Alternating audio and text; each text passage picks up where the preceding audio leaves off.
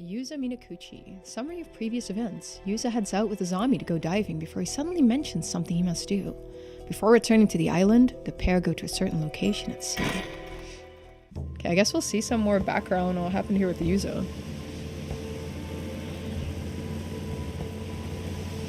So, what's this important thing you have to do, Yuza? Sounds like it must be a pretty big deal. It is. I just hope you'll believe me. Listen, just don't fly off the handle, okay? Well, I gotta get some insights here. Oh, okay. Please forgive the interruption. I have an important announcement to make. The moment you've been waiting for has arrived. Everything's ready for you to proceed. On August 7th, upon returning to Kamishima after his dive, Yuza Minakuchi embarks on the fight of a lifetime. For unbeknownst to him, at this very precise moment in time, a slew of predicaments would await him everywhere he turned. As for this really important thing he has to do, that is of course preventing the tragedy of Kamishima from coming to pass. The advent of the 400-year curse of the raging waves draws nearer Kamishima with every passing moment. Even so, do try to remember that Yuza's true aims are to locate a mermaid and uncover the truth about his mother. Will Yuza Minakuchi succeed in overcoming these challenges and fulfilling his objective, you ask? Well, that is entirely up to you, and the actions you choose to take from this moment forth. Thus concludes my announcement. I wish you good fortune. Okay. Bum bum bum. We're sailing. What? You think Kikuko's plotting to work a curse that'll cause a massacre on the island? Yes. You might find it hard to believe, but I'm sure about this. You're gonna have to give me a second to take this in. This is like way heavier than what I was expecting. I mean, a curse? I know I told you about the Tomokazuki and all, but how'd you even find out about this? Have you got any proof? Well, I saw the future with my own two eyes, but I'm afraid I don't have any proof I can show you right now. You saw the future? Yuza, if this is some kind of prank, you better cut it out right now. Seriously, this shit isn't funny. If you're just fooling around, I don't know if we can be friends anymore. Do you think it's easy for me to call someone I'm on friendly terms with a murderer? I couldn't say something like this until I was dead certain. I need you to trust me on this, Azami, before it's too late. Oh man, you're not making this easy, Yuza. I can't just, No, I understand. I won't ask you to believe me until I can present you with solid proof. Until then, I still need your help. I can't just sit back and let this happen. Okay, I won't try to stop you, but I'm not doing anything drastic, still I'm sure that we're doing the right thing. That's all I needed to hear, Azami. Thanks. But for real, like, what's gotten into you, Yuza? What do you mean? I know you're headstrong and all, but this is like way beyond what I'd expect from you. It's like you're a totally different person.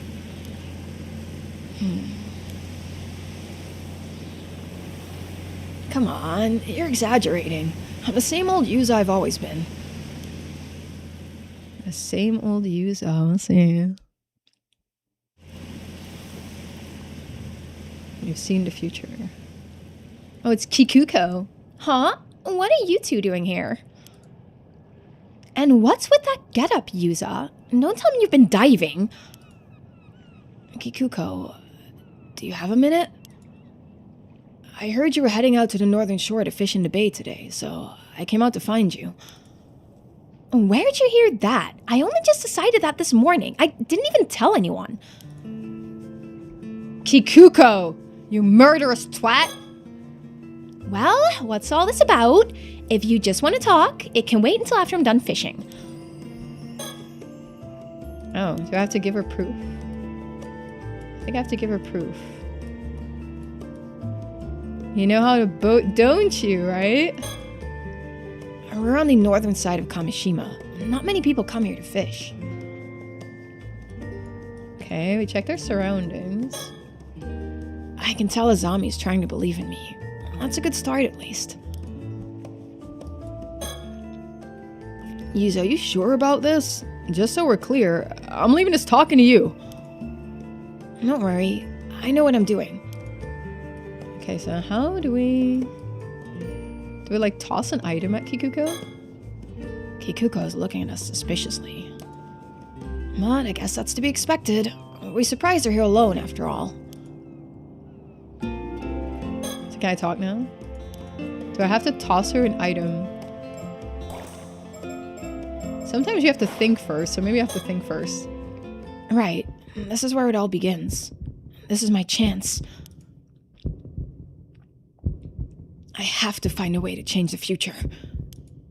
But I don't have any evidence, and I doubt I can just talk Kikuko out of this.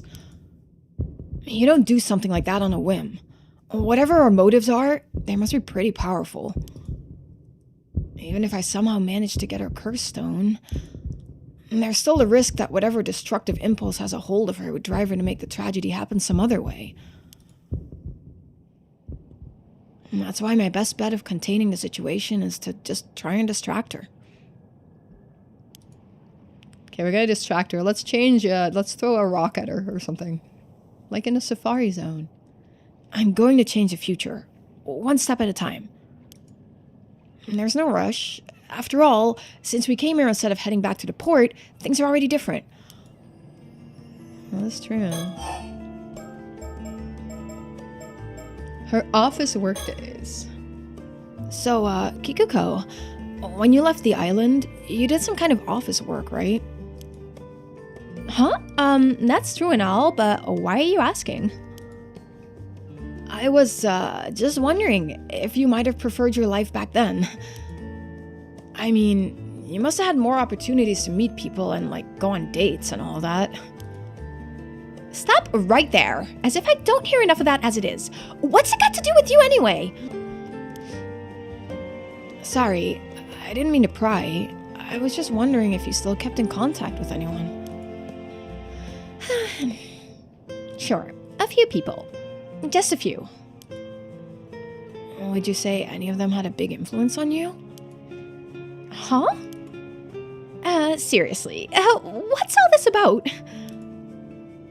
Oh, nothing really. I was just curious.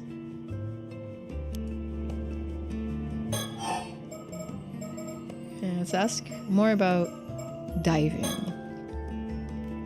So, were you really off diving? You sure you should be doing that? If Chie finds out, she'll give you an earful. No doubt about it. Don't I know it?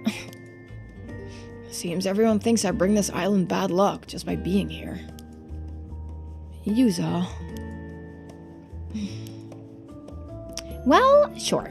Some folks might say that, but it's not as if you've done anything to deserve that kind of talk. I don't see a problem with you becoming an Alma diver myself. I appreciate that. Just today, plenty of folks told me not to go diving because a storm's on its way. But when they don't talk sense, I just ignore them. And so should you. I've been wondering, are you unhappy here on the island, Kikuko? Huh? What makes you think that? I don't know. I just get the feeling you're not planning to stay here as an Alma diver forever. Huh.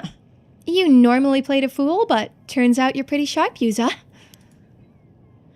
Truth is, I can't help thinking about the future. You can earn a decent living as an Alma diver if you know what you're doing, but all these old rules and customs tend to get in the way. I've been trying to change them here and there, but it's no good. Everyone's too stubborn to listen. I see. No luck, huh? Mark my words, nothing's ever going to change around here. And just between you and me, as much as I love being surrounded by nature on this island, the culture here just isn't for me. So that's how you feel. Honestly, I'm about ready to break ties with this place. Not that anyone else needs to know that, so don't go spreading it around now. Maybe we can change her mind. Maybe we can change her mind. Listen, working for that company wasn't exactly a huge break in my career. All I did was pour tea and answer the phone. Huh? Well, she's salty about that, for sure. Frankly, I had no idea you were so interested in diving, Musa. Oh, and she's a crazy island chick for sure. Oh, wait. I need to turn off the chat. I forgot to turn off you guys' chat. Oh. Okay, no more chat. Ta-da! You've been passing Kamishimaro hand mirrors around to everyone, right? Yeah, I have. Sounds like someone keeps their ear to the ground. So, how many have you given out? Who's got one already? I don't know. I haven't kept track or anything. But if I had to guess, I reckon it'd be about, like, 20 or so? Why, though? You want one too? If so, I'll give one to you later. Oh, no. No thanks. Don't worry about it. So we know that she used those hand mirrors in the curse. Which is why we don't want a hand mirror. Yeah, Kikuko. Suit yourself. There are pretty sweet little items, if I do say so myself. Man, Kikuko, you're cold-hearted. I thought you kind of liked us. Anyway, Yuza, did you really come all the way out here just to chat? We came here to take you out, Kikuko. Something like that, but I've wasted enough of your time. Thanks for hearing me out. Come on, Azami. Let's go. If you're sure. See you later, Kikuko. Yeah, Kikuko. Bum bum bum. Okay. So we distracted her. It's something, I guess. Right. I know we just got back, but there's no time to waste. We've got to track down and collect all the Kamashimaro mirrors Kikuko handed out as soon as possible. Huh? Why? If I'm right, those mirrors are actually the targets of the curse. No way. Seriously? Still, man, like, all this curse business is a bit much, you know? Look, given what people think of me, I'd have a hard time handling this on my own. I'm gonna need your help, Azami. I guess we'll have to try and convince everyone the mirrors are defective or something, but we'd better not let Kikuko find out what we're up to. Yuza, I want to believe you, and I'd like nothing more than to help you out. But before I lift a finger, there's something I gotta know. Alright. See, I've got a pretty good idea what made you change out of the blue like this. You do? When you were diving before, and you came face to face with the Tomokazuki, something happened, didn't it? You haven't been the same since then. And come to think of it, does this have anything to do with your search for a mermaid?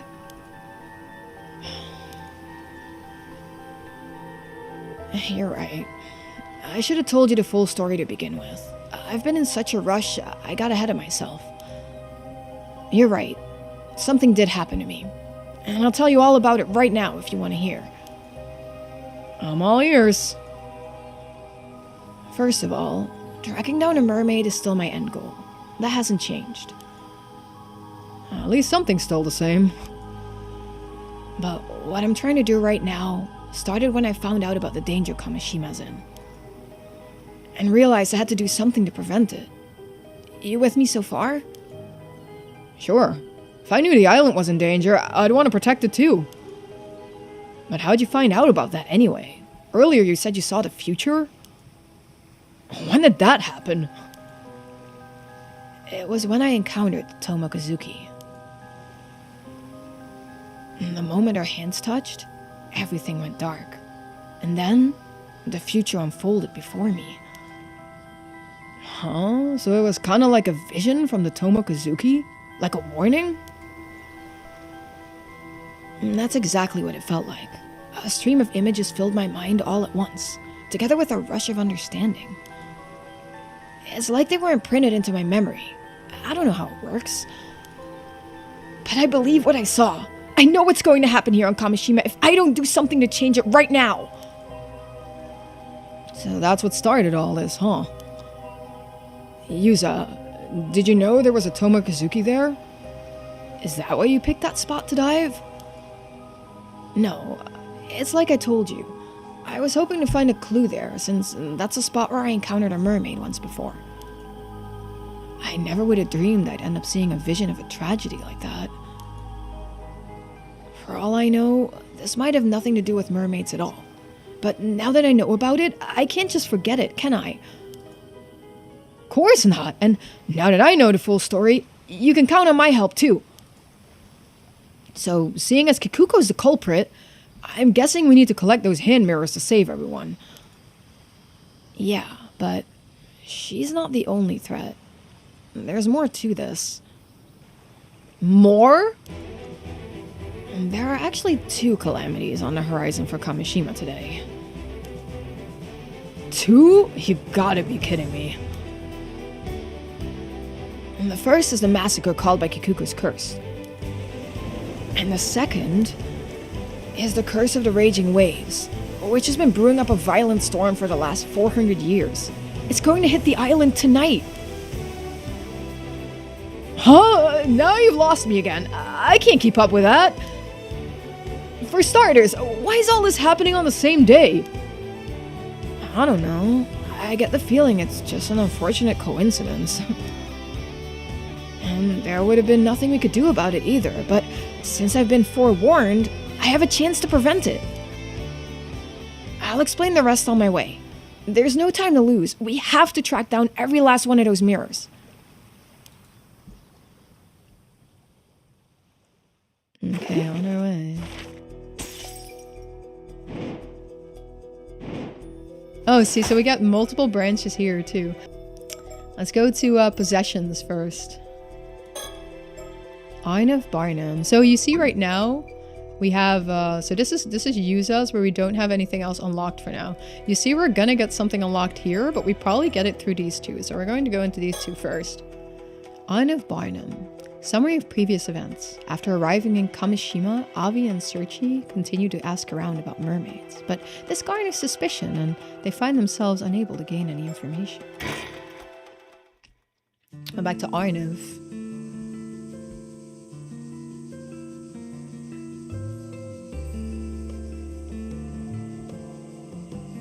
Well, so much for that. Even after everything we went through, we've got nothing to show for it. It's almost astounding how little we've managed to learn, like some reverse miracle. Worse. I think rumors spread, and now everyone's avoiding us. This is a pickle. I can't even bring up mermaids without the islanders looking at me like some odd foreigner who's lost his marbles. And for some reason, mentioning Mari Minaguchi makes things even worse. Think people hate her or something? Just hearing her name makes them recoil with undisguised disgust. Yes, I noticed that too, though your way of asking probably doesn't help much. Well, how about we take a break from investigating and go for a little sightseeing instead? Seems like there's a shrine and a lighthouse around here, so we might as well drop by. Count me in. To be honest, the way people are treating us has started to bum me out. Maybe heading to the lighthouse to unwind a bit wouldn't be such a bad idea. Let's go to the jetty. No, we must go to the jetty. And that's that. Okay, well, intrusive thoughts, I guess. What? Don't scare me like that. What's gotten into you all of a sudden? The waves of my yearning soul keep crashing against my chest, insisting I seek out the shore right now. Right, sure. The usual then. Well then, off we go.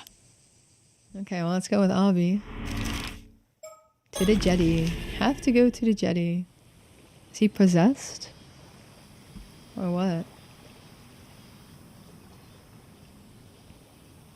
Oh, looks like we've got ourselves a spunky young lady here. Maybe we should have a word with her. All right, this could be our last chance. Let's give it our all. Excuse me? Could we speak with you for a moment?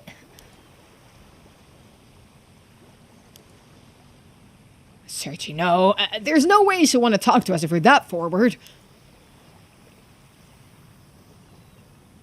Foreign visitors? How unusual! And your names are Avi and Searchy? Welcome to Kamishima! My name is Kikuko. I'm an Amadiver. Kikuko the Amadiver. Such a pleasure to meet a charming young lady in a place like this. Charming young lady, you say? Oh my! Well, now you're allowed to ask me anything you like.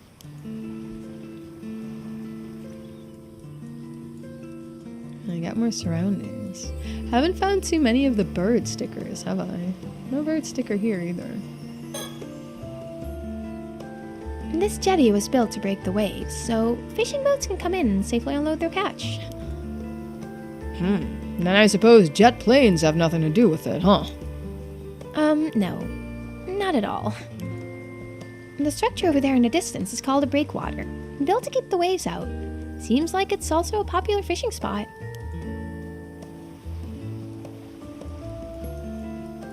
Yeah, well, that's all our surroundings. Let's talk to Kikuko. So, you're an active Amadiver then? Are there many young divers these days? Not really. The younger generation doesn't really go for diving anymore. It just makes more sense to pursue higher education, you know? I see. It's a real shame to see such a long-standing tradition slowly fade away. Well, it is quite dangerous after all. I can't really blame him for choosing safer options. Just the other day, I heard 2 Amadivers went missing around Toba. Oh.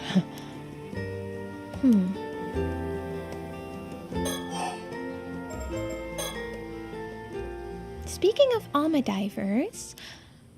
I heard Amadivers have a legend that if you go diving around here, there's a chance a Tomokazuki might emerge from the depths. Searchy, enough with the ghost stories! You sure know a lot, don't you? You're right. It's a well-known legend. Not that I've seen it with my own eyes or anything. Don't know anyone who has, either. Huh. Maybe your Simon and Doman symbols have kept you safe? Oh, those? I don't have any. I don't really go in for superstitions like that. Are you really okay without them? I think it's no more than an old tradition, meant to remind us not to forget our gratitude and respect towards the sea, you know? All those old-fashioned rules and traditions. Do you think it's about time for a reform?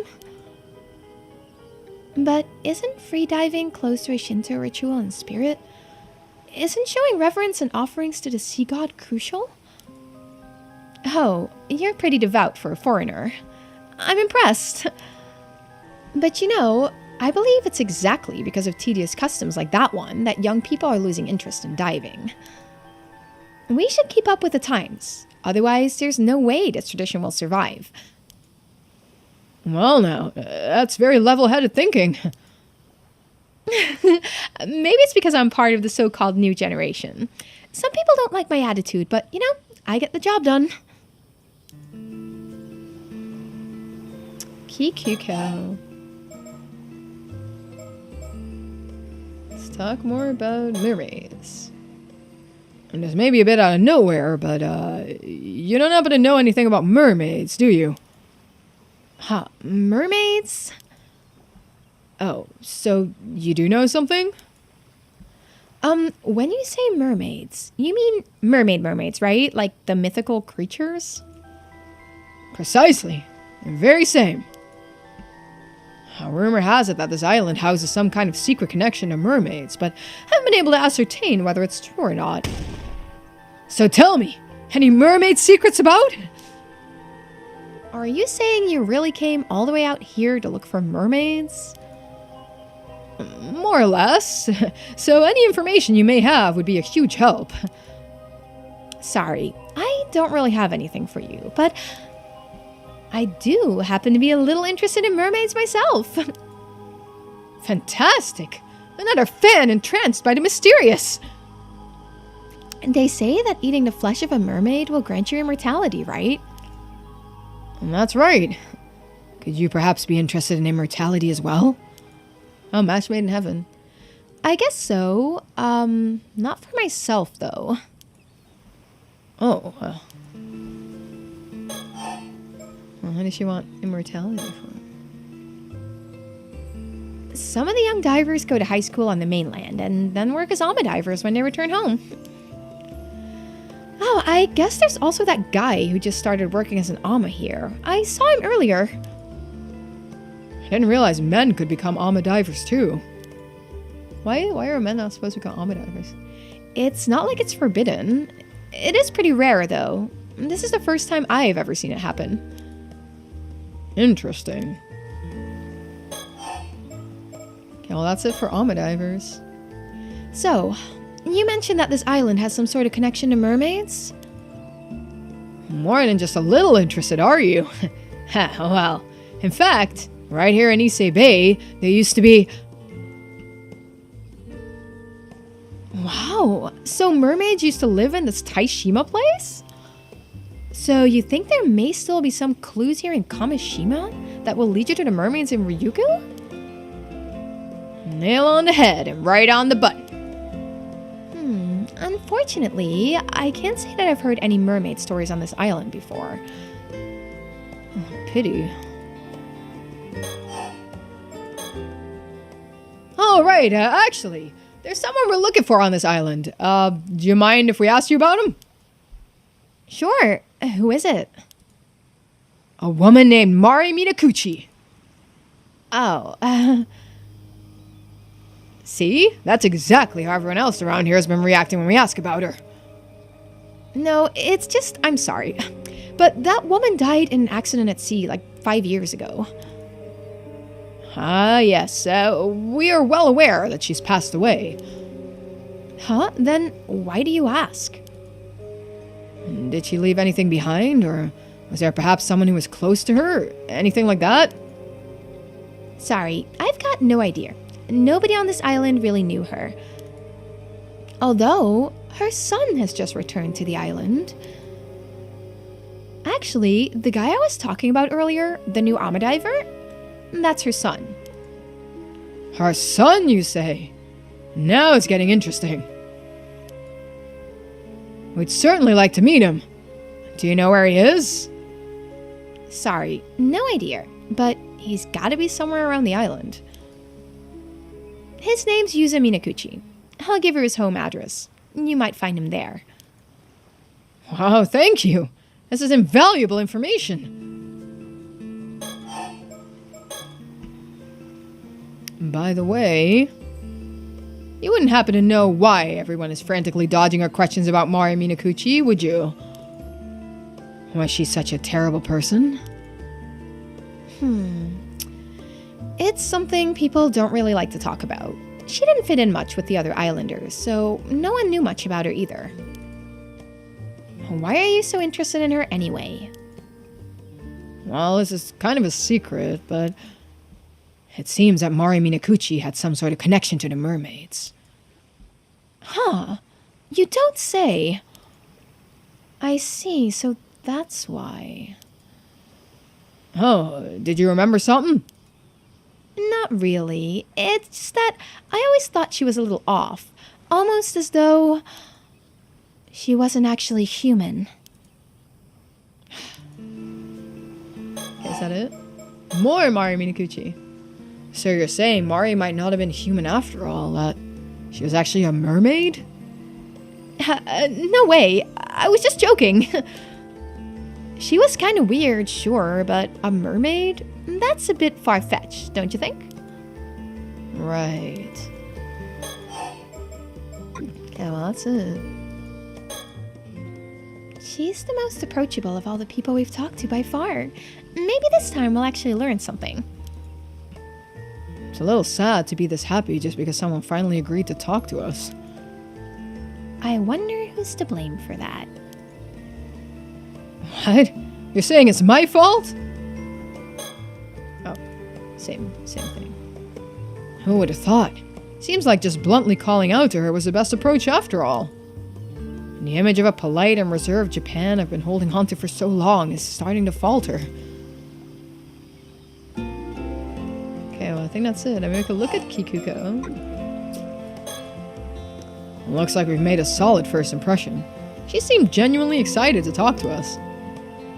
After all the lengths we went to, I refuse to leave this place without at least a few answers. Well, what more do we have? I don't think we even have much more to look at. Or do we? Oh, we have to think again. We can also toss an item to Kikuko. Why did I feel that sudden urge to go to the jetty earlier? Thanks to that, we ended up running into Kikuko.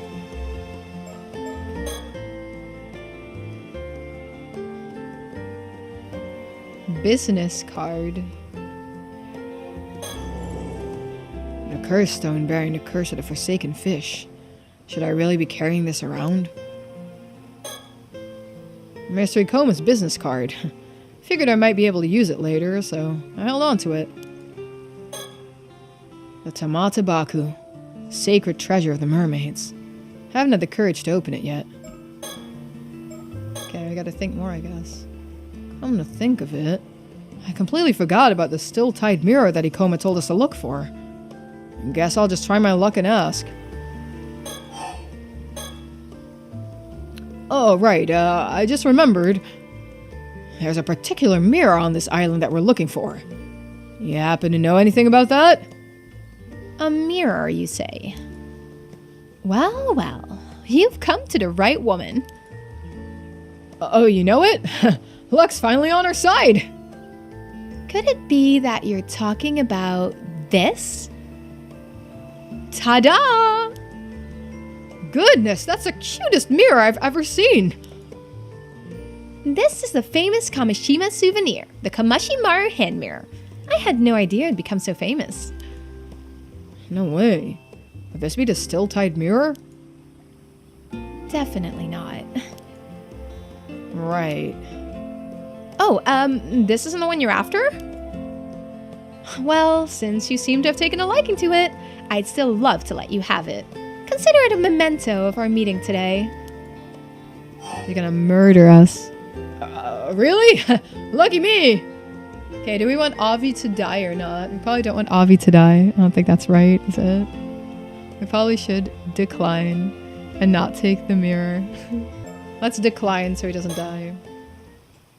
Actually, I changed my mind. I don't really need it after all. You sure? It's free, you know? Well, when you put it like that, let's keep him alive. No, I'm sure. I absolutely decline. Okay, sure. If you feel that strongly about it, I won't press you. Anyway, what we're looking for is actually a bronze mirror. A bronze mirror? You mean the type you'd see in history books? Yeah, probably. Something like that. No. I can't really say I know anything about that. Shame. Can I talk about the mirror more? I've never heard anything about a bronze mirror on this island. Oh, that reminds me. Huh? I caught a glimpse of something inside your bag earlier. Was that by chance the Tamata Baku? What? Sorry, I just happened to notice. And judging by your reaction, I'd say I'm right. Damn it! I didn't think it'd be that noticeable! A glimpse alone shouldn't have given away that it was the Tamata Baku. My initial guess was just a bluff, but Avi's reaction kind of confirmed it. Searchy, I'm sorry! Oh, here's her evil face. Kikuko, why the interest in the Tamatabaco? It's some kind of ancient mermaid treasure, right? My, you're well informed. Would you be willing to hand it over to me? I'll make sure it's worth your while. Uh-huh. You see, I know someone who's ridiculously rich and in search of eternal life. They'd be willing to pay a small fortune for that thing. They'll offer the kind of money you probably only get to see once in a lifetime. So, what do you say? Whoa, slow down. Avi? Much more than some third-rate writer like yourself could earn in a lifetime. I don't know what you could possibly need the Tamatabaku for anyway, but wouldn't you like to move up in the world? I believe I understand your offer, Kikuko. But my answer's no. Not a chance. No way, no how. It's never been about money. It's about the thrill, the adventure. Adventure? Exactly. Embarking on a journey to unravel the secret of the mermaid's immortality. What better adventure could a man ask for? You may call me a romantic, and that's what I am. An adventurer at heart. You've totally lost me. You're throwing this chance away for some childish adventure? You wouldn't understand. I'd put my life on the line to find a mermaid. I'm not handing the box over. I see. Seems like there's no reasoning with you. It'd be so much easier if you had it. The mirror, she wanted to kill us. Huh? Why'd you have to refuse the mirror? This would have been so much easier. Huh? Oh, the mirror? I don't know. It just felt like the right thing to do. Why do you ask? Are things not going as planned?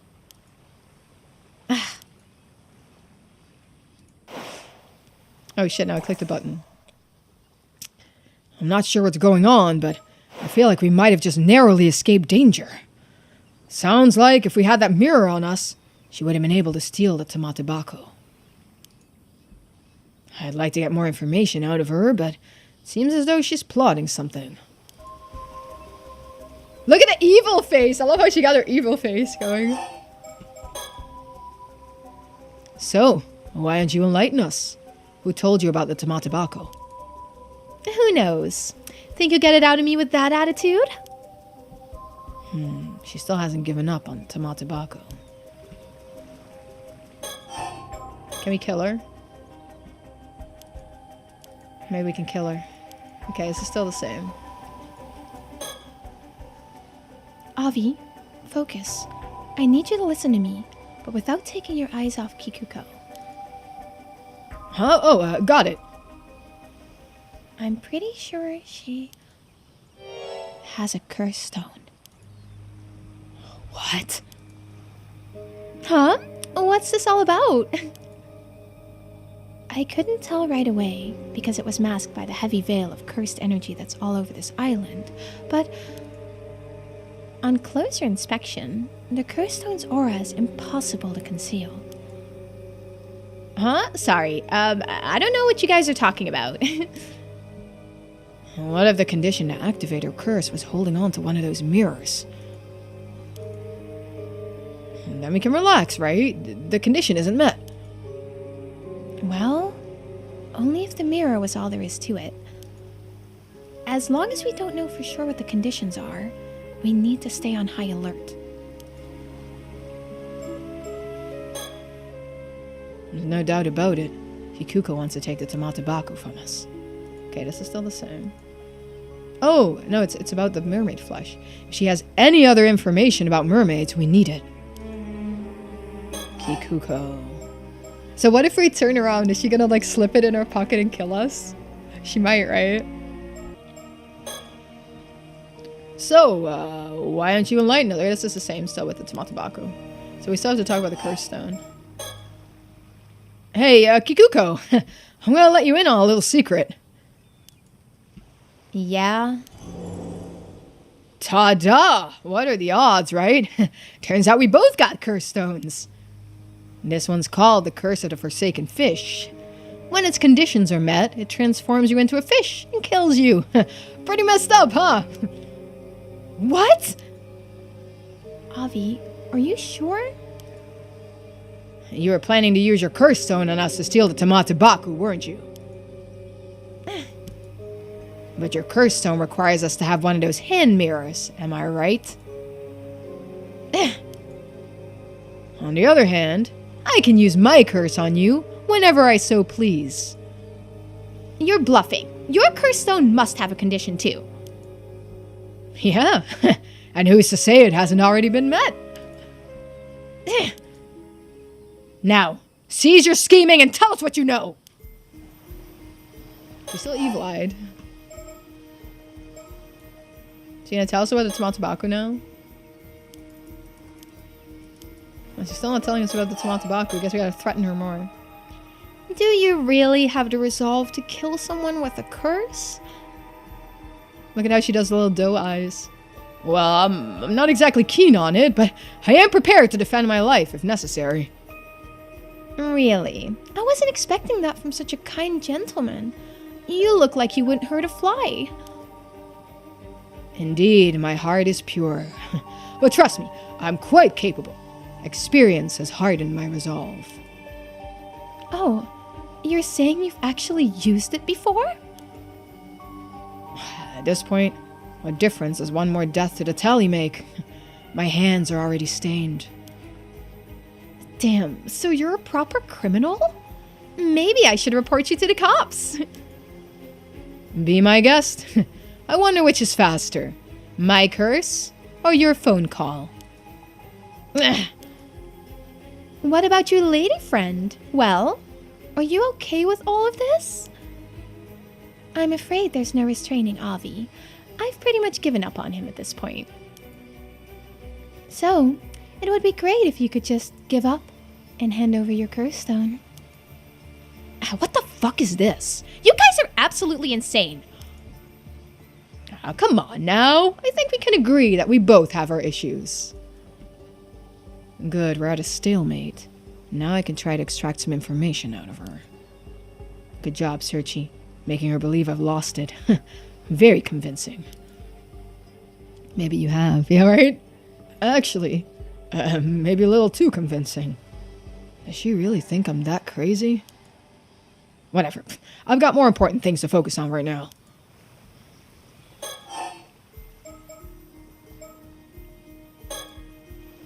So, what kind of curse do you possess? Dunno, don't care. Ah, come on, not even a hint? We, on the other hand, have laid pretty much all of our cards on the table already. What are you talking about? Who would do such a reckless thing? Alright. Looks like you seem just as dead set on the Tamatabaku as I am. And this standoff won't get us anywhere. Why don't you just tell us your motivation? Maybe we'll be able to find a compromise. Compromise? Say, for example, if granting your wish were to stir the spirit of adventure within me.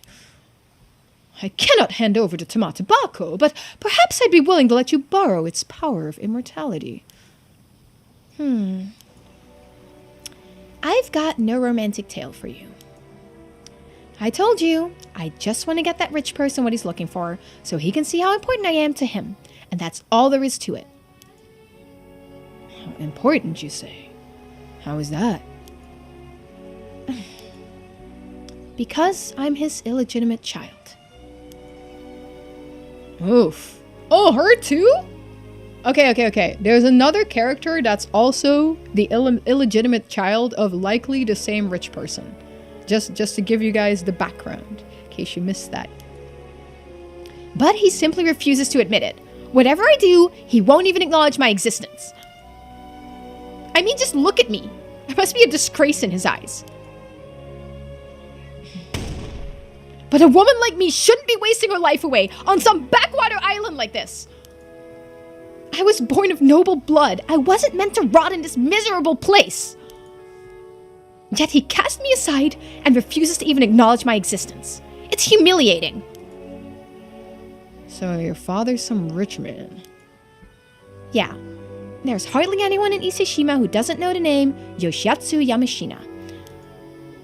It's a noble bloodline stretching back centuries. And here I am, stuck in this wretched life. Yamashina, eh?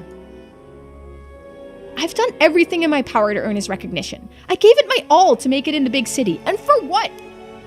Nothing I tried worked out. In the end, I had to come crawling back to this island, trying to make ends meet as an Alma diver. But I still kept telling myself that someday, somehow...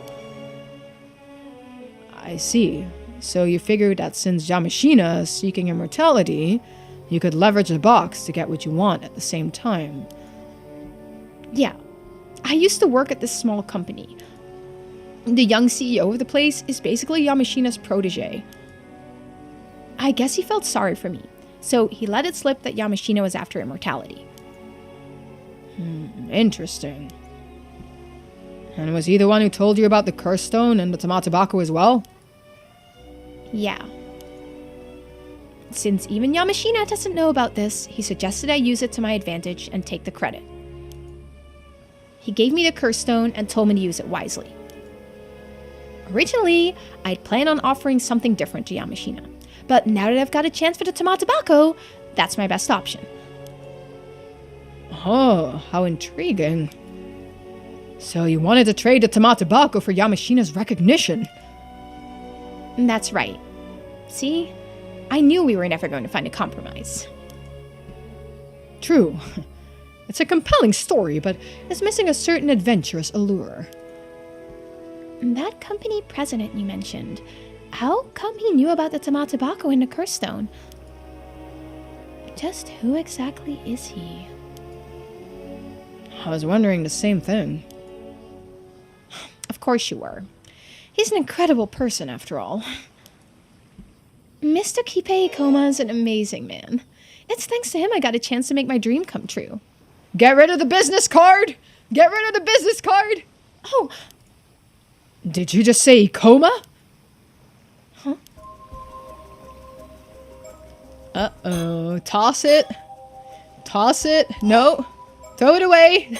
Throw it away. I can't say why, but got a bad feeling about this business card. I can't believe we can actually throw it away. Get rid of it. He seems evil. I'll just sneakily toss it. All right. I don't think anyone noticed. Okay, well, that's gone. Kipe Ikoma. Kipe Ikoma, you say? From Sala Planning? Huh? You know Mr. Ikoma? Indeed. Just met him the other day. In fact, I even got his business card. Huh? You have Mr. Ikoma's business card? Oh, never mind. My bad. Must have left it at the inn. I can't believe this. See? Oh my god, I think she could have killed us if we kept it.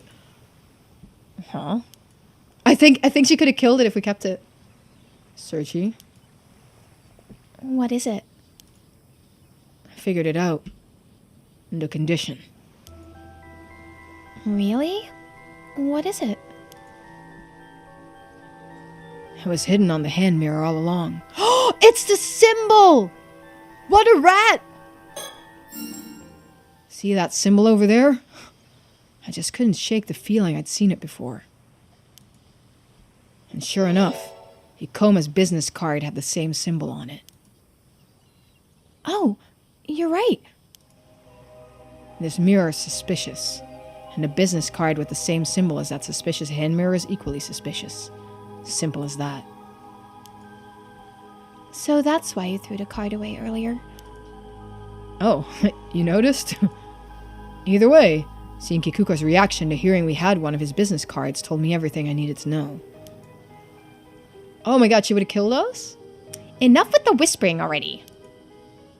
The jig is up, young lady. The condition for your curse is the mysterious symbol inscribed on both the hand mirror and the business card, isn't it? You see, we have nothing more to fear. Searchy, your turn. Apologies. I'm going to have to be a bit rough.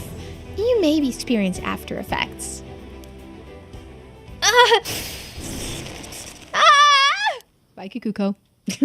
She dead? And so, we managed to apprehend Kikuko Tsutsui. Apparently, Searchy's binding spell weakens those untrained in the spiritual arts and causes them to fall into a dazed, almost intoxicated state. Before losing consciousness, Kikuko quietly surrendered and handed over a curse stone. Unfortunately, it appears she really knew nothing more about mermaids after all.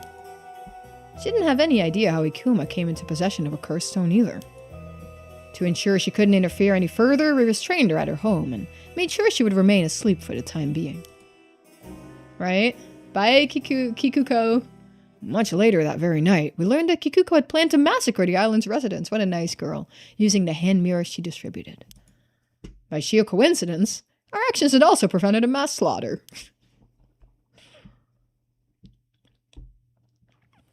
No, we can't burn her. We'll end up in prison.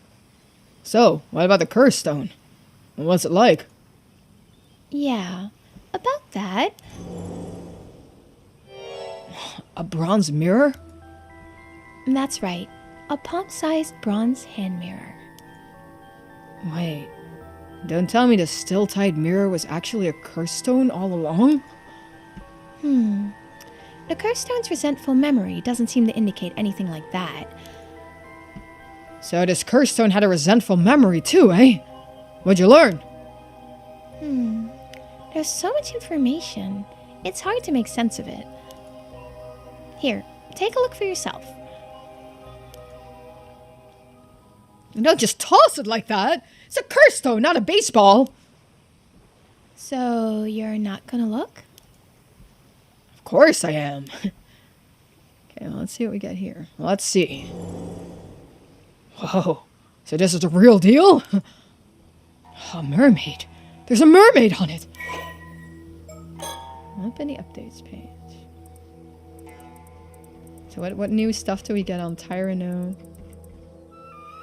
Tomatabaku. Is this a new one? Where's our new part that we got? Tomoshige's death. I think it's this. Okay. Tomoshige's death. Thinking that the amount of mermaid flesh simply hadn't been enough, Tomoshige made to pursue the mermaid. But as he did so, he noticed a mist around them had cleared. As the two looked around, they realized that their small boat was surrounded by ships belonging to a band hunting down remnants of the Taira clan. Alarmed, they tried to flee, but with their attackers pressing in on them from all sides, were unable to find any means of escape. Amidst the chaos, Sato was struck in the head by an arrow and fell into the sea. Tomoshige, still determined to retaliate, continued to frantically resist with his sword. However, he was vastly outnumbered, and unable to break through his attacker's ranks, was ultimately cut down in a single stroke. On the brink of death, Tomoshige's gaze fell on the crests worn by his pursuers. Consumed by bitter regret at his failure to restore his clan, he directed the full brunt of his resentment towards these symbols as he sank beneath the waves, cursing his enemies and clinging to his vindictive hatred until the very end. So that's what happened there.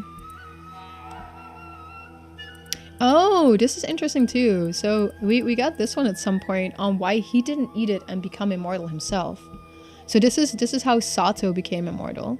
Believing that a mermaid would surely come to reclaim the Tomatabaku if it was truly linked to them in some way, Tomoshige continued to row the small boat into the Sea of Ise.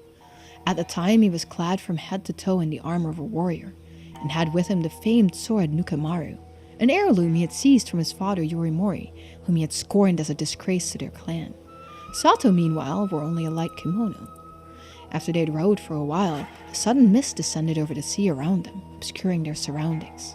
As Tomoshige and Sato looked around fearfully, they heard a small splash. Turning to look, the two gasped as they saw what appeared to be a human hand reach up from the water, before grabbing onto the boat's edge. In a rush of water, a being with human features from the waist up and fish-like features from the waist down emerged from the sea. A mermaid. Climbing into the boat, the mermaid screamed for them to give back the box before suddenly lunging at them. Too stunned to think clearly, Tomoshige drew a sword and slashed at the mermaid. There was a dull sound of a blade slicing through flesh, and the mermaid let out a piercing cry before diving back into the water and fleeing the area. Still trying to process the sudden turn of events, Tomoshige glanced down and caught sight of a small piece of the mermaid's tail. apparently severed by his previous blow, lying in a pool of blood. He picked it up, only to find that it continued to twitch even as he held it. Finding himself too disgusted to eat it immediately, he decided to stow it in the tamatabaku for the present. Eventually, after some hesitation, he forced Sato to eat it, despite her protests. They waited a while, but no change seemed to come over, so he didn't eat it because he was disgusted. Okay, that makes sense. Well, sucks to be him. So this is the curse of Taira no Tomoshige that grew over 800 long years. Taira no Tomoshige. Never heard of him. He wasn't exactly what you'd call a historically important figure, even within the Heiki. Seems that he sought out the mermaid's power of immortality to restore the Heiki, but his pursuit ended in failure. That resentment must have dwelled within Tomoshige's bronze mirror, eventually turning it into a curse stone. Most likely. Kikuko mentioned she got the curse stone from Ikoma, right? Exactly. I think that slippery snake was sneaky enough to put the curse markers on his own business cards. That Ikoma guy's seriously dangerous. That was way too close! Good thing we were cautious. Especially since it seems he's after the Tamatabaco, too. Yeah. Seems like working without him turned out to be the right call. Although, he may grow suspicious if he can't contact Kikuko anymore. Considering he's after the Tamatabaco, there's a chance he might still chase after us. We need to keep our guard up. I think it's safe to assume he already knows about Miss Somikawa and the Tamatabaco. I do wonder why he told us to go look for the still-tied mirror, too. Well, it's not this mirror, and we've got no reason to follow his orders anyway. I'd rather try and find out more about the mermaid as soon as possible. You're right. We didn't learn anything from Kikuko. It looks like we've got no choice but to continue our investigation of the island. Shall we? Okay, well, there's Searchy. Could you hold on for a moment? Huh? Someone's there? Ah! Ah! You. Okay, well, let's... Okay, I think we can go back to possessions, but we have to do Yumeko first. Onura Bridge Investigation, Yumeko Shiki. Summary of previous events. While pursuing another case, Yumeko and her partner find out that the mermaid corpse discovered in Futamigaora is that of a woman named Asuza Somikawa. The duo try to figure out what to do next.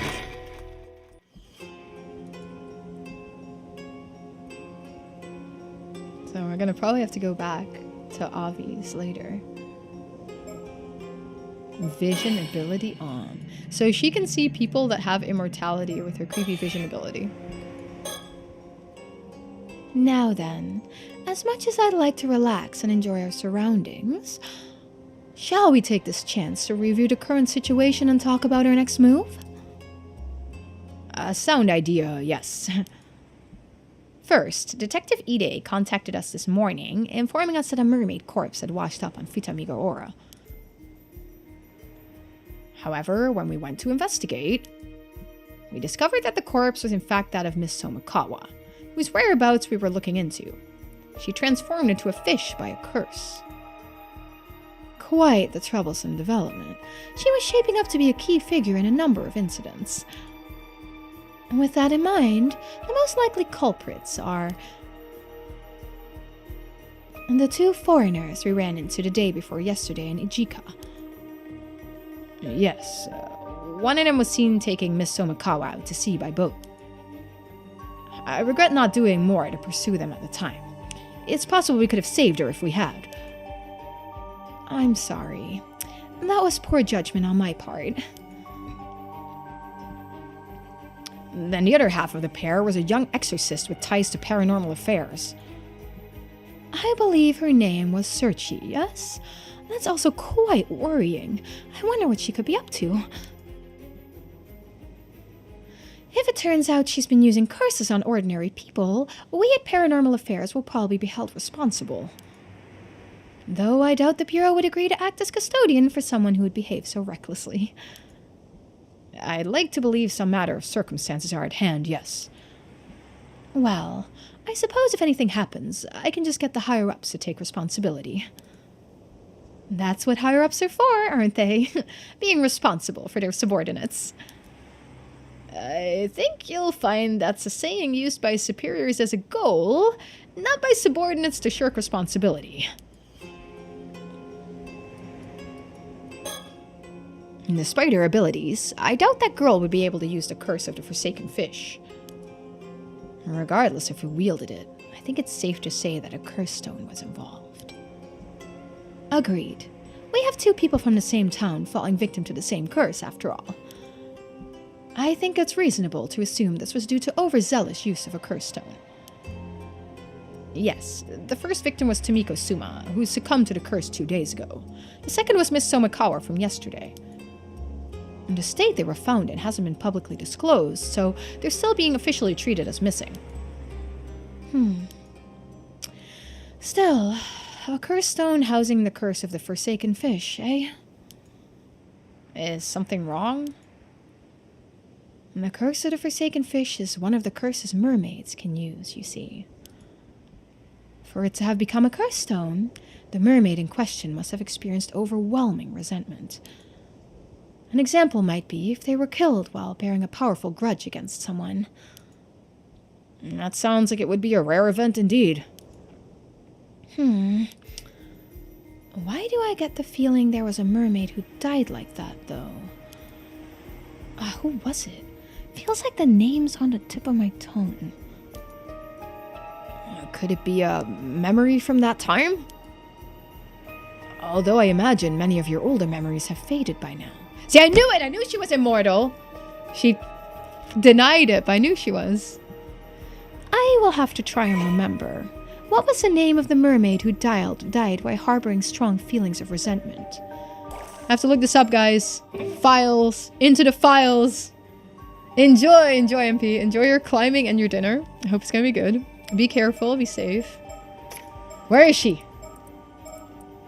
Where is she? Curse of the Forsaken Fish. Hayase. Okay, it's Hayase. Hayase, guys. Hayase. Hayase. Hayase? That's right. Her name was Hayase. I can't believe it. I'd completely forgotten, but it just suddenly popped into my head. Oh, so there was a mermaid who died like that, was there? There was. I finally remember. One of the mermaids who lived near Taishima 400 years ago was called Hayase. She was captured during the invasion of Taishima and died after being brutally tortured. This is the first I've heard of mermaids living near Taishima. Oh, right. Your ancestor, Harukage Tsuchimikado, he must have left them out of his records. And the reason Taishima was invaded in the first place was to find those mermaids, you see. I see. I was unaware of the exact reason for the invasion. It's understandable. A deliberate effort was made not to mention mermaids in any of the records left after the fact. I suppose hiding the map inside a mermaid mummy was intended to be a metaphor of sorts? I can't believe I forgot something so important. But if that curse stone is related to what happened on Taishima 400 years ago, it likely has some link to the curse of the raging waves as well. If we can view the memories contained in it, we might be able to learn more about the curse of the raging waves. I wonder... Could the keepsake Harukage left behind using the map have been the curse stone housing the curse of the Forsaken Fish? I see. That's certainly a possibility. In that case, it's not unthinkable someone might have gotten a hold of it recently. And there's a high chance it was those 2 foreigners. All right, we've narrowed down our focus. It seems a change in priorities is needed. Let's find a curse stone for the curse of the Forsaken Fish as soon as possible. That should be the most efficient course of action, I think. Agreed. Is there more bird stickers? I haven't found all my bird stickers. This large bridge spanning Onora Bay in Toba City is known as the Onora Bridge. I hear that the waters of the bay are rich in nutrients, making them ideal for oyster farming. You can see the rafts used floating in the bay. Oh, oysters. Very nice. Oyster harvesting only begins in October, though, so I'm afraid they're out of season for right now. Oh, darn it all. I knew you say lobsters were only available from October, but to think we won't be able to eat oysters either? Please don't look so sad, ma'am. We can always come again sometime.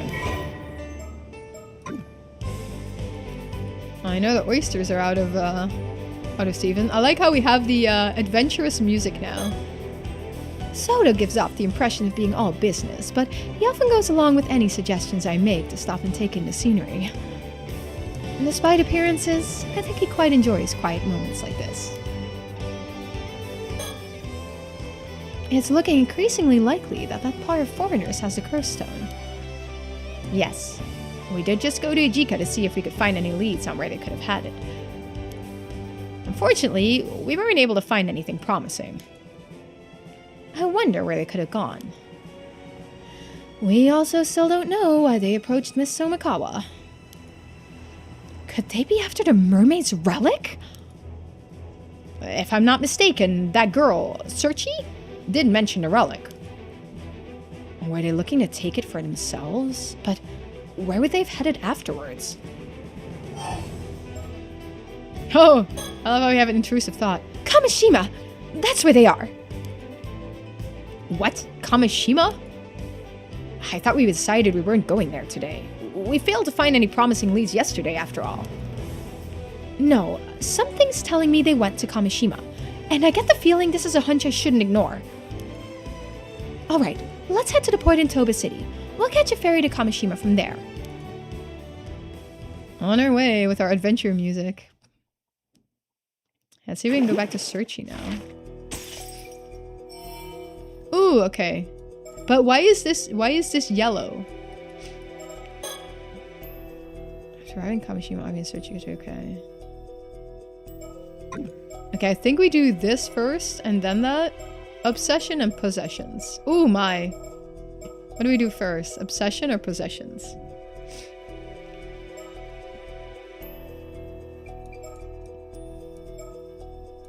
I mean, I'm thinking maybe possessions first, but then what if we don't have the info we need yet? We know that she's immortal. Let's do this first. See how far we get. Oh, whoa! This is like a... Oh, this is cool. Let's do a save here somewhere. Put a save somewhere. Slot 5, Arnav Bardum. I think we can do... this. So wait. So...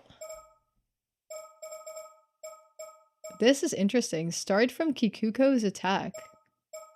So I can change the state and then see what happens when Kikuko is not subdued. Interesting. Okay, maybe I should go back into Obsession first. We have the standoff and we have the mirror, which is good. Yumeko Shiki. Summary of previous events. Yumeko believes the key to dispelling the curse of the raging waves lies in the curse of the Forsaken Fish Curse Stone. She arrives in Kamishima to trace the steps of the two foreigners. I don't know what the right and the wrong choice is. I don't know how sane Arnav is. I see. So you would be Miss Shiki, and you say you're a member of the police department currently looking after Searchy? My apologies for all the trouble young Searchy caused you the other day. She's quite a mischievous little lady, I'm afraid. Oh, not at all. She certainly has some pluck for one so young. Took us quite by surprise, in fact. You would be Searchy's guardian, then, yes? Oh no, we're related, to be sure. But she's really more my guide cum bodyguard, if anything. I see. Since when was I your bodyguard as well? I'm afraid that circumstances may dictate that we have to take Searchy back to Tokyo with us, though. Is that so? That'd be quite the bother. Personally, I'd rather avoid having to do so as well. There's a case here that needs our urgent attention, you see. So I'd appreciate it if you'd cooperated without any fuss. That would depend on what you ask, I'm afraid. Okay, so she's not invulnerable. Oh, A sticker! bird sticker. Mockingbird 15. Okay, well, that's good. It's good that she has mockingbird vision too. Searchy is currently meant to be in the care of paranormal affairs, but has been shirking her training to travel around the country instead. She's very talented for one so young, and has a lot of guts too. I can't help but root for people like her. More than anything, I know how they feel. I'd like to leave her be if possible. This man, Avi, is apparently a fantasy writer, but he comes across as quite the shifty sort. I don't doubt he'll start trying to throw us off his trail the moment he senses danger. I'll have to watch my step around him. By the way, Searchy, I was told to tell you to return to Tokyo at once if I saw you. What? But I don't want to. I thought you'd say that. Well, I was only asked to tell you, no more, no less. What you choose to do with the message is up to you. Thanks. I think.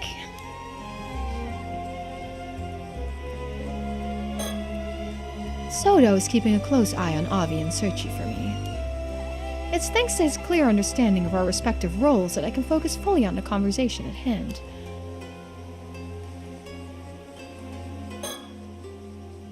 What were you doing down at the jetty just now?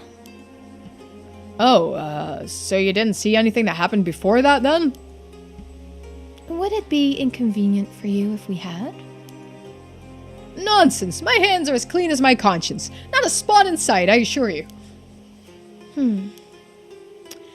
Never mind that now. We don't have the time.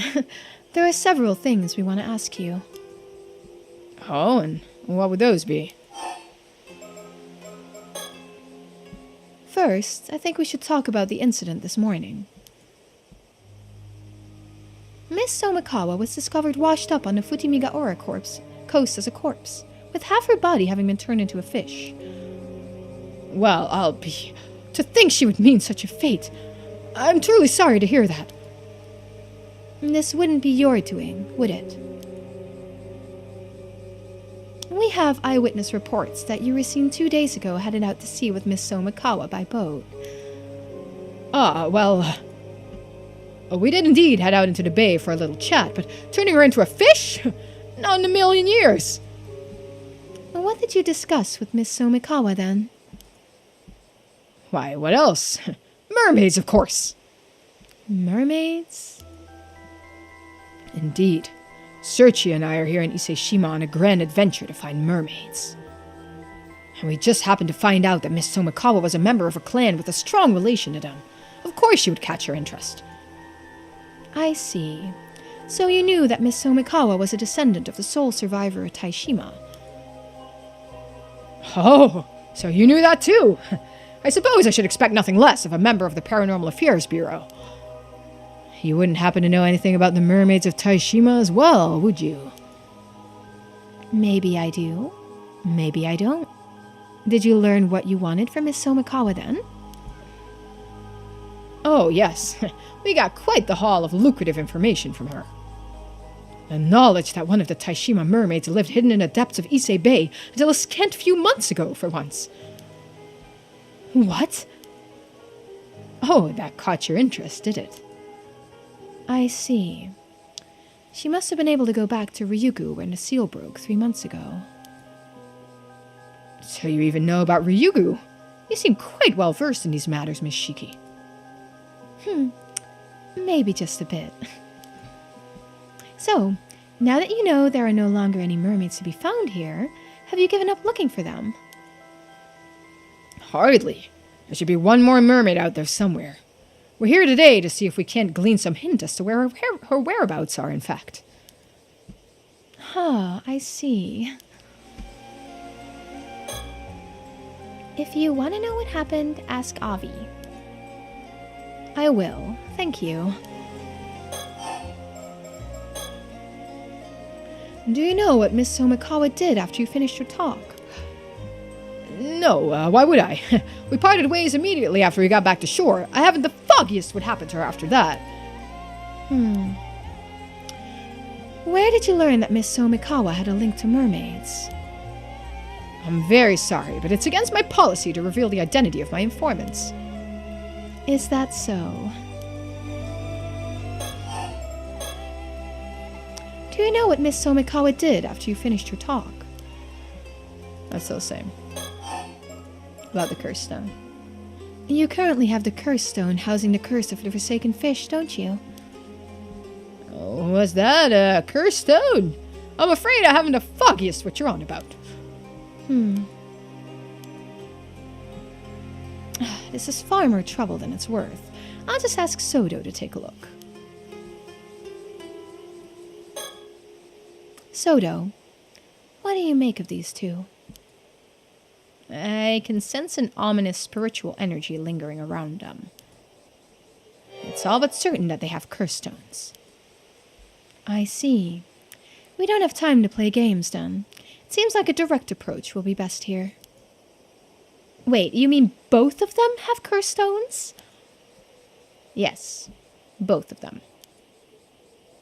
The girl is managing to camouflage the energy from the one she has, but I managed to catch sight of it for a moment. So we're dealing with two curse stones, are we? Can we ask her now? No. Okay. The energy from the curse of the raging waves is currently permeating the island. It's so strong I almost missed the energy from the curse stones. I never imagined that both of them would have curse stones. Oh. It's no use trying to play innocent. We know you have the curse stone housing the curse of the forsaken fish. You are persistent, aren't you? Well, my answer hasn't changed. I haven't the faintest idea what you mean. Avi, they already know. Just give up already. What's this? Stabbed in the back and by my own kin? How could you? Its spiritual energy is too powerful to hide. It can tell that man over there has already noticed it. Thank you for the help. You saved us quite a bit of trouble just now. Does that mean you'll let us go? I'm afraid we won't be able to just yet, no. After all, you have a curse stone as well, don't you? Yeah, I do. We ran into someone who was trying to use it earlier, so I took it off them. Is that so? Honestly, I'd rather you took it off my hands if possible. You don't seem to be planning to do any harm with it. I suppose we can leave that topic for later. So, why are you letting Avi here walk around with the curse of the forsaken fish? To let him live out his dreams, I suppose. I'm afraid that makes for a poor reason. All right, I admit it. It was all me. I didn't want to give it up, so I asked Searchy if I could hold on to it. I just couldn't let it go, not after learning it had such a close link to mermaids. I see. So that is the curse stone for the curse of the forsaken fish. How did you come into possession of that curse stone? Well, that would be a bit of a long story. It all started when I found a mermaid mummy left by my great-grandmother in the old family storage back in the States. That mermaid mummy ended up containing a map, one with a riddle to be solved, no less. That riddle led us to a mysterious box on the seabed. And once we solved the puzzle, sealing the box shut, we found this curse stone nestled within. A mermaid mummy, you say? It seems that the keepsake passed down by your ancestor was indeed a curse stone, then. Huh?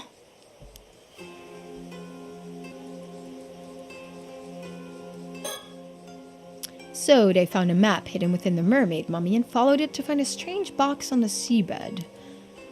Even if the mermaid mummy had remained in my family's possession, we may not have managed to uncover all the secrets it hid. Perhaps it's for the best the map passed into their hands in the end. As much as I'm reluctant to admit it, you may be right. Although I get the feeling that Avi will let it go to his head, so perhaps we should keep this to ourselves. Okay, I already read this. Now, putting your return to Tokyo aside, the biggest issue at hand is whether or not you were complicit in his use of the curse stone. Curse stones are dangerous things. They should be viewed in the same light as bombs or a poison gas, and treated with the same amount of care. Allowing one to be used in your presence is also naturally forbidden. You're currently in the care of Paranormal Affairs. If you are found guilty of misconduct, you'll be subject to punishment under our rules. That figures, yeah. I'm glad you understand. Either way, it's the higher-ups who will end up taking responsibility, so I'm happy to leave things there up to them.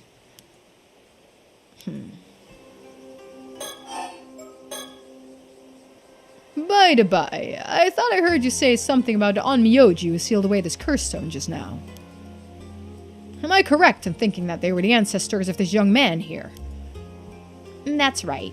He was an Onmyoji by the name of Harukage Tsuchimikado. It's said that he hid a clue to the lifting of a certain curse within a mermaid mummy, hence our search for the object in question. I see. And that mermaid ended up crossing the Pacific, passing from hand to hand until it reached my great-grandmother. It's quite the miracle that this curse stone is here with us today. Almost romantic, don't you think? I suppose you could say that, yes.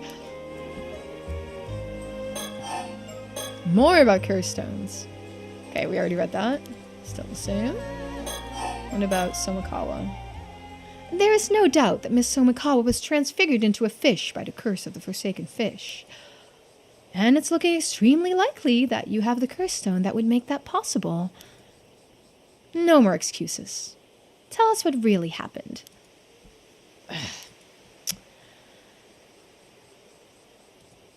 All right, you got me. I'll talk.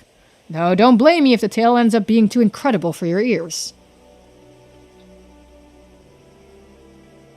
I see. It would seem Miss Somikawa had quite the twisted obsession with mermaids. And you sought to grant her wish by using the curse of the Forsaken Fish. Is that right?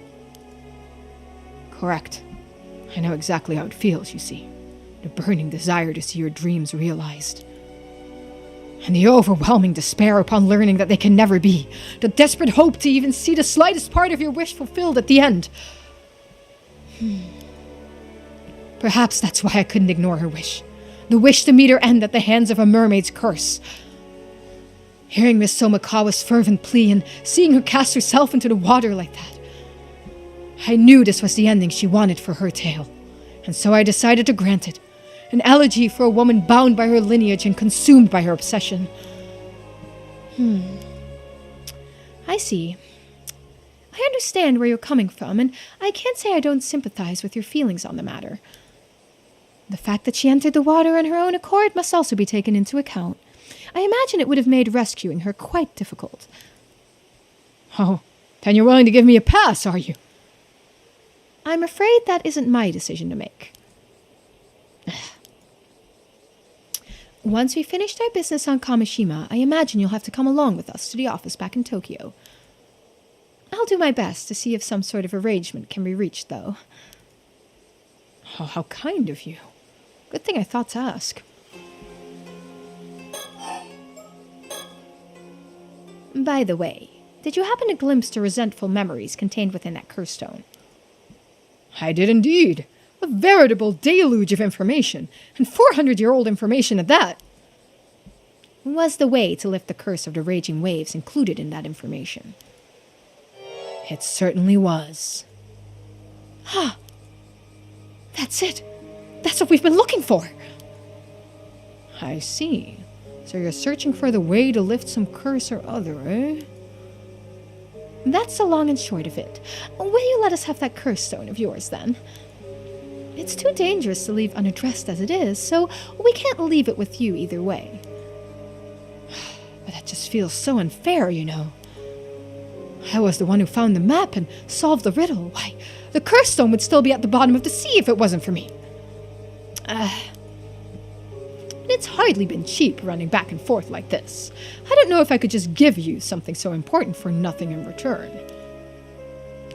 Looking to take advantage of the situation, are we? Yikes.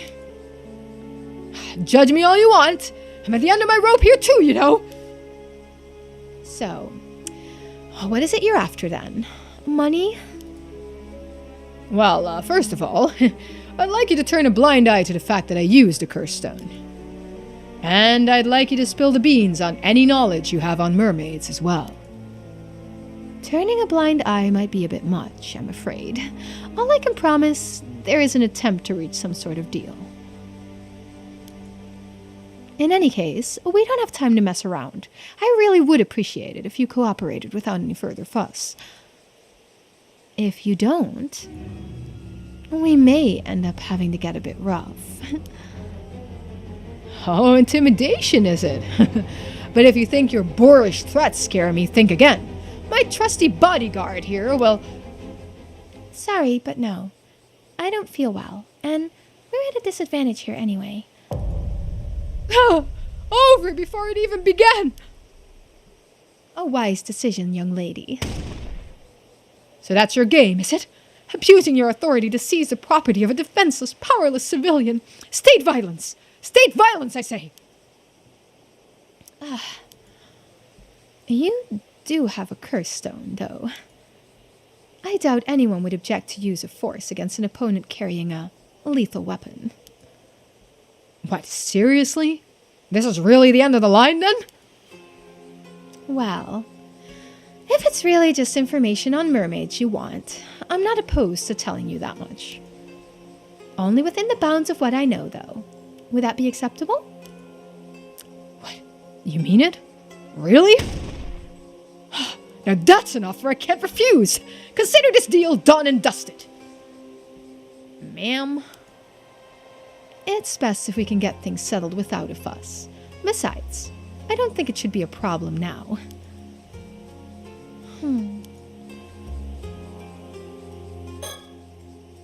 If you want to know what happened, ask Avi. Okay, it's still the same. Thank you for telling us what happened with Miss Somikawa.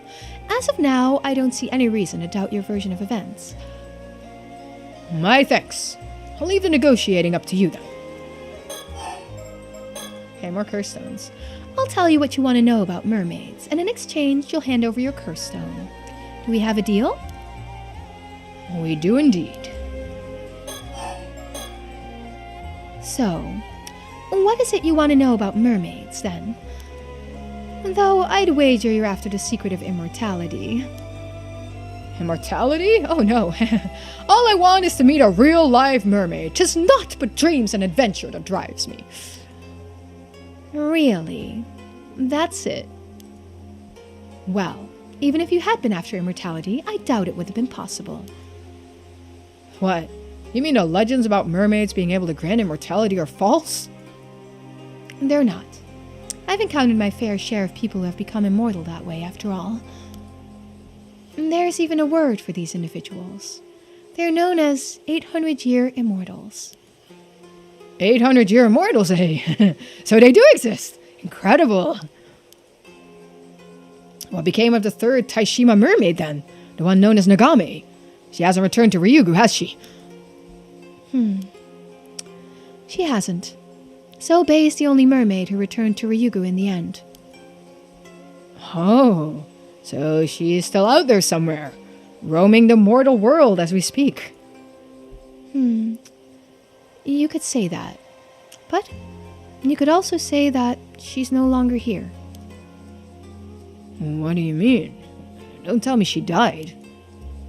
Well, that also wouldn't be entirely accurate. Oh. What is it, Searchy? I think I've got it. Figured it out, have you? Well, really? What do you mean? Think back on what we heard before. Before? Well, there's not much point in dragging it out, so I'll just go ahead and tell you. The mermaid known as Nagame.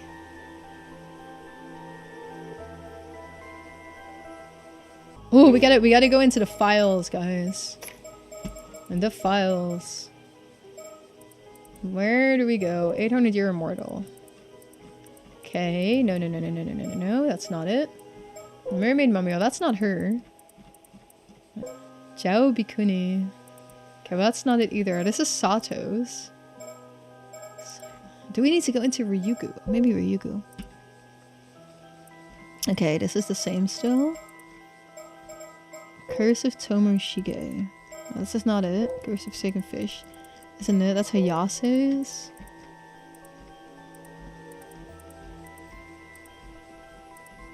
Okay. Gosh, what happened again? Like, wasn't she the mermaid? No, that was the mermaid that returned, right? That was friends with Yuzu's mom? I think that was the one that returned.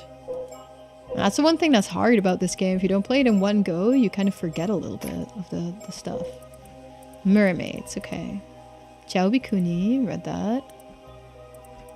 Where are the 3 mermaids? This is all Greek mythology. That's not it either. Mermaid Mummy. Tale of Urashima Taro.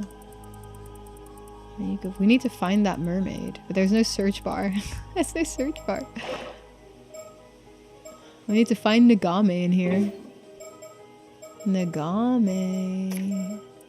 Where are you? Where's Nagame? Nagame. Bureau of Onmyo. It's definitely not it. Mermaid Mummy isn't it? You say wait, this is it. Mermaid Legend. This should be it.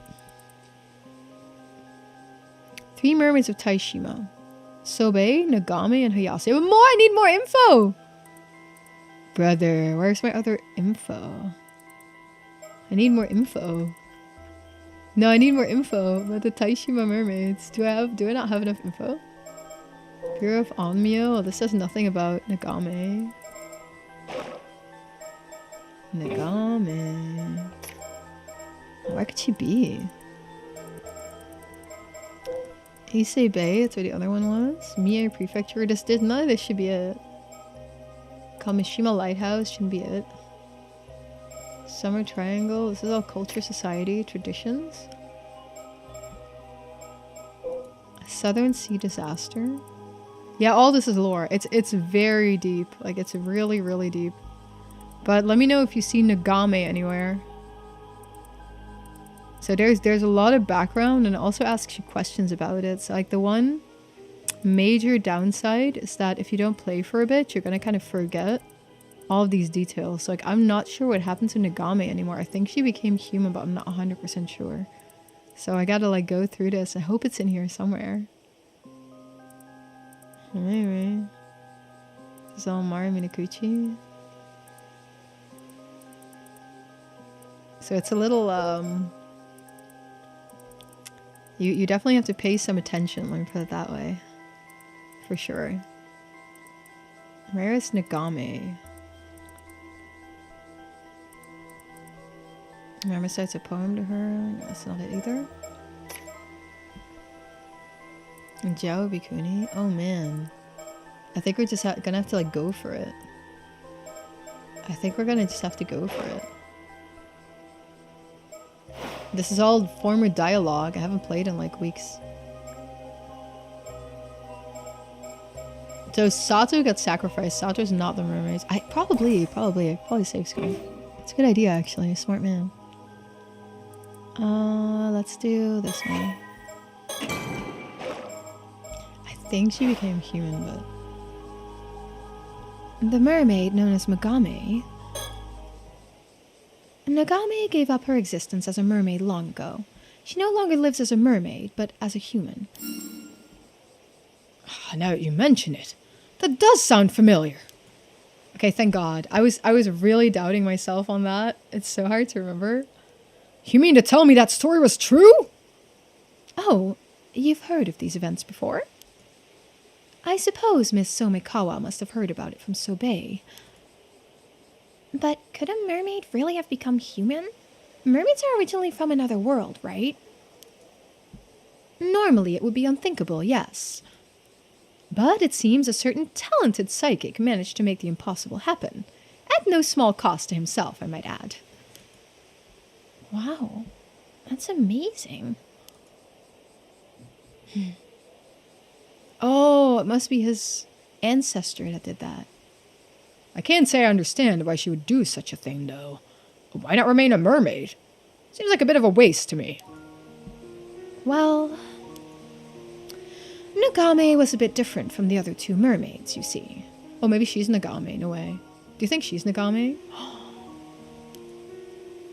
They were serious and dutiful, but Nagame was strongly drawn to the mortal world and to the humans who live in it. I suppose you could say that she was the opposite of Miss Somikawa in a way. You don't say. More than anything, it seems she was particularly drawn to the idea of becoming human, finding the person of her dreams and marrying them, of getting to be their bride. And that's a pretty cute dream to have. I guess not all mermaids are the same, huh? Indeed. To think that mermaids could harbor the same hopes and dreams as humans do. I must say, she sounds quite relatable. Perhaps. I imagine she was viewed as quite the odd soul among her own kind, though. Then, a few decades ago, Nagame happened to meet a certain psychic. The two soon fell in love. And Nagame, who wanted more than anything else to become that man's wife, asked him if there was any way she could become human. The psychic searched far and wide for a way to grant her wish, and after decades of toil, he found a secret art that would allow her to do so. Oh, such unconditional love! Such ardent devotion! A mermaid who wished to become human to be with the love of her life. Why, it's like the tale of the Little Mermaid reborn in the modern era. Truly a story to grip the heart. How could I not root for them with everything I have? Are you sure? That would mean we don't have a mermaid to look for anymore, you know. And no matter. If it was for the sake of such inspiring passion, then I care not a whit. So, Nagame became human in the end, yes? And the two of them lived happily ever after. I refuse to accept any other conclusion. Well, that's more or less what happened.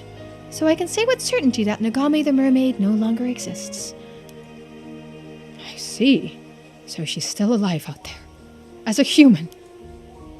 What a beautiful tale. Why, I wish I could meet her solely to offer my most heartfelt congratulations. No, I think wedding gifts are in order. Avi seems to be enjoying himself, but this means there's no chance of us meeting a mermaid anymore, right? Now that you mention it, that is a problem. I thought so. A question, Miss Shiki. I don't suppose there would be a way for us to go to Ryugu and meet a mermaid there, would there? I'm afraid not. It's impossible for a flesh and blood human to cross over to the eternal world. Indeed, you'd have to be dead to have any chance of getting there. Ah, just as I feared. There's a little point in getting there without a life to savor it. Although, does that mean there's a chance that Miss Somikawa was able to make it to Ryugu in the end? That I don't know. Not everyone ends up in Ryugu after death, after all. I see. I suppose we'll just have to hope that she was able to meet the mermaid she so admired in the afterlife.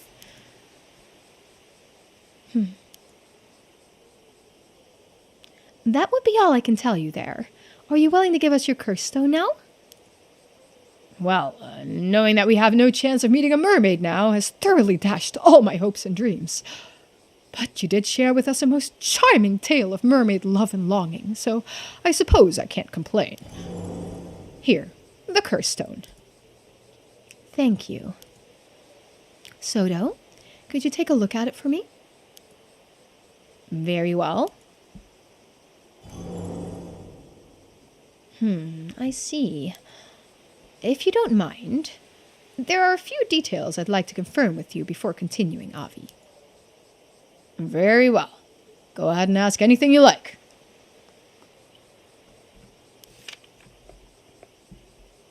I'll even give you the map we used. It originally belonged to you and yours, after all. Thank you. In that case, I see. I think I know how to lift the curse of the raging waves now. Finally, it certainly has been a long road to get here.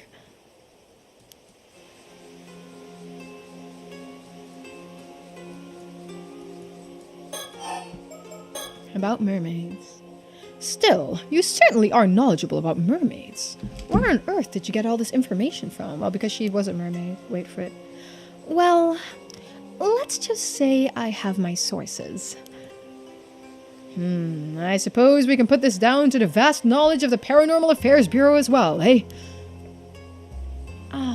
He hasn't realized yet. What do you mean? Well, it's nothing. Don't worry about it. So what's our update? Do we get to see that she's a mermaid? Oh, we do! Because she knows. Because Searchy knows. Yumeko was formerly a mermaid by the name of Nagame. Unlike her more serious compatriots, Hayase and Sobei, Nagame was free-spirited by nature, and held a keen interest in both humans and the mortal world. She was even known to break the rules to sneak out and observe human society, something which often put her at odds with the other two mermaids, and led to her being viewed as somewhat of a maverick. When the entrance to Ryugu was sealed 400 years ago to suppress the curse of the raging waves, rendering the remaining mermaids unable to return home, Sobei was overcome by grief. However, Nagame was thrilled and seized the opportunity to travel the world at her leisure, which deepened the rift between her and Sobei. For the next 350 years, Nagame bore witness to the lives of countless humans around the globe, from every culture and era, and her yearning for life in human society continued to grow. She was particularly enamored by the concepts of marriage and becoming a bride, finding the idea of pledging one's life to someone and living hand in hand with them from then on enthralling. It was this she found herself longing for above all else.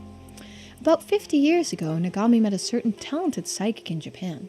The two quickly fell in love, and Nagame, who by that point had begun to earnestly wish that she could give up being a mermaid and live among humans in the mortal world, asked him whether there was any way she could become human.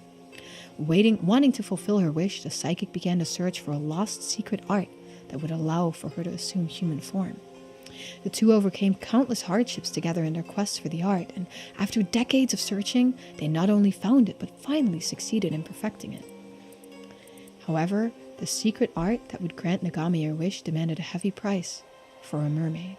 A being who lacked a mortal form in a material world. To gain a human body, the caster's own body would have to be sacrificed.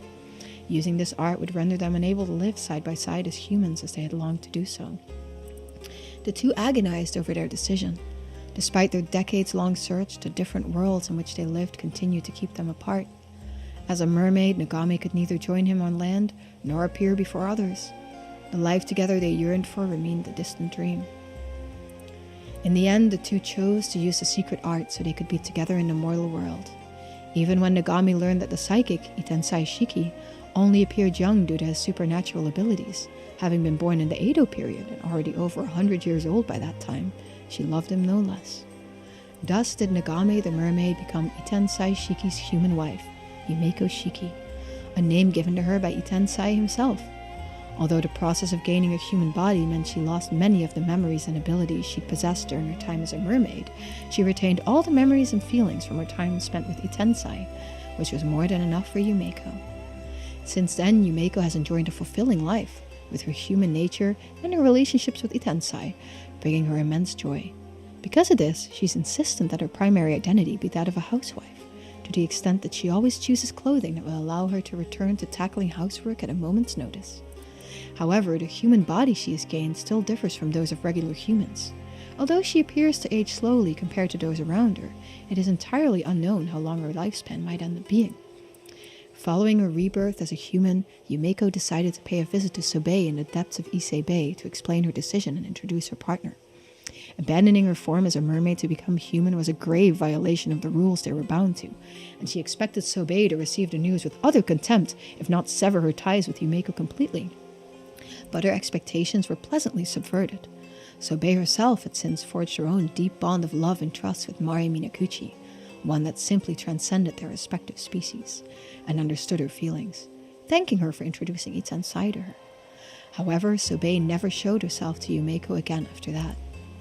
After many twists and turns in their quest for happiness, the spirit of Iten Saishiki, who sacrificed his body so that Yumeko could live as a human, has come to dwell in the body of a small dog.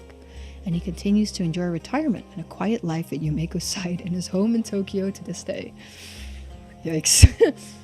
Even before his retirement, and despite his current form, he remained an active force in the industry, having devoted his time to such things as taking Sodo Kiryu on as his protege after discovering his potential, assisting with management of the Paranormal Affairs Bureau for old time's sake, and sending Yumeko, who knew of the Bureau and the work it did, to help out as one of its members. He's a dog, and she's married to him. I guess that's taking being a furry to the next level. A human dog. Human dog. Dog human. Okay, that's cool. Okay, well, he's never gonna find out. Well, let's move on to the topic of Searchy's curse stone, shall we? Oh, right. Here it is. One of the locals we ran into earlier was planning to use this curse stone to cause a massacre, so we confiscated it. Goodness, that's far more disturbing than I was imagining. It sounds like you were lucky to escape unscathed. Where is this local now? We managed to subdue her after taking her curse stone. I don't think she'll wake up for a while, so could you get someone to come and take her away? All right, we'll make the necessary arrangements later. So, who was this would-be mass murderer, and what exactly was she planning to do? She said her name was Kikuko Tsutsui. She didn't have any spirit sense to speak of, though. She tried to use her curse stone to get Avi to tell her what he knew about mermaids. But we managed to fend her off and take it from her. That's right. She had hand mirrors and business cards marked with the symbol that serves as the target for the curse, and handed them out around the island in advance for whenever she needed to activate it. A premeditated crime. In other words, and quite a thorough one, too. That was quite a dangerous position you were in. I'll say, if we hadn't caught on to her intentions, I've no doubt we'd be sleeping with the fishes by now. Such is the nature of dealing with curses, I'm afraid. You never know when you might end up the target.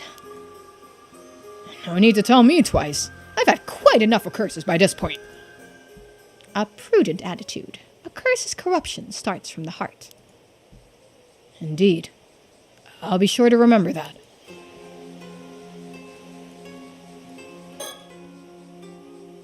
Did you learn what this Kikuko was after in the end?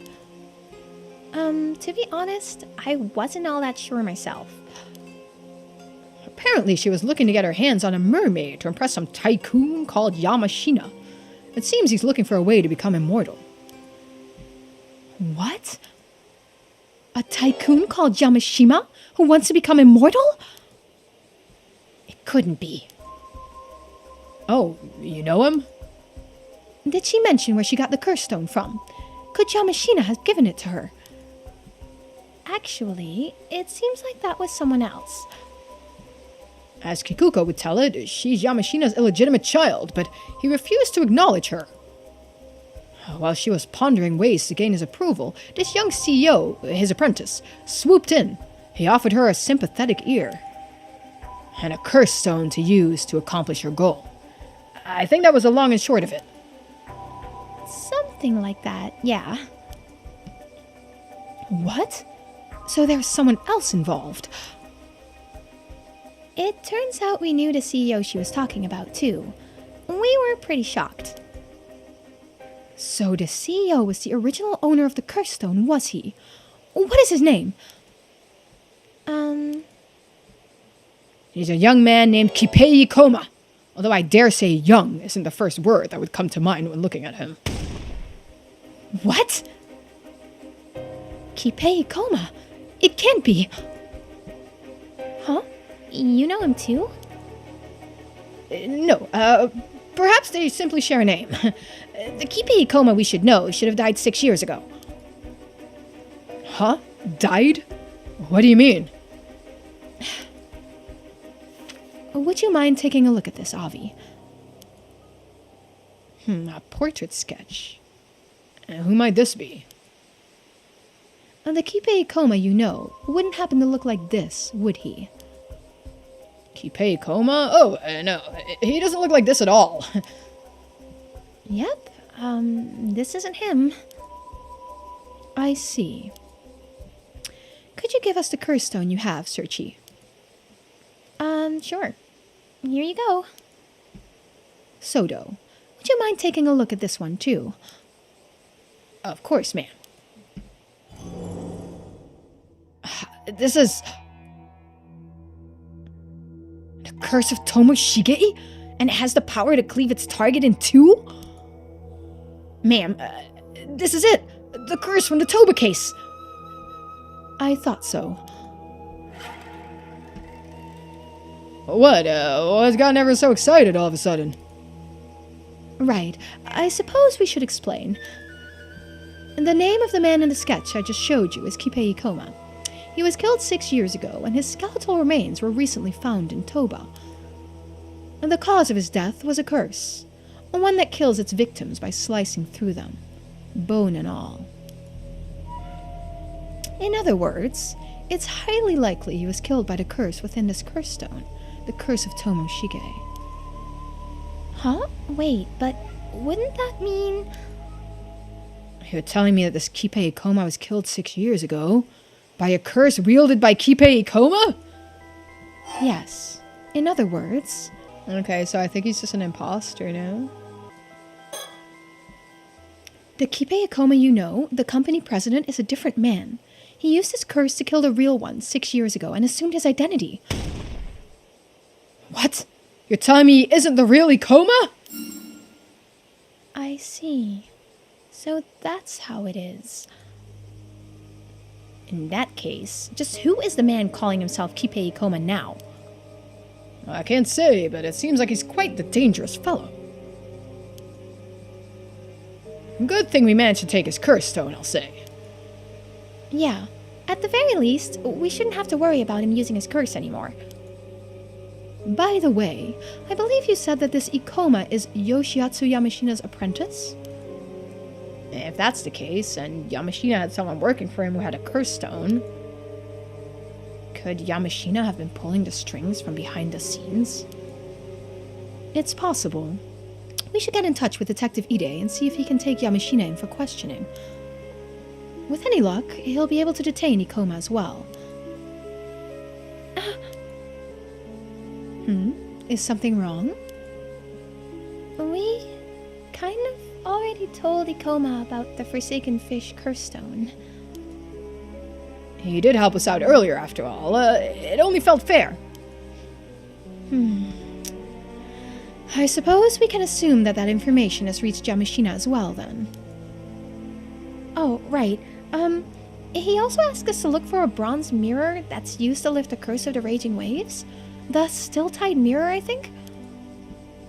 The still-tide mirror, eh? Just what could he be planning? Either way, it seems we'll have to keep an eye out for any movement on his end. Ah, yes. We were hoping you could do us a little favor, Searchy.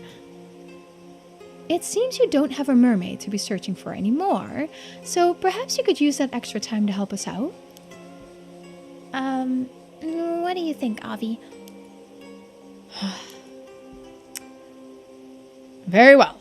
Permission granted. How kind of you. It's nothing strenuous, I assure you.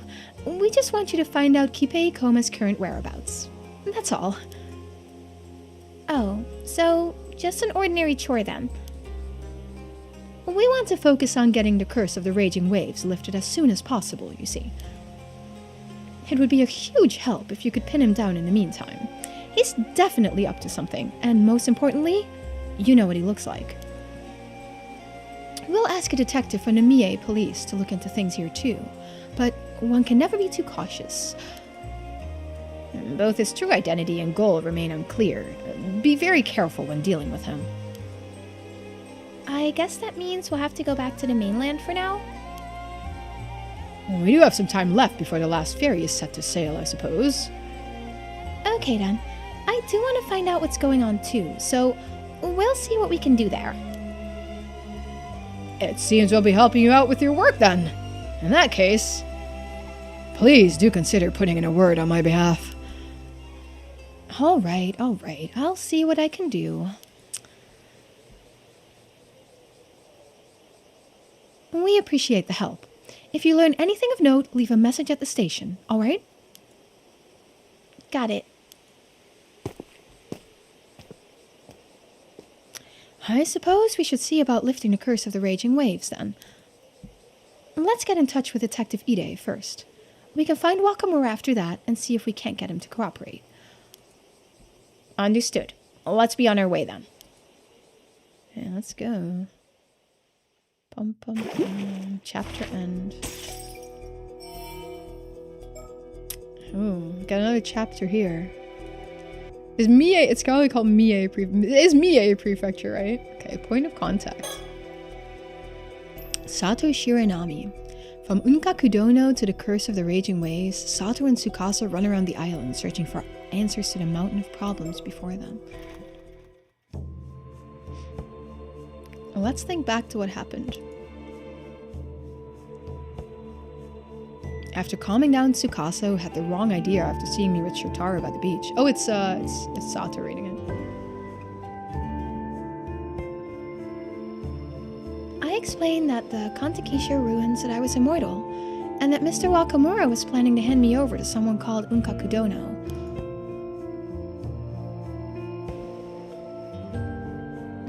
The two of us searched for a way to stop the curse of the raging waves. We also stopped by the Wakamura home to apologize to Shotaro, but no one was there.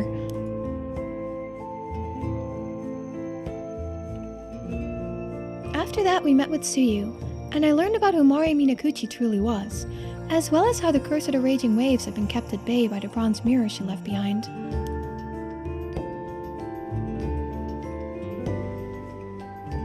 We also ran into Azami. He looked desperate, saying the Kameshi Maru hand mirror that Kikuko had given me was dangerous, and he was going around collecting them. So this is already a change based on, you know, what we learned. Tsukasa and I handed ours over to him too. And then after that,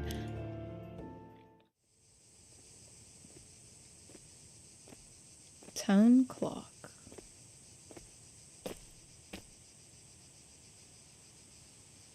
Can't find Mr. Wakamura anywhere. We need to tell him about the bronze mirror as soon as possible. Yeah. Oh. It's those two. Oh, yeah. They're the ones who were looking for the old man's place, right? Excuse me.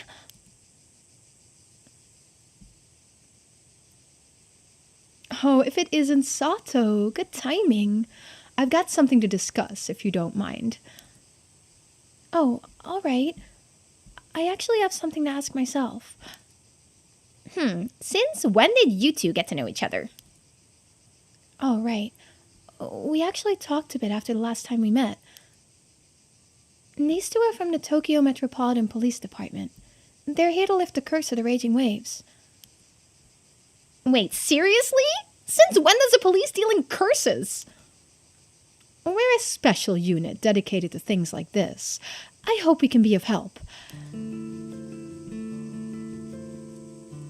Get more surroundings. I haven't found all of my bird stickers.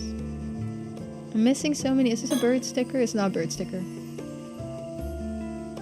You end up passing through this intersection no matter where you go on the island. A narrow path with a gentle breeze. It makes for a nice peaceful afternoon. Oh, there's one. Oh, it's a keychain. It's a keychain? Ah. Sato? Something wrong? Oh, no. It's just that there is a Kameshi Maru keychain lying on the ground here. Oh, you're right! Who just chucked the poor thing out there? Yeah, almost missed it. I'll rescue it. I was looking for a bird sticker. Do you guys see a bird sticker? No bird sticker here. Well, it's cool that we found a keychain while I was trying to find my bird sticker. I don't know if it's useful. You spoke with them yesterday, Sato? Yeah. They're specialists from a special unit called the Paranormal Affairs Bureau. They even saw right through me. Wait, you mean they figured out you're immortal? Yep. First time anyone's managed that. Wow. I guess real professionals can figure out things like that, huh? Mind if I start from my side then? Oh, not at all.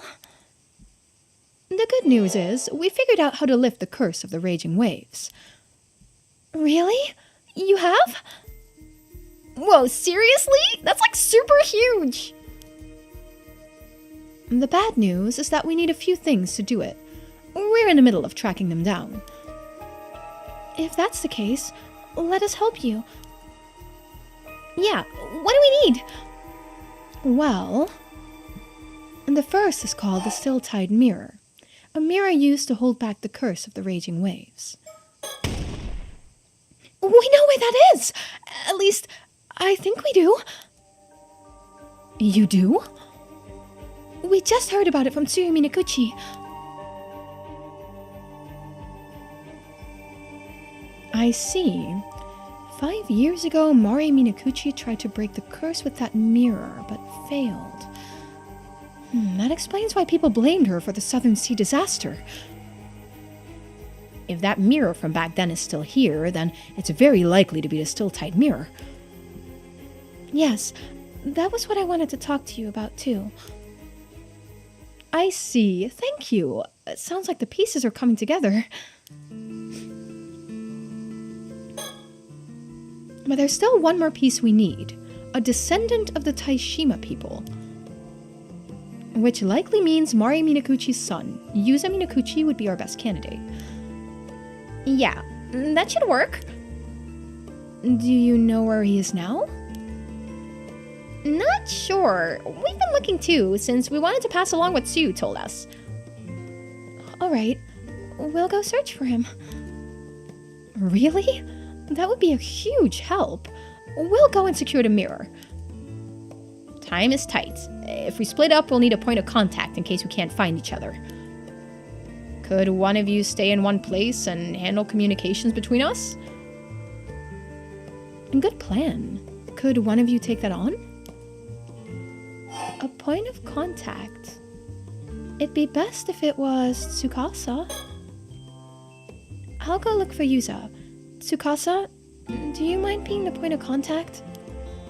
Me? Sure. No problem. Let's see then. I'll wait by the community hall on Chua Street. There's also a phone there we could use. Okay. We'll make contact there if anything happens. Thank you. That will be a great help.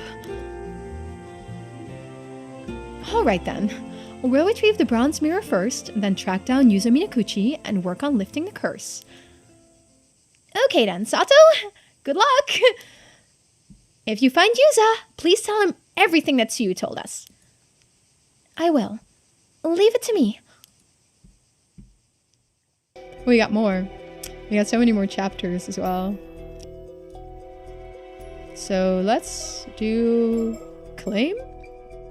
It looks like it's before to the sanctuary. Sato Shiranami. Sato entrusts Tsukasa with being the point of contact while she goes to search for Yuza Minakuchi. After that... Oh wait. After that... I met with Yuza and told him what I'd heard from Tsuyu and Mrs. Shiki, that we needed him to come to the community hall to lift the curse of the raging waves. But after that, I headed somewhere else. This time for my own purposes.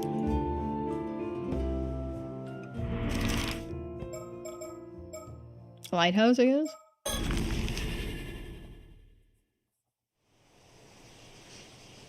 August 7th afternoon. Kamishima Lighthouse. Oh, there they are.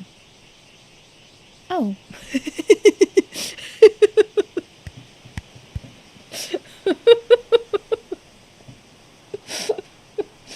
I'm also somewhat of a psychic. Oh, There they are. That's funny. Okay, let's think about what I need to do now. These two have a special box called a tomatabako. I need to get it from them, no matter what. I have to find a way to convince them to hand it over. And this is the only chance I'm going to get. I'll share what I know bit by bit to hook their interest, and negotiate from there. I'm really not sure I can pull this off, but I have to try.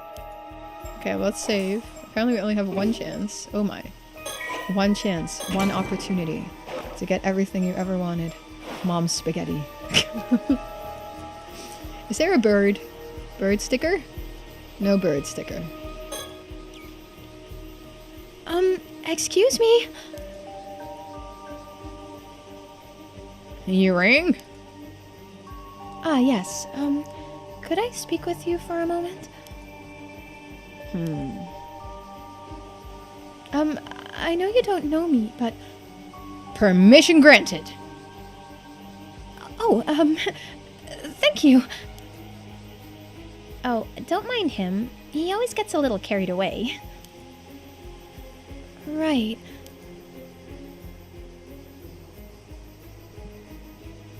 So, you're Avi, an author, and Searchy here is your guide. Indeed. Great to meet you, Sato. I've actually heard talk about you around the island. Really? It would seem like we've become quite famous in these parts. I'd say we're more on the infamous side, but sure.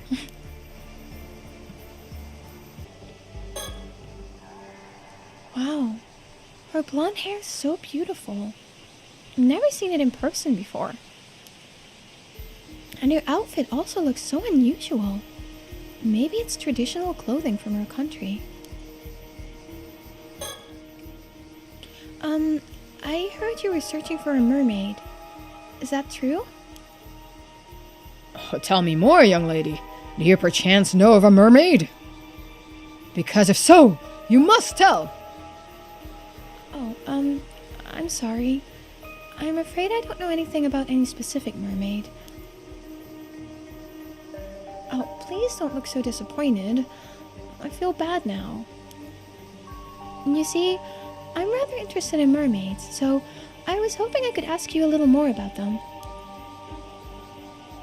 Now you look both disappointed and annoyed. It was her that said it, right? Oh, was it her that said it? Yeah, it was all her. Why does he just go, woo? That's kind of weird. Now you look both disappointed and annoyed. Did I say something wrong? Well, the last person who asked the same thing nearly cursed us to death. What? Indeed. The people on this island are nothing but trouble. I've had enough of it. You're the same, aren't you? You're just after immortality like everyone else. Admit it!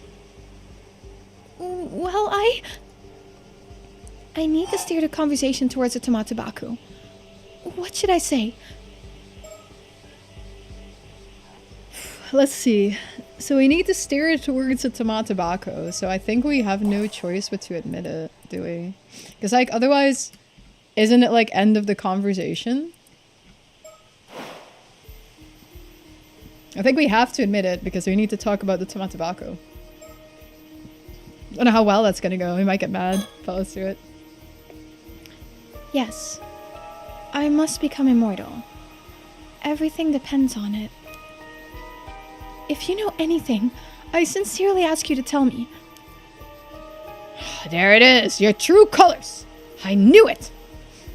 You think I just hand over the Tomatabako I struggled so hard to obtain?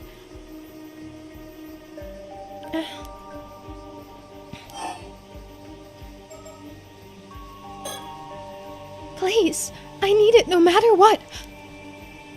Oh, look at the fire in those eyes. Looks like there's more to it. Very well, tell me your tale. If it arouses my spirit as an author, then I might just be persuaded to hand the box over. Really? Alright, let me explain. I'll tell the truth then, obviously. I'll tell you, but you have to promise that you won't tell anyone else about this. Of course, I swear it. My lips are sealed tighter than a well-corked bottle. Is that supposed to be reassuring? Don't worry, we won't go breaking any promises. Alright then. Where do I even start? The truth is, I'm what is known as an 800-year immortal. I'm already immortal. Huh? What? Is all that true? Wait, are you trying to say that you are that Osato from Kusawa? The real one? Ah, yes. That's probably me. Whoa, so that's why you're doing all this? Wait, no way! Are you being serious? Yes, completely serious. Which is why I need that Tamatobako, no matter what. You realize what you're saying is crazy, right? Anyone else would be dead against it. Please, all I need is that Tamatobako. Avi, what do you think? Are you sure you're alright with this? I can hardly call it sane. Yes, this is what I want, more than anything. Very well. In that case... Amazing. Such a stunning spirit. I'll be happy to support that resolve, even if I stand alone. This must be the reason I found the Tamatobako in the first place. Here, take it. Oh, thank you so much. Now that we know the situation, it only makes sense for you to have it. You should have just said so sooner. That said, I would also like to know how things turn out, so be sure to let us know, okay? Of course. I won't forget this kindness as long as I live. I think nothing of it. That does mean that I should apologize to you, Searchy. After all that trouble we went through to get it. Well, you seem enthused enough by this turn of events. If you're happy with your choice, I don't mind. Also, as I'm sure you already know, you still need Mermaid's flesh. I know. I'll figure something out. Oh, so you do have a lead on a mermaid. I'm intrigued, but I'll leave it at that for now. One more thing. Carrying the Tamatobako might draw some unsavory types. Be careful. Oh, I don't like the sound of that.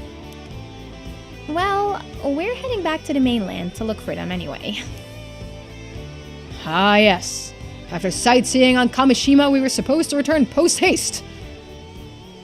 I see. Well, thank you, and good luck. Okay, is that it? Let me go back to the map. Minakuchi Residence. See what we have to do here, then. Hello? Is anyone home? Who am I kidding? I know no one is here.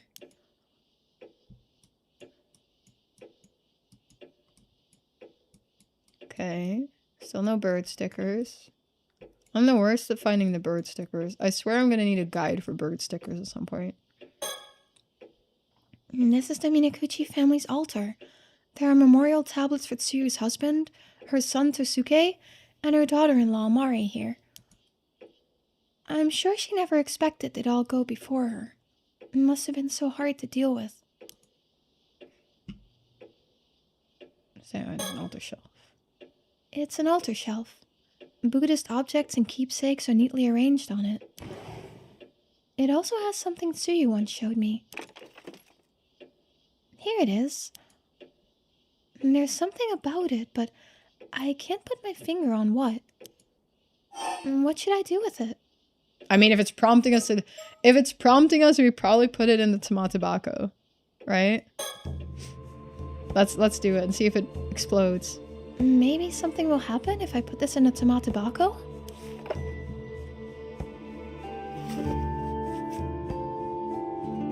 Okay, it's in.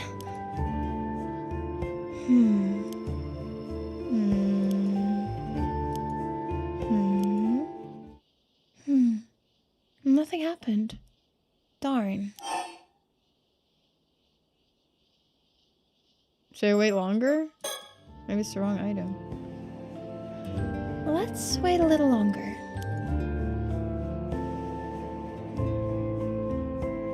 Nope, still nothing. Should I just take it out? How patient do the mermaids want us to be? Okay, so I gotta take it out. So maybe it's the wrong item? Seems like nothing's changed. Let me put it back on the shelf where it belongs. Is there other items? No. So there's no other items.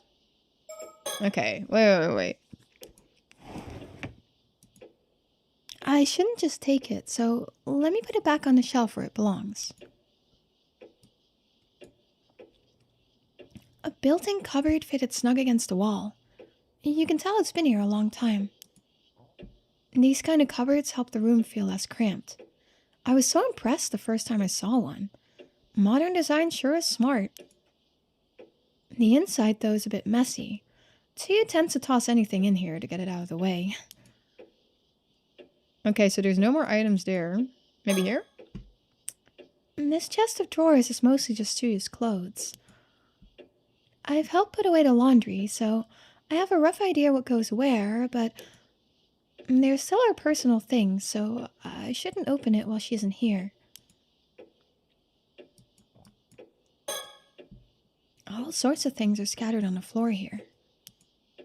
Even with this much storage, people still leave things lying about. Guess some things never change. Okay, there's nothing else I can put in there? It's a table. One of those really low tables that's perfect for flipping over. I know because I see it on TV all the time. But with nothing on it, there's not much point in flipping it over, is there? A calendar handed out by the local association. There's one at the Wakamura's place, too. This one's still showing last month, though. And there's a circle around the day that marks the day Yusa came home. She must have really been looking forward to it. Man, there's nothing... Oh, the altar shelf is back? It's an altar shelf. Buddhist objects and keepsakes are neatly arranged on it. And the strange fish scale that Mari left behind. And there's something about it, but I can't put my finger on what. And what should I do with it? I mean, it has to go into Tomatabako. I don't think there's anything else. So what am I missing? Put this in Tomatabako again. What if, wasn't that like two episodes ago? I think it was in Yuza's route. Let me try something. No, it's not here. Remember in Yuza's route? There was this like mermaid memory here at some point that I found. But I guess it's not here. I was thinking maybe it's the mermaid memory again that I have to go to have her talk to me, but it's not it. It's sad. Still nothing happening. Should I just wait really, really long?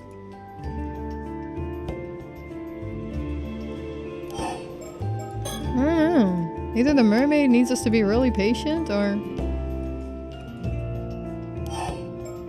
Wait longer. How can you wait? What happens if I just wait it out the entire week?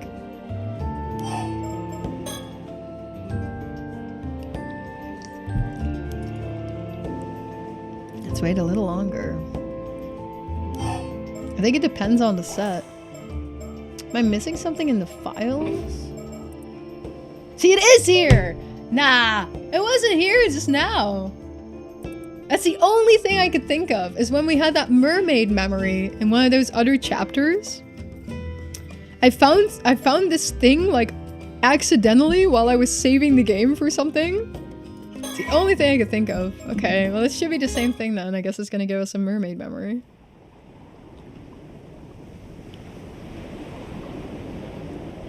I still have that message you left me, you know. Wait, you do? But it must have dried up ages ago. And the thoughts I wove into it should have faded too. Surely you can't hear the message anymore.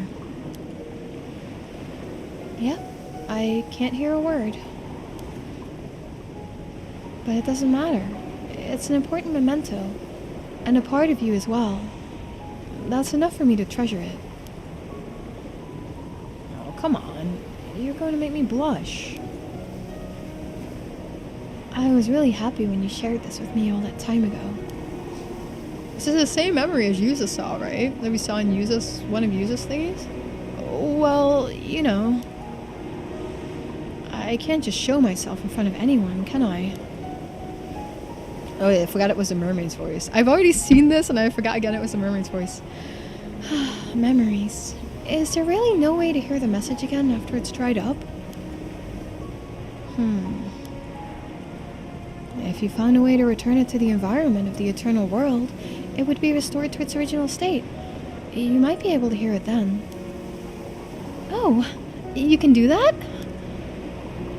Using the Tamatabaku would probably do it. Oh, but I don't think a normal human would be able to hear the message anymore. Sorry. I guess it's impossible after all. Oh, that's too bad. But if you were a spirit, you might be able to hear it by retracing the echo it left in your mind. Wait, wouldn't I have to be dead for that? That's a no-go then. Yeah, this is the same message. Interesting. But I guess now Sato is hearing it. These memories. Could they have belonged to a mermaid?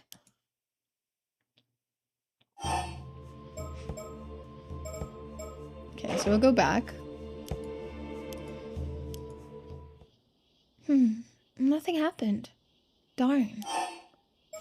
So but that was that what we needed to see? The mermaid memory? And I'm gonna save over this. Do I have to go there again? No, because I already seen the mermaid memory. Do I just wait longer? I mean, I think that's it. I think that's the only thing it does. I don't think there's anything else to do. I don't think there's anything else to do.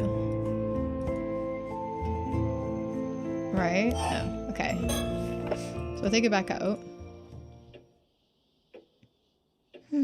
Seems like nothing's changed. Let me put it back on the shelf where it belongs.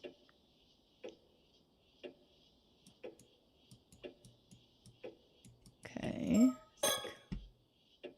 And the scale didn't do anything. Damn. But I just saw the memory. Oh, maybe it's the same memory. Maybe that's the issue. Maybe this is the same memory I saw when I was Yusa. Maybe that's the issue. Am I missing something? I must be missing something. Like a part or something. What part am I missing? I'm missing something. I think I have to go back to possessions, maybe. Maybe I go back to possessions. Okay, so I guess let's see if there's something we can do here that helps.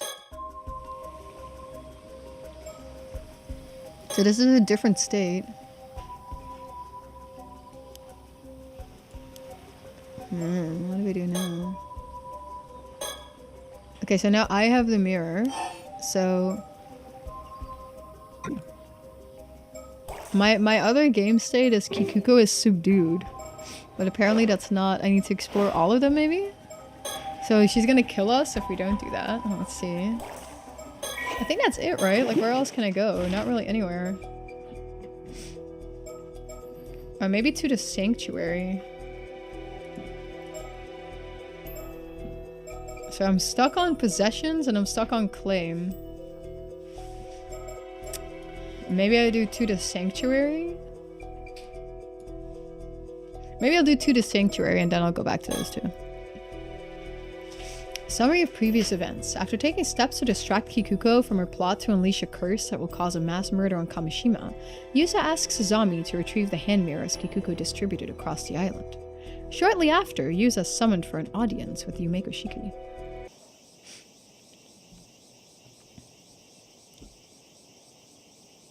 Ah, there you are. You're Yusa Minakuchi, correct? That's me. I was told to come here, so here I am. Huh? Were you sent here too, Azami? Me? Nah, I was just passing by when I heard about what was going on, so I decided to wait here for you. Oh, thanks, Azami. So, as I understand it, you're the two brave police officers who were sent out here from Tokyo to deal with the curse of the raging waves. Brave? I wouldn't go that far. My name is Yumeko Shiki, and this is Sodo Kiryu. Pleased to meet you. Am I mistaken, or did the two of you visit Kamishima yesterday as well? It almost seemed as if you ran away at the sight of me. Did I do something to scare you off? Dear me, you noticed us, did you? My apologies. I will explain everything shortly. But before I forget, that fellow over there has business with you as well, Yusa. Huh? Mr. Wakamura? He was fairly suspicious of us at first, but it seems we finally earned his trust. He has kindly agreed to assist us in putting an end to the curse of the raging waves. Wait, really? Really. But tell me, is it true you're already familiar with this curse? That's what your friend here told us. Yeah, more or less. Good. Then it seems we're all up to speed. To be frank, I have a favor I'd like to ask of you as soon as possible. But I understand you must have questions, so we'll come back to that later. For now, ask me whatever you like. To be frank... Oh, that's a favor. I have to think first. It sounds like we weren't the only ones looking into the curse of the raging waves. Above all, hearing what Gran revealed came as a huge shock, especially to me. To think Mom was a descendant of the survivor of Taishima, and that 5 years ago she tried to break the curse but failed. I guess I finally understand why Gran just sat back and took all the abuse the other islanders leveled at us. Okay. Are there any bird stickers? I still do not see any bird stickers. No bird stickers. Okay, we still have to think more. Okay, this is already... I read this. I have nothing further to add. I imagine this isn't easy for you, but I appreciate your cooperation. Right. Talk to everyone. That reminds me. Any luck with those hand mirrors, Azami? No worries there. I got them all back. Every last one? You must be the fastest mirror collector in Japan. I knew I could count on you. Thanks, Azami. Oh? Are you talking about the mirrors Kikuko Tsutsui was handing out earlier? Huh? How'd you know? I, realized they were dangerous, so I had Azami collect them all. Really? Does that mean you figured out they were targets of a curse? Wait, you knew about that? So it was true? What's the deal with these things anyway? I see. So these curse stones can be used to kill people instantly. But since Kikuko's curse stone was confiscated, the danger's passed. Whew, what a relief. What I want to know is how you found out that Kikuko intended to use those hand mirrors as the targets of her curse to begin with. About that... I'm not sure you'll believe me, but... What? You encountered a Tomokazuki while you were diving and it showed you a vision? And that's the long and short of it. Any idea what that means? Paranormal encounters are your area of expertise, after all. I have known instances of phenomena capable of instilling memories. However, your experience does not seem to fit with any of them. I wonder why the thing looked like you. That's the strangest part in my book. Hold up. You don't think this Tomokazuki could be a kind of curse, do you? It is true that some curses are accompanied by phantoms known as curse echoes. Yet, as the apparition Yuza encountered warned him of impending danger, it seems unlikely to have been the product of a harmful curse. That being said, I'm afraid I cannot begin to guess its true nature.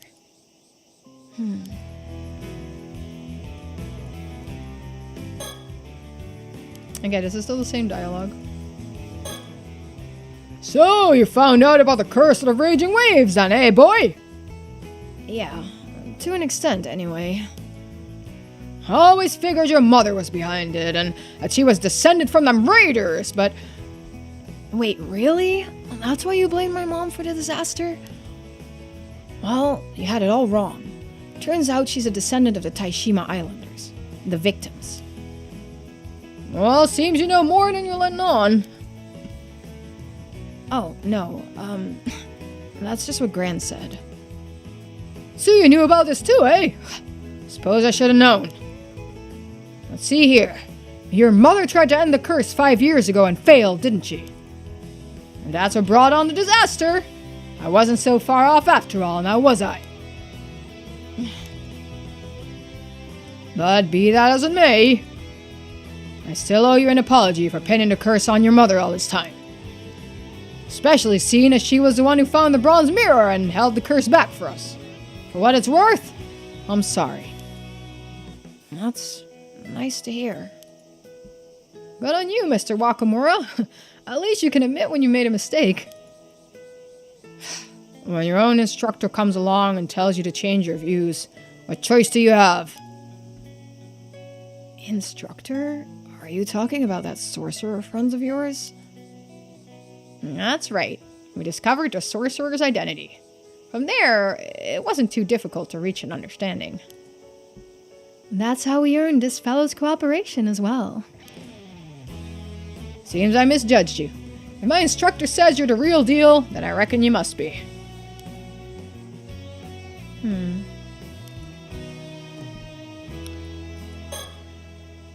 Okay, still the same dialogue, lady?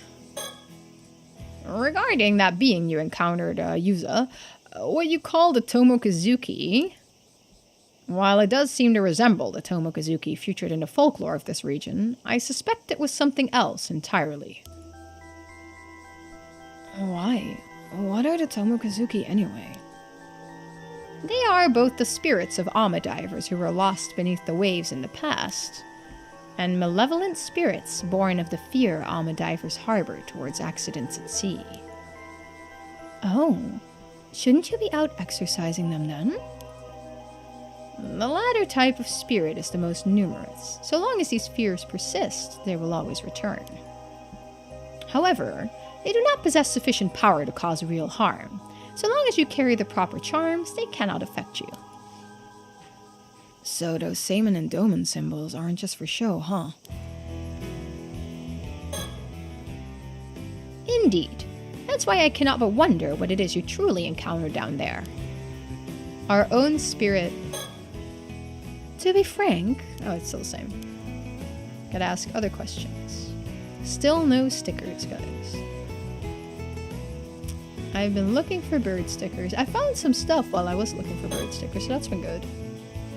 And the rays of sunlight beaming down amidst this stifling humidity are accompanied by a chorus of cicadas that somehow intensifies the heat. Well, at least that hand mirror curse is dealt with. That's a load off our minds. Right, but we're not done yet. One calamity down, one to go. Oh yeah, I guess we can't relax till the curse of the raging waves is broken too.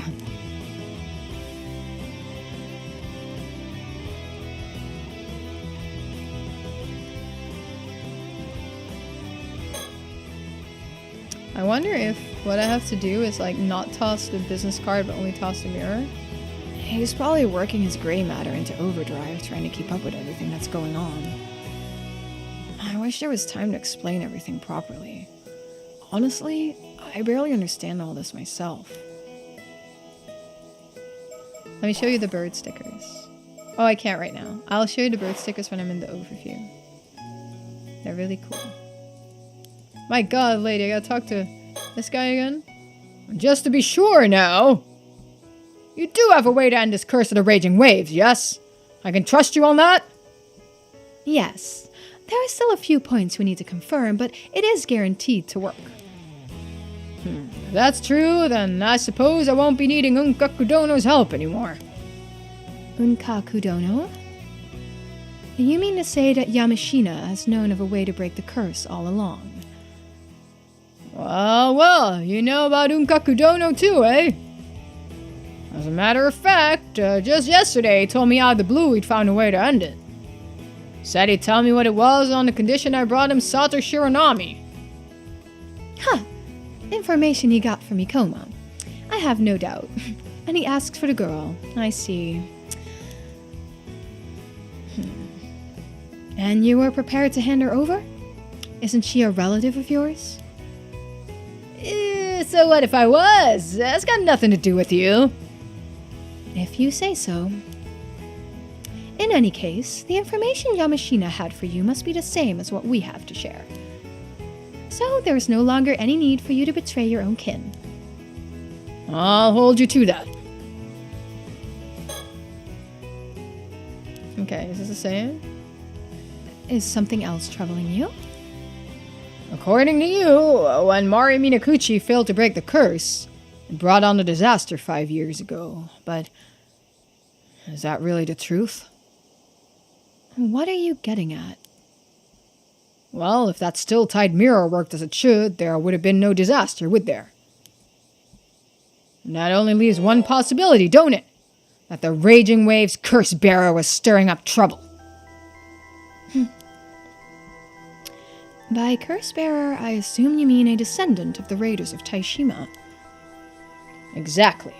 If someone of that lineage got anywhere near the Southern Sea, the wrath of the Taishima would churn up those waves into a maelstrom. Anyhow, my instructor swears that's the true cause of the disaster 5 years ago, and I'm inclined to believe. So that's your theory, is it? Now I understand why you suspected Mari Minakuchi's heritage. Though I gather this instructor of yours never actually accused her of being the curse-bearer. True. Never was sure on that point. Said we couldn't be certain, given how it'd been 5 years and all. But all things considered, who could blame me for being suspicious of her? No one knew where she came from. I don't wish to doubt your instructor, but I'm not sure how much water this theory holds. Yet, we cannot rule it out entirely, given what we know of this sorcerer's powers. So you're skeptical, eh? Not as if you have a better idea, though, innit? While you do have a point, the issue remains. If Mari wasn't the curse-bearer, who else could it have been? Well, I can't say I've figured that out yet, but... Sorry to interrupt, but I have something to say. Yes? Assuming my mom wasn't the Raging Waves curse-bearer, I have a theory. See, I've read over the reports of the incident again and again, and there's something I've noticed. Oh, and what might that be? Well... Uh-oh, Teletubbies.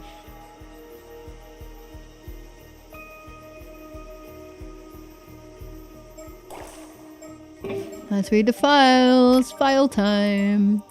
It's like hammer time, but files. A curse that causes an outbreak of turbulent waves and violent storms in the seas around Kamishima. It's said that the curse was born from the resentment of the former residents of Taishima, an island once located to the south of Kamishima, after someone brought about its destruction. Some believe that several of the disasters that have struck Kamishima in the past were actually caused by this curse in some manner, including the Kamishima South Sea disaster that occurred 5 years ago. The person accused of bringing the curse to Kamishima was called the Raging Waves Curse Bearer and was shunned by the island's inhabitants. In truth, the curse has been perpetually active ever since its inception.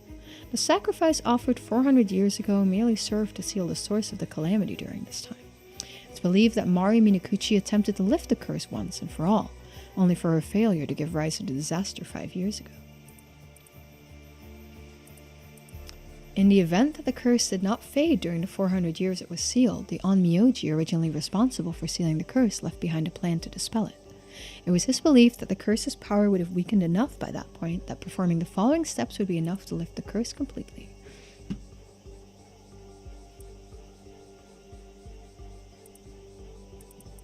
Oh boy. Oh boy. Oh boy. Oh boy. Let's save the game.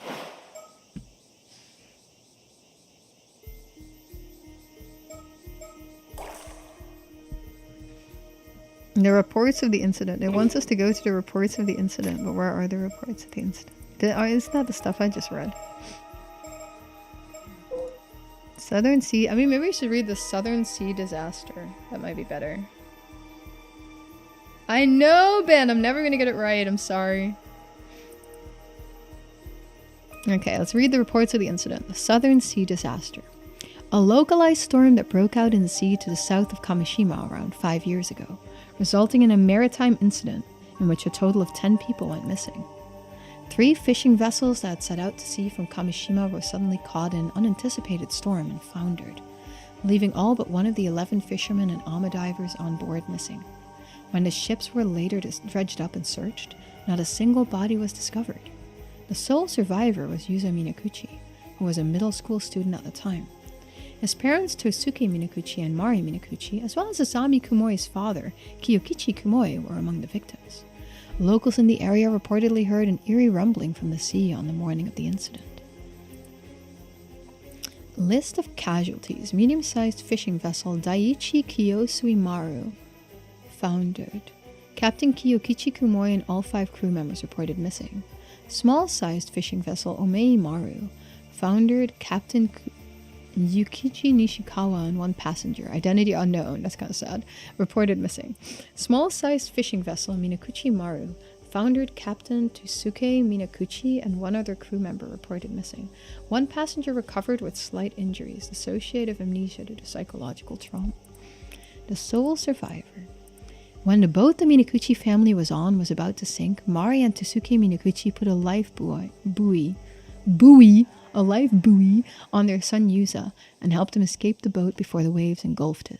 Despite the slim chances of survival in such a dire situation, Yuza was miraculously found drifting in the sea the next day, still wearing the buoy, and was successfully rescued.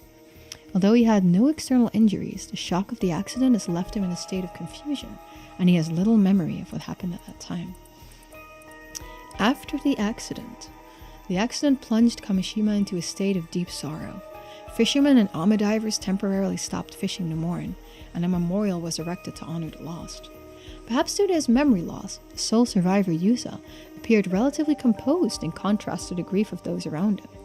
Many found this unnerving, and Yuza became increasingly isolated from the rest of the community.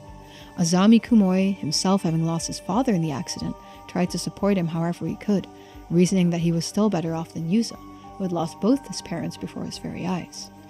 As investigations continued, questions arose about what the Minakuchi family had been doing in the vicinity of the disaster, despite not having gone out to fish. Yuza only remembered his parents telling him to come with them, and the purpose of their excursion remains unclear to this day. It was not long before speculation began that Mari Minakuchi had done something to incur the wrath of the god of the sea. And the islanders, already suspicious of her due to her mysterious background, were quick to condemn her, citing the sudden localized nature of the storm. In contrast, only words of sympathy were spoken for her husband, Tosuke.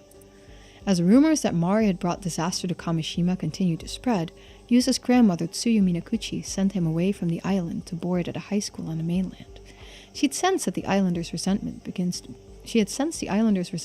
to turn towards Yuza, and hoped to shield him from becoming an even greater target of their ire. Even now, 5 years after the accident, Feelings of animosity towards Mario Minakuchi remain deeply ingrained in the people of Kamishima. With the truth of the accident still shrouded in mystery, deep scars and suspicions continue to linger in the hearts of many of the islanders. Okay.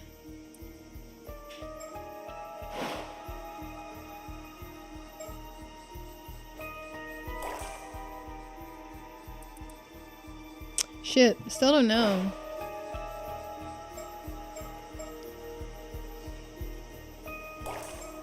But they disappeared and they didn't just die, did they? They didn't just die, they just disappeared. So shit. Should I say there's another possible cause? Namely...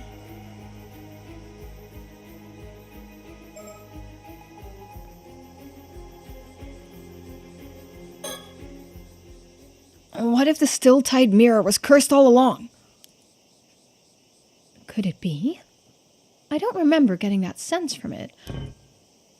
Oh, it's not it. Oh no! Do we get to redo it now? Certainly not. I've already examined the mirror firsthand. There is no curse upon it. Right, I guess I got carried away. That's not what I meant to say. There was something else I realized after reading the reports of the Kamishima Southern Sea disaster. Well, we're all ears. But I just read it! Did I just read it?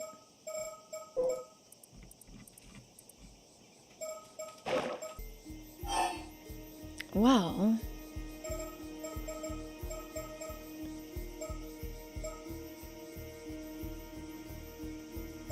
I guess we'll do this. And that person was on board. It's the mystery person, guys. Whose boat had the mystery person again? Kiyoshimaru. So not Minakuchimaru. I think it was it was a small one. What was it called again? Who was on the boat? Southern Sea Disaster. Okay, which boat was it? The mystery person. Omeimaru. That's it. The Omeimaru. Yeah, I remember reading that the identity of one of the passengers aboard the Omeimaru was unknown. Couldn't they have been the curse bearer? Interesting. Well, Mr. Wakamura, what do you know of this mysterious individual? The Omeimaru? That was Yukiji Nishikawa's boat. As I recall, according to the departure declaration, the Omeimaru had taken someone on board. Someone in business on the mainland who had research to do. But as no name was given, no one had a clue who they were. Oh, I thought the point of these declarations was to keep a record in case of an accident. Sounds to me like someone was careless. Can't deny that. So this passenger was never identified? No, but mind you, eyewitness reports say that when the Omeimaru set sail that day, the captain was alone on board. So maybe he picked them up from the mainland, or maybe they never boarded to begin with. Who's to say? But do you think it's possible this person could have been the curse bearer? Could be. If it wasn't Mare, it'd make for a hell of a coincidence, though. Unfortunately, since this Nishikawa fellow isn't around, there's no way to find out. Where shall we begin? But before you go, I have one last question to ask you, Yuza. Oh, what would that be? Well, how should I put this? It's a delicate subject. Mind if I have a private word? Huh?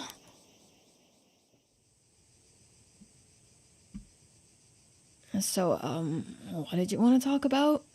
Just so we're clear, if you're looking to grow pearls, I don't know anything about that. That would require delicate handling, but that's not what I meant. Yusa, when you got caught in that disaster 5 years ago... Did you by chance encounter a mermaid? Huh? Let's be honest, Agnes. I did, but how did you know about that? Good of you to tell the truth. That makes this easier. As for how I know, that would be because it's the only possible explanation. Meaning? Come on now, Yuza. A mermaid has cursed you with immortality. You're an 800-year immortal. What? You can't hide the truth from me. These eyes don't lie. I assume it occurred during the disaster 5 years ago. You must have nearly died. But then you were revived by a mermaid and made immortal. Surely you must have realized this by now. Yeah. You got me. I'm an immortal boy with an undying body. Why did this happen to you? I wonder. I wish I knew. If you can tell me more about it, would you mind filling me in? I suppose that's only fair. What would you like to know? Earlier, you said a mermaid cursed me.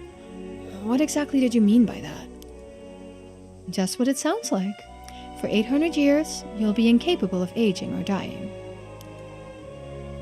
What is that but a curse? Your very existence defies the laws of nature, and you can hardly be termed human. You are now an anomalous being, something closer to a spirit. Though, for that matter, I'm in no position to talk. Huh? Still, I do feel sorry for you. What possessed her to curse you, a mere child? I should like to know. I always thought that mermaid saved my life. Was I wrong? Well, that depends on how you look at things. Personally, I wouldn't call what she did saving you at all. At the end of the day, she saddled you with an existence worse than death. Is it that terrible? It's only been 5 years. The people around you probably think you're a late bloomer. But give it another decade or two, and your static appearance will start to stand out. And should you ever meet with a would-be fatal accident in public, it's all over you. If your immortal nature is exposed, you'll be bombarded with public scrutiny at best. At worst, you'll be captured and experimented on. Either way, from that moment on, you'll never be able to lead a normal life in human society again. Humans have always coveted immortality. Countless dream of it even today. But the reality is, only the first few decades of your existence are bound to be enjoyable. It's only going to get harder for you as time goes on.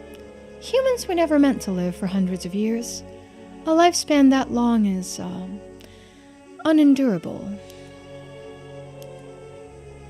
And speaking as a member of law enforcement, the existence of immortal beings must be kept hidden, or all sorts of problems can arise. Problems? Like what? Well, it's not easy to keep a lid on things these days, and it doesn't take much to incite a panic or start a war. Just last year, there was that ruckus over the right of resurrection, if you'll remember. Suffice to say, whenever I track down an 800-year immortal, I can't just leave them be. What are you saying? Are you going to arrest me? Ordinarily, I would. Protocol dictates that I capture any 800-year immortals I find and seal them in an underground vault. That's the fate I was thinking of when I mentioned that being immortal is an existence worse than death. Don't worry, I've got no intention of taking you anywhere just yet. You're a special case. The way I see it, you're essentially the victim here. Not to mention, I need your help breaking the curse of the raging waves. So it seems like we'll have to find a way to compromise. I don't know why, but you're looking for information about mermaids as well, right?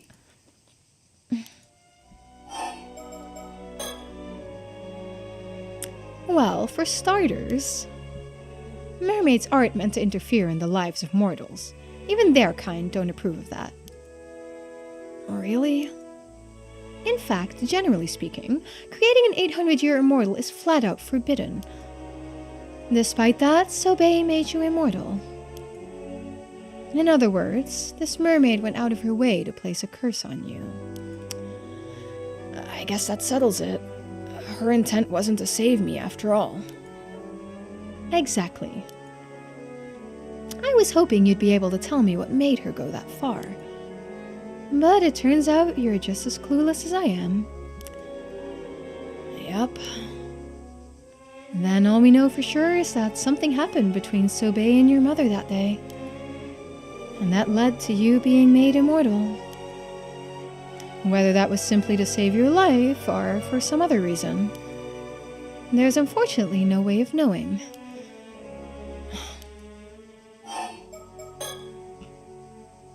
There's something else that's been bugging me. Can mermaids create 800-year immortals at will? As in, you don't really have to eat their flesh? Actually, you do. You can't become immortal without ingesting a bit of mermaid flesh, even if it's a tiny piece. However, it's not as simple as cutting off a slice. Mermaid flesh withers away the moment it's severed and loses all its efficacy. In order for a mermaid to create an immortal of her own volition, she would have to allow a human to bite her directly. How could that happen without the human's consent? I mean, I was barely conscious when I became an undead boy. I mean, an 800-year immortal. Like I said, even the tiniest piece, a mere scrap of their tail, would do the trick. You could move someone's jaw while they were unconscious and get them to bite. It's not impossible. Oh, damn. I guess it was a lot more forceful than I was imagining. So all you have to do is bite a living mermaid and you become immortal? Pretty much, though I assume few mermaids would consent to that. So that's how it works. And if the flesh has been severed, ingesting it wouldn't extend your lifespan at all, huh? That's right. Ordinarily, anyway. Ordinarily? You mean there's an exception?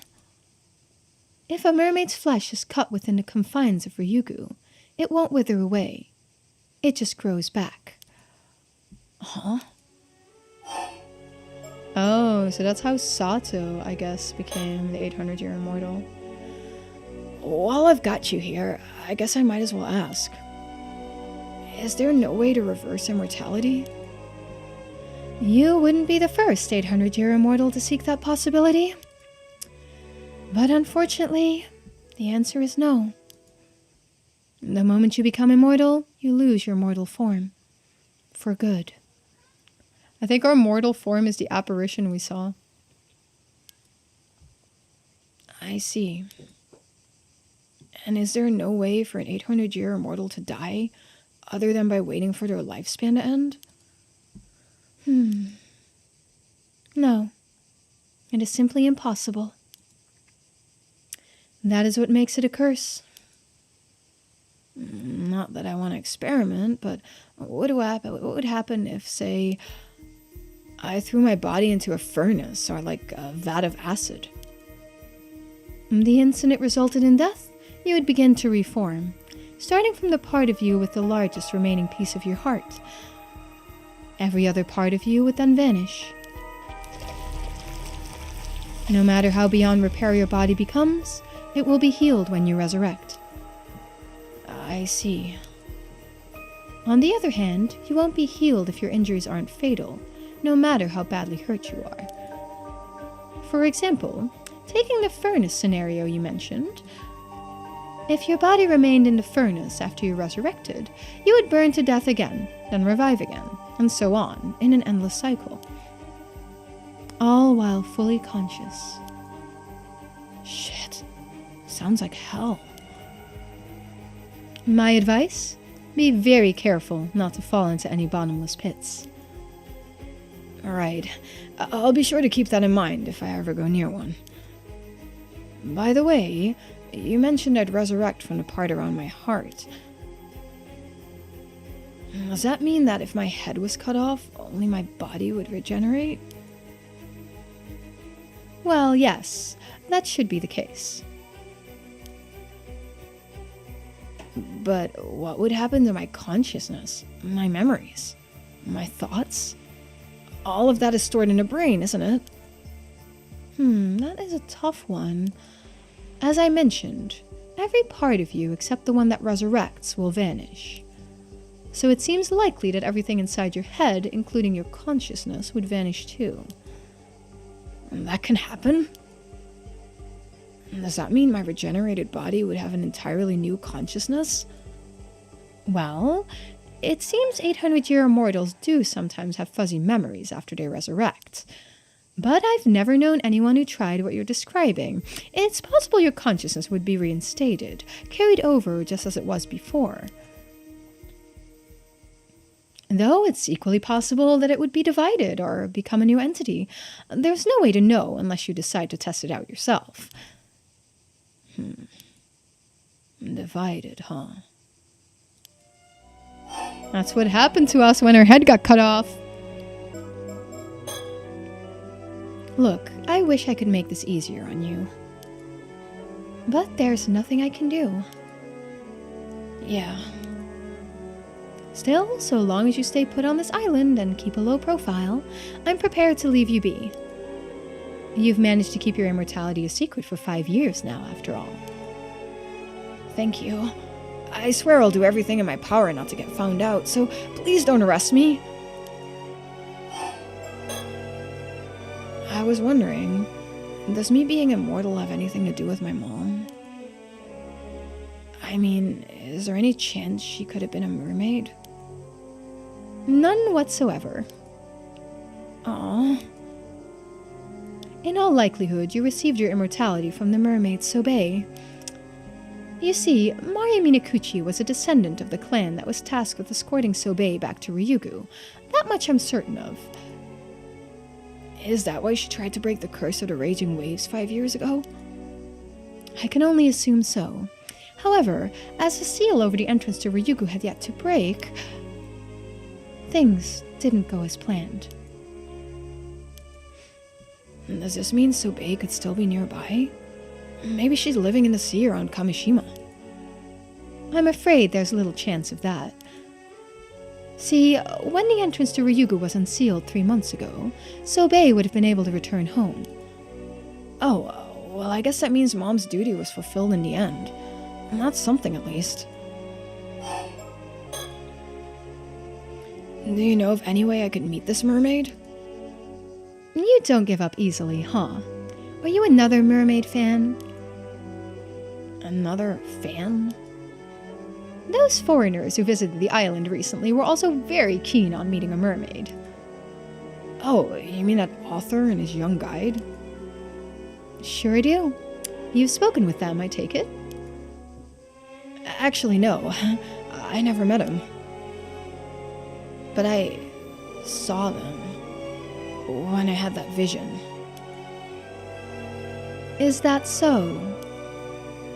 Well, all I can tell you is the same thing I told them. Meeting a mermaid is no longer possible.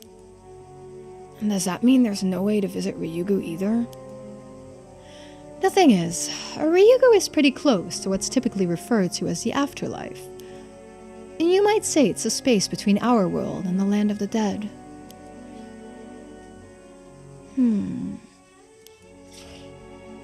And there's no way to travel there? Like, none at all? Sorry, no. You'll just have to accept that. But I'm curious. What were you intending to do if you found a way to meet Sobei? Honestly, at first, I just wanted to thank her for saving me, but after what you've told me, it's kind of changed.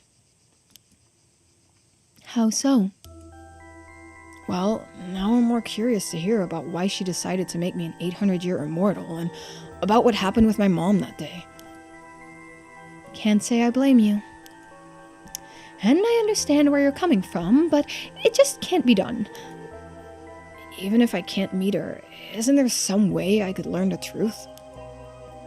Well, you can't ask her directly or communicate with her in any way. But you know, I heard you have no memory of the incident 5 years ago. Is that true? Huh? Well, yeah. The doctors reckon it's because of the shock. Even my memories of meeting a mermaid are really hazy. Then isn't it possible Sobe told you something that day? If so, the memory of what you heard must be buried in the depths of your subconscious. If I can find a way to remember it. But I wouldn't even know how to start. Where would I find my memory of a mermaid? I think it's here. I think that's the thing that I've been looking at in the past. I'm pretty sure it's the thing I've been looking at in the past. The mermaid load here. Again. Load. Is that it? Do I have to go there now? Okay, it's still the same message. So it's still the same message. I've already seen this though.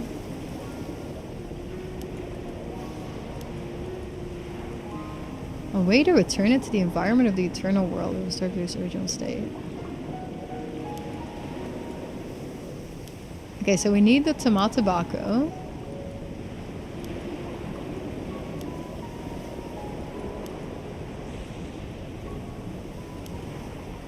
So there has to be a message Sobe left us that we put in the Tomatabako and take out to sea. I think that's it, but what did she leave us? I don't know. The only piece of advice I have for you is to think back. Delve into your memories and scour them from corner to corner.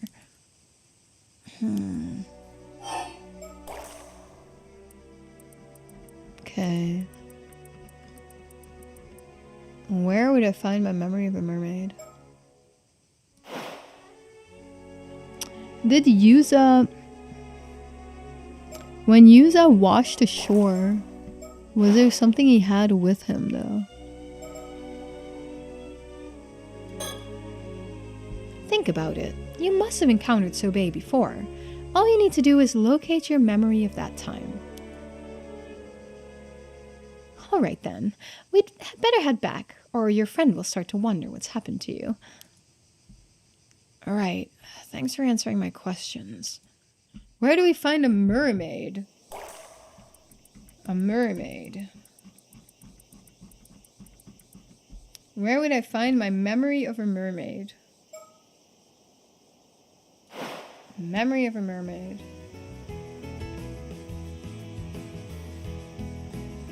Welcome back. Everything okay, Yuza? Of course. If it wasn't, I'd have had to make a dramatic entrance. Glad to see you're your usual oddball self. Guess there's nothing to worry about then. Yeah, me neither.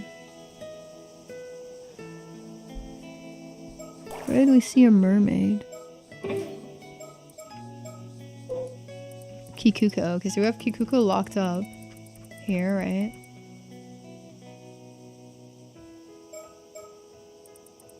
In our current thing with Kikuko's locked up. Nothing there. A new one for Sobe. One of 3 mermaids who was said to have lived near Taishima about 400 years ago. She's since returned to her home Ryugu. The storyteller. Suingamyodo. Oh. Breaking the curse. 400 years ago, an Onmyoji sealed the entrance to Ryugu in an attempt to contain the curse of the raging waves, and left behind instructions as to how the curse could be broken after 400 years had elapsed. There are 3 steps that must be followed. Just 3, huh? First, thou must unbind thy seal, risen from the depths with the iron box. Okay, we've done that. Second, thou must offer the still-tide mirror bequeathed by the sacrifice to the sanctuary. Third, let those who share blood with the lost souls of Taishima be the ones to offer appeasement. That should be the wording if I remember correctly. Let's consider each of the steps in turn. First, as to the iron box, that refers to the container in which these instructions were kept. It surfaced when the entrance to Ryugu was unsealed. It stands to reason that the seal mentioned in the first step must also have appeared somewhere. What is a seal anyway? It's the Onmyoji's own symbol. The same symbol used to seal the entrance to Ryugu. We did that while we were diving, didn't we? I'm pretty sure we did that while we were diving. And this is what it looks like. I expect we'll find a mark identical to the one on this map somewhere on the seafloor. Didn't I already do that?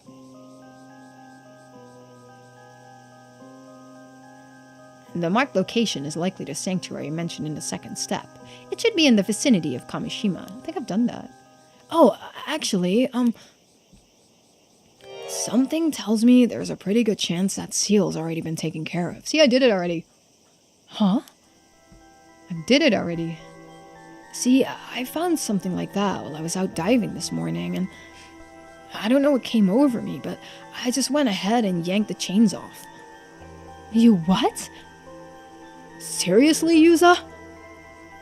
I felt pretty guilty about it at the time, but I'm sure it was the same mark, so that means we've already completed the first step, right?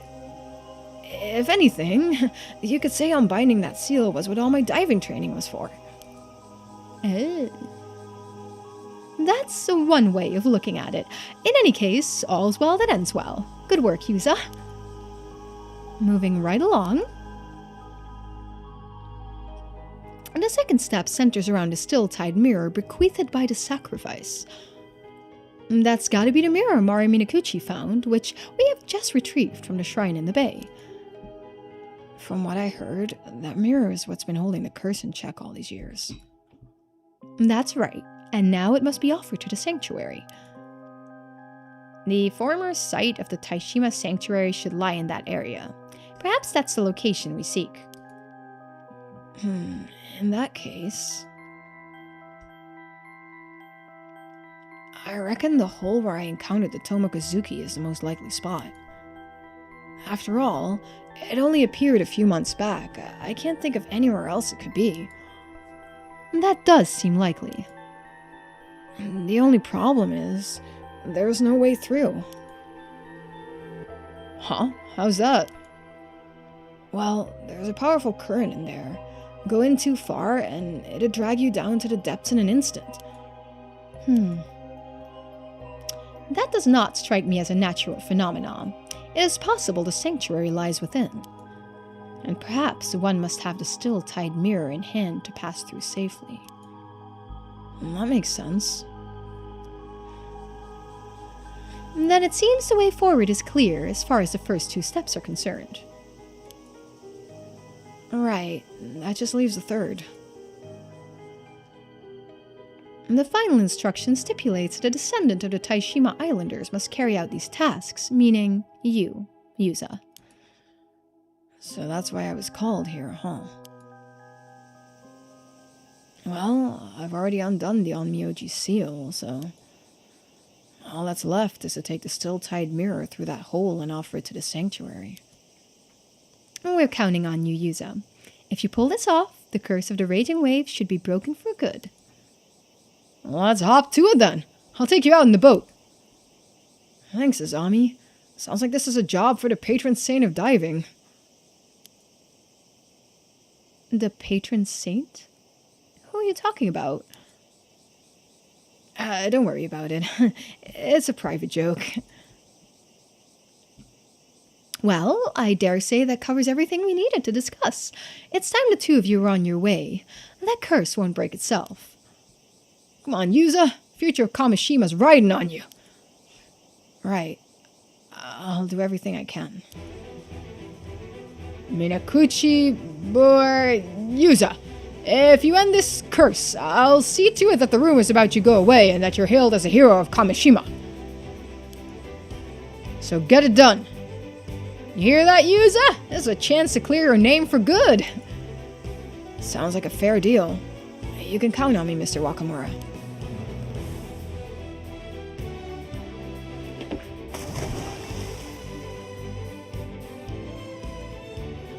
Ready to roll, Yuza? You got that bronze mirror with you?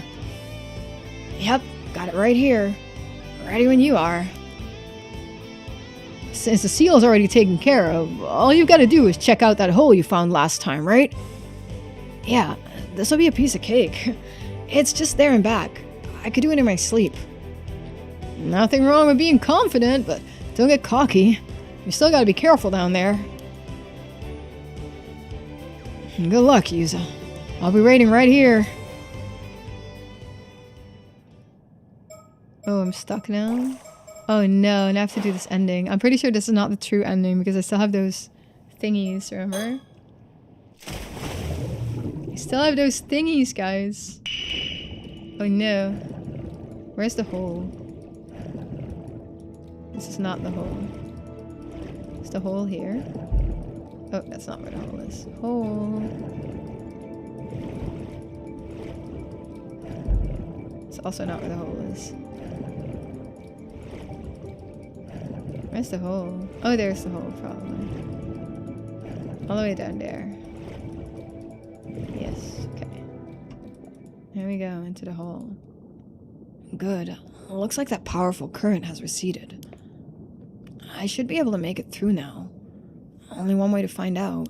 I'm pretty sure this is not the true ending I wanted, though. Because I still have to do other stuff. Bum, bum, bum.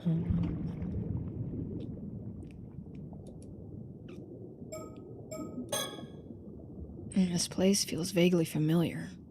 Have I been here before? Maybe I'm just imagining things. Okay, still the same.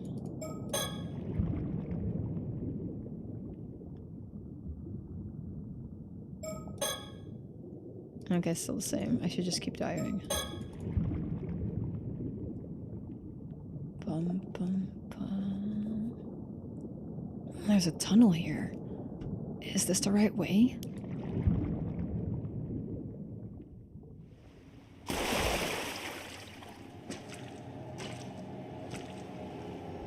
There's an open space here, but it's pitch dark. Could this be the sanctuary? Good thing I brought my flashlight. Let's see. We're in hell. It's too dark to see anything, but I can feel a presence here. Maybe I should try switching on my flashlight. There. Now I can see. Time to have a good look around. Bum, bum, bum. Bum, ba, bum. Bum, ba, da, da. Da, da, da, da. It's gonna be something creepy. This would be to the left of the entrance, I think. Nothing here, though. And this way should take me further in. That stone archway over there. Could that be the entrance to Ryukyu? I should take a closer look. Proceed.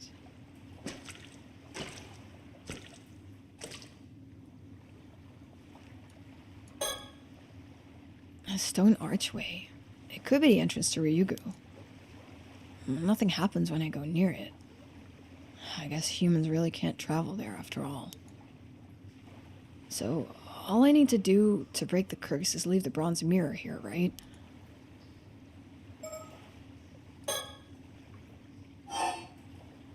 Maybe I should try making an offering of the mirror near the archway?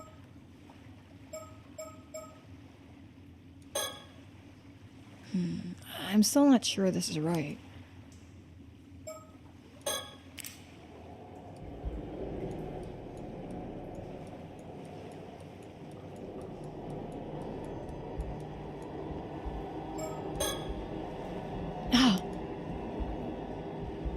The second I turned my flashlight off, I started to sense that presence again. If I can just figure out what direction the sensation's coming from.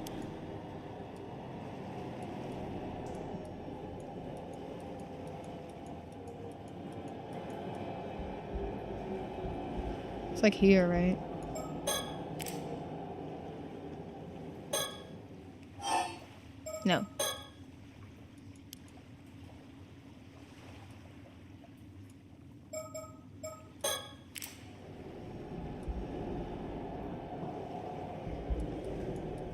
It's not here, which is the archway.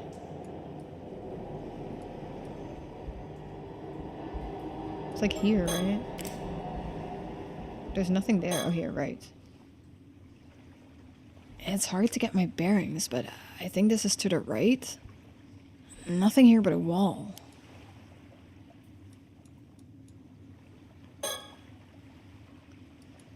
Okay, nothing here but a wall. Maybe it's on top of me.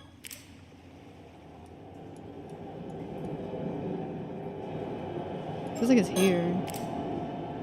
Where there's a crack, but nothing else.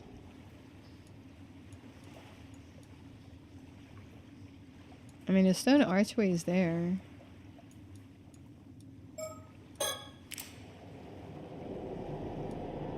So I guess we do offer it here. Okay. I mean, it's... Should I put it on top?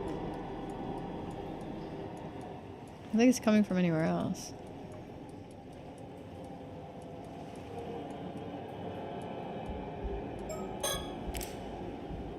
I guess we just offer it to the archway.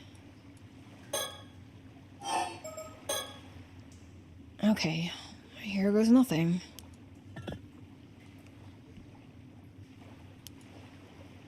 Nothing happened. Did that do it? No way. I must have done something wrong. Well, that clearly didn't work. Maybe I should take another look around or something. No. Can we go deeper somewhere? Right, behind. If I turn around, all I can see is the way I came through. Left, below, floor. There's lots of puddles on the floor. I better watch my step. Ceiling.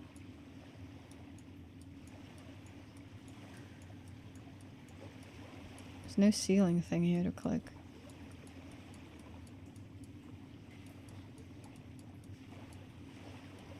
What am I missing?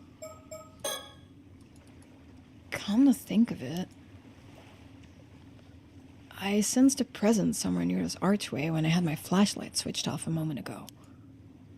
I know, but it didn't do anything. What the hell? Where's the presence then? Should I just wait?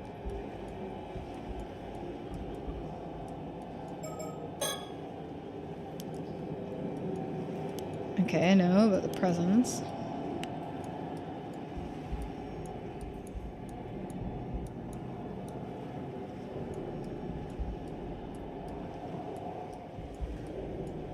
I can't really click anything here though, can I?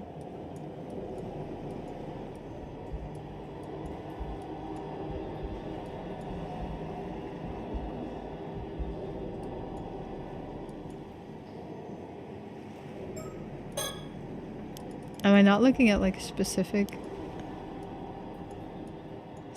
enough of a spot?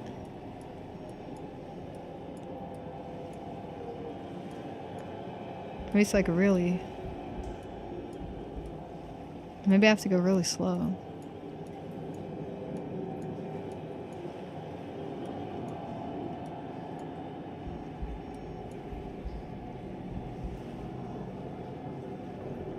I don't know. I feel like this is the loudest it gets.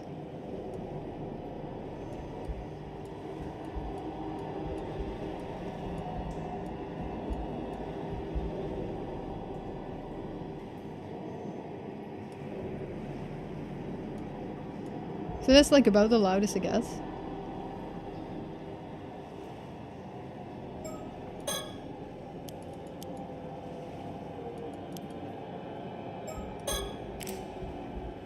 Oh, there it is.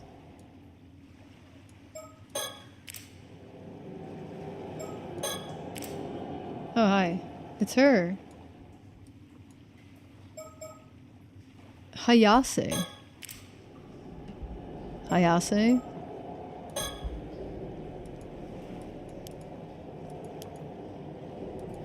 Hayase? No, it's you. Okay. What the hell was that? It's Hayase. Oh, wait a minute. Is that the mermaid Hayase? Not in the flesh, but what's it called? A curse echo? Like the imprint of a curse. What if this mermaid's echo indicates the presence of the curse? If so, now's my chance to offer up the still tide mirror. Now, curse of the raging waves, heed my call, and trouble us no more.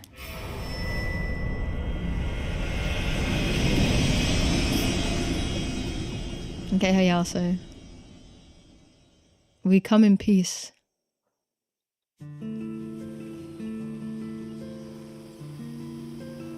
Alright. How dare you are! Good work out there. We felt it the moment you pulled it off. The curse of the raging waves is gone for good, and it's all thanks to you. Indeed, a job well done. The cursed aura that once enveloped the island has faded without a trace. Really? Whew. We sure couldn't tell, but it turns out it worked. You hear that, Yuza? You did it! Yeah, now we can finally relax. Well, that is certainly one problem taken care of. Now my assistant and I can focus on another issue that requires our attention. Alrighty. Sounds like you got a lot on your plate. Naturally. Our convenience is of little concern to the paranormal. There you are! I've been looking all over for you! Oh, hey, Tsukasa. What's up? Not you. I'm talking to Miss Shiki. There's a call for you over at the station, ma'am. A call? I suppose this must be a police matter. Understood. I'll head over there right away. You'll have to excuse us, but if there's anything else, feel free to contact me. I will. Thanks for everything. So, spill. What happened with the curse? It's gone. Yuza ended it. Yay! Nice one, Yuza! You know, I reckon I've got a knack for this. Maybe I'll go into the curse-breaking business. Hit me up if you need any other curses broken.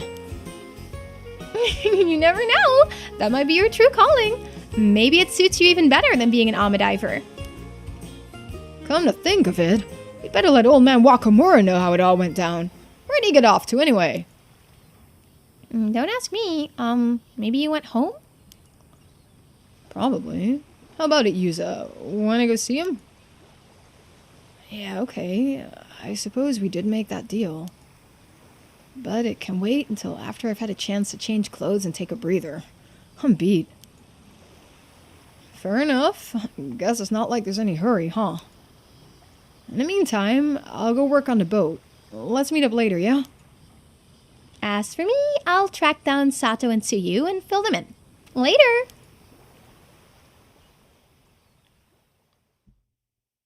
Several hours later.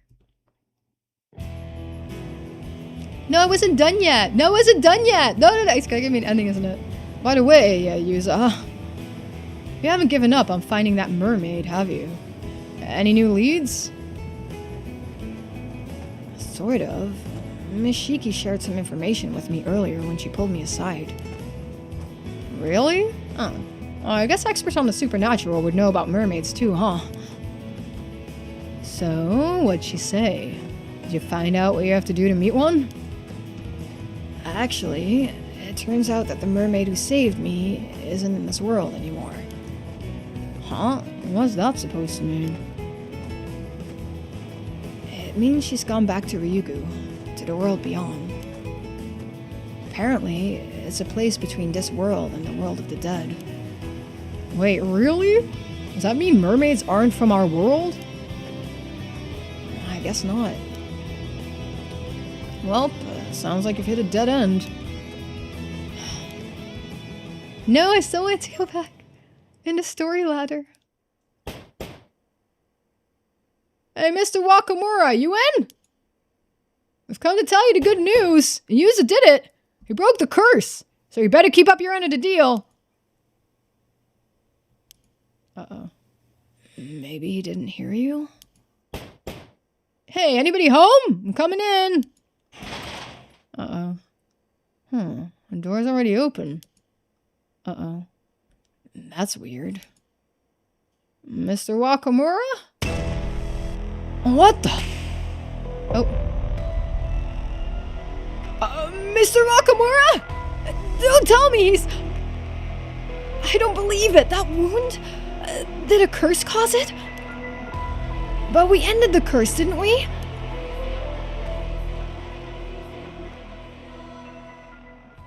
Uh-oh, we got loose ends. We have loose ends. We have so many loose ends, guys. Okay, let me go back. Shit, let me go back here and see if we can do something now. Ended with Sato in possession of the Tomatabako, okay. Okay, maybe we do the other ones first. Okay, let's do this first. Oh, so this is what happens after whatever wave stage you leave this with. We have Kikuko subdued. Okay. So Kikuko is subdued, so it's something else. Phone call, Yumeko Shiki. Just when the curse of the raging waves has been lifted and it seems Kamishima no longer has any curses left to fear, Yumeko receives a phone call that changes everything. Hello, this is Shiki speaking. Miss Shiki, it's me, Ide from the Mie Police Department. Oh, Detective Ide, what is it? Right after we got your call, we went to look into Yamashina, and that Ikoma guy you mentioned was working for him? Oh, that's right. How did it go? Not well, that's for sure. We found the old man murdered in his own home. What? What on earth happened to Yamashina? Well... we tried getting in touch with his secretary first, but he wasn't responding to any attempts to contact him. So we went to his house together, but ended up having to use a spare key to get in as there was no one else around. After looking around a bit, we found what looked like a cell in one of the outlying buildings that had been shut up tight. A cell? Yep. And we found Yamashina there, collapsed in a pool of blood. We called an ambulance right away, but we could tell at a glance it was already too late. That bad, was it? Worse than bad. Just remembering it sends a shiver down my spine.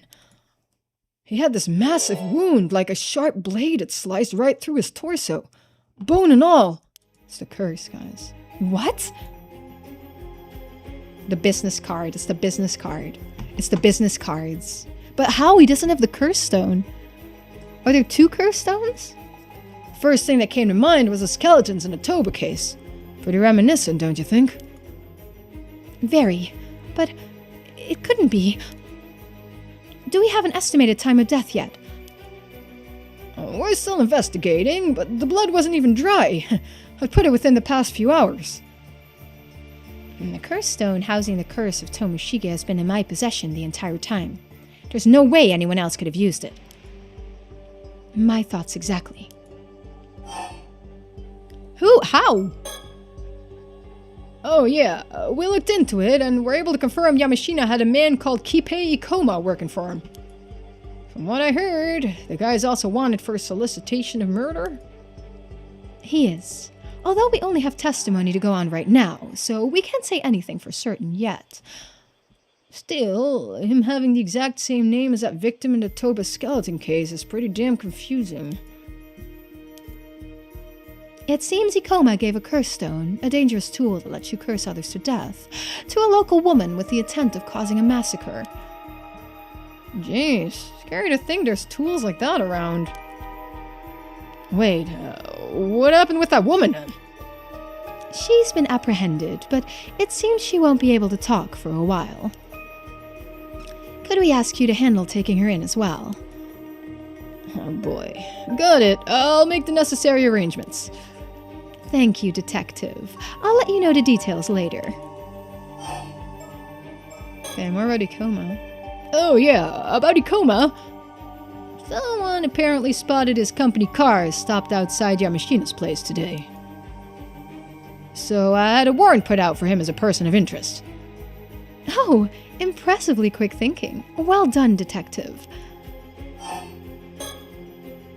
Yamashina is quite the big shot in politics and business around these parts. As worry news of his death might cause a stir, so the higher-ups will probably want us to keep mum about it for now. I see. That might be for the best, yes. Weren't there a load of rumors about some succession crisis thingy going on with them? There were indeed, though according to the man himself, he'd already chosen his successor and handed his will to his lawyer to boot. Wow, really? That should make things go more smoothly at least. Wait, you don't think there's a possibility that might have served as a motive? You mean the culprit might have been mad they weren't chosen as his successor? I can see that if he hadn't left a will, but you said he had, right? True. Perhaps they didn't know about it. Either way, there are more people out there who'd want Yamashina dead than you can shake a stick at. Finding out culprit based on motive will probably prove tricky. I see. Still, I can't imagine you'd be able to swing around a katana in that tiny little room. This wouldn't be the work of some supernatural phenomena again, would it? I'm afraid that is looking quite likely. Jeez, you sure can do some terrifying things with these curses. How are we even meant to investigate this stuff? Our usual methods don't mean a thing if you can just curse someone to death like that.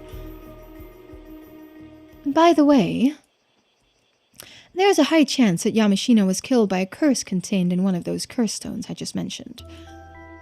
Oh man, figured that might be the case. If Ikoma did indeed stop by Yamashina's house today, he's looking increasingly suspect. Yeah, looks like we should prioritize tracking him down. But it sounds like the guy was a favorite of Yamashina's, if anything. If he really is the culprit, what could have driven him to kill the man he owed so much to? I can only assume they had some sort of falling out, perhaps over a matter of succession or the like. I'd assumed that Ikoma was the successor Yamashina mentioned, but it seems that wasn't the case. I think Tsukasa is. Either way, I think we can definitely say he's up to something, especially if the solicitation of murder stuff is true. I'll step up the pace of the search for him. You two take care too, alright? I'll get in touch if there's anything else to share. Please do. Okay. Back on the streets again. From the sounds of things, we should make dealing with this Ikoma our first priority. I wonder how Searchy and Avi fared in their search. I imagine they've made it back to the mainland by now, but we have yet to hear anything from them. Ikoma might still have access to his curse, too. The situation's more dangerous than I thought. We should probably get back to the mainland as soon as possible. About that, it seems that the last ferry off the island has already left for today. Oh, darn it! That means we're stuck here as well! We'll have to stay on Kamishima for tonight, yes. I'll arrange somewhere to stay. Nothing to be done about it, I suppose. Thank you, Soto. It won't be long before the sun sets. And yet I can't help but feel like there's another storm brewing on the horizon. At the end of a chapter. Ooh. Let's go to fabrication and then try to see if we can get some different stuff from these. Ine of Barnum. Summary of previous events. Despite being tasked by Yumeko to search for Ikoma, Avi, who has fulfilled the goal of his trip, and Searchy, feeling better with the curse of the raging waves cleared, choose not to return to the mainland straight away. and have fun sightseeing in Kamishima.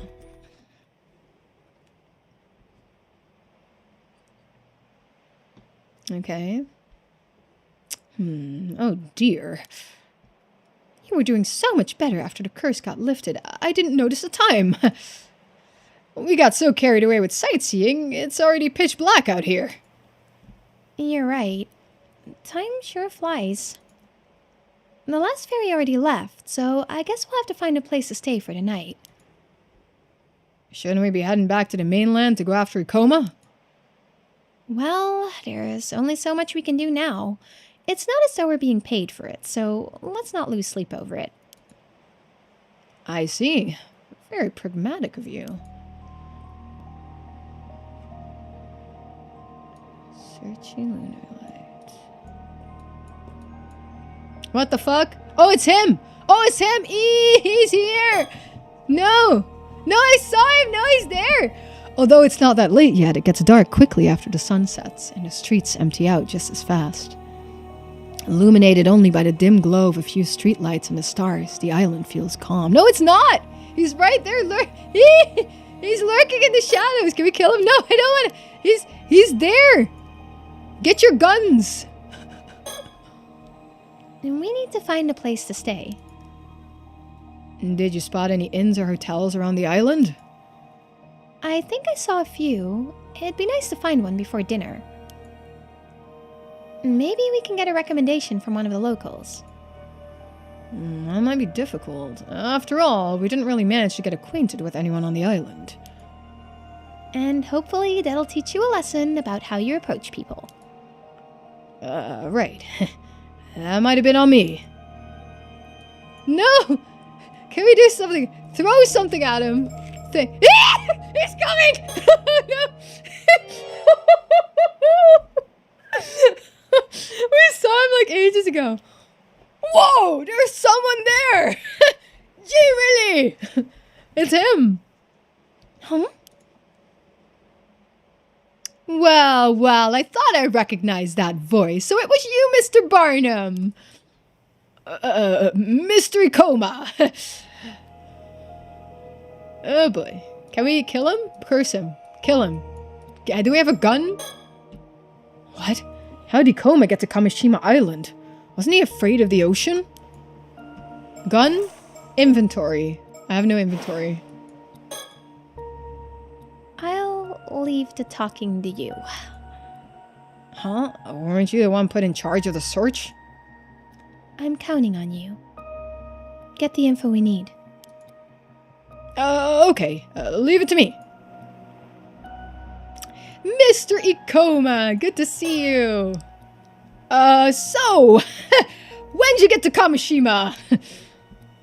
Did I surprise you? I arrived on a chartered boat just before sunset. Oh, now, wait just a moment. Didn't you say you had a fear of the sea and that boats were a no-go? You gotta keep your character traits straight, else the proofreaders will tear you apart, you know? Well, as it happens, my condition was miraculously cured earlier today, so I was able to come here after all. Miraculously cured, is it? Oh, come on. If you're going to just throw in convenient plot devices like that, it's a total disservice to the art. Whatever. I have more important things to ask you. A whole lot of things, as a matter of fact. Sure. What is it? Oh, he looks evil. He's gonna kill us. He's gonna kill us. No. Bad. So, about Asuza Somikawa, the descendant of Taishima? Oh, I don't remember telling you her name. That's no obstacle to a man of my caliber. We figured it out in no time. Did you now? Very impressive. I suppose I ought to apologize on her behalf. She is rather difficult to deal with, is she not? So, did you manage to get a hold of the Tamatabako then? Come again? From what I understand, she was last seen going out to sea on a boat with a foreigner. And she has evidently been missing ever since. Forgive me.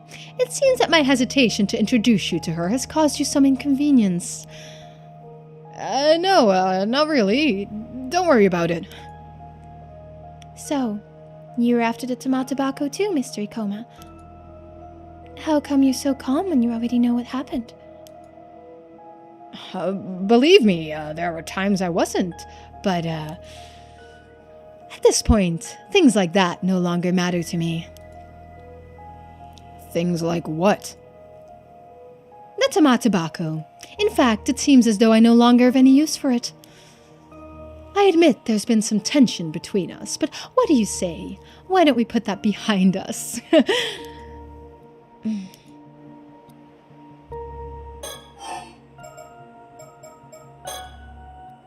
So, let me get straight to the point. You know a woman named Kikuko Tsutsui, don't you? He just came right out and said it. Kikuko Tsutsui? Ah, yes, the young woman from Kamishima that used to work at my company. Was that her name? You used that girl as a pawn in one of your schemes, didn't you? We nearly died because of her, you know. I beg your pardon. I have no idea what you're talking about. I don't know anything about that. I most certainly did not put her up to anything so heinous. Oh, so you're saying you did not give her a curse stone, then? To help her get recognized by Yamashina, since she was his illegitimate child or something like that? A curse stone? Unkakudono's illegitimate child? What on earth are you on about? You really have no idea. Don't try to pull a quick one here. Who filled your heads with such nonsense? As a matter of fact, we heard it straight from Kikuko Tsutsui herself. She told you all that. Where is she now? I demand to know what compelled her to come up with such a ridiculous story. And we've got her confined at her home, but I'm afraid she won't be able to talk for a while. He's gonna kill her now. Why would you say that, Searchy? Searchy, why would you say that? Ah, I see. Anyway, whatever she told you, that girl is delusional. What a troublesome fantasy she crafted. Indeed. Great, that's really smart. Thank you for that, Searchy. Really smart, like 10-10. Fucking intelligence stat is 0 on both of these characters. So, who did she get that curse stone from, then? I'm afraid I know no more than you do. I bet. Whatever became of Miss Somikawa is no longer of any concern to me. In hindsight, I suppose I should have introduced you much sooner. You might be misunderstanding. And then what about the business card you gave me? It was a target of the curse. Care to explain? Excuse me? I'm afraid I don't quite follow. The symbol on your business card turned out to be the marker for the curse. Dear me, this is the first time I've ever heard such a thing. Oh, so you didn't know. Of course not. That emblem is a treasured symbol that Unkakudono bestowed upon me when my company was founded. Unkakudono? You mean Yamashina? So then you really had no idea. You said it was used as a curse marker. That's a serious accusation. Well... You're implying that Unkakudono was behind such a scheme? That's outrageous. But you have to admit, it's hard not to come to that conclusion. These groundless accusations are deeply insulting and absolutely infuriating. I will not tolerate such insolence from anyone. I honestly expected much more from you. All right, calm down. Sorry, we'll look into it some more, okay? Very well. It's the very least you could do. The sheer audacity. Brother, can't we just, punch him out? Insulting a man's business card and benefactor, how utterly disgraceful. I insist that you take it all back. I am truly deeply sorry. Just overwhelmingly apologetic from the bottom of my sorry heart. Why'd you ask us to come to Kamishima to search for the still-tide mirror? Oh, well, it is simple enough. If something like the curse of the raging waves truly existed in these waters, surely it would be best to see it lifted, no? And it seems that it has in fact been dispelled. You did not disappoint, Mr. Barnum. Oh, well, it's not like we actually did anything to lift it, though. Is that so? We did learn that the bronze mirror once belonged to Princess Hatsune, who was sacrificed to appease the curse, however.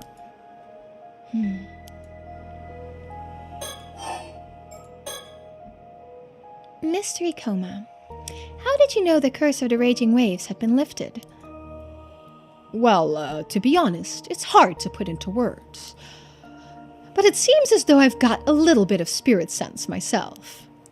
I suppose the curse must have been what caused that ominous aura to surround this island before, no? I see.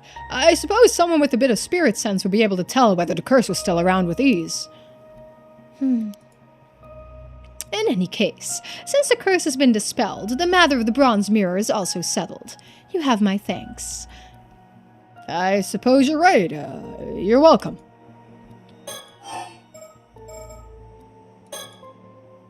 So, why'd you come all the way out here to Kamishima? That is exactly what I wanted to talk about. More than anything else, I would like to take care of my business right away. And what might that be? I actually wanted to ask you about it. I believe there's a woman by the name of Sato living on this island. You wouldn't happen to know her whereabouts, would you? Sato?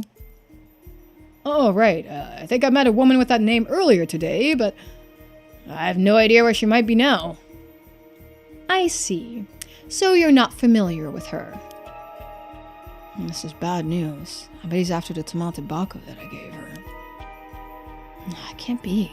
There's no way he'd know about that. Maybe he knows she's immortal. But if he's simply after immortality, why bother with that and not just go straight for the tomate bako? Very well. Thank you so much. My apologies for keeping you. As I need to continue my search, I'll take my leave now. Yeah, good luck with that.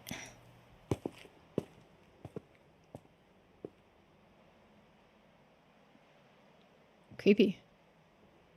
Are you sure about letting him go? Wouldn't it be better to restrain him? Well, there wasn't enough evidence to do so. Do you think he's actually innocent and Yamashina was the one pulling the strings the whole time?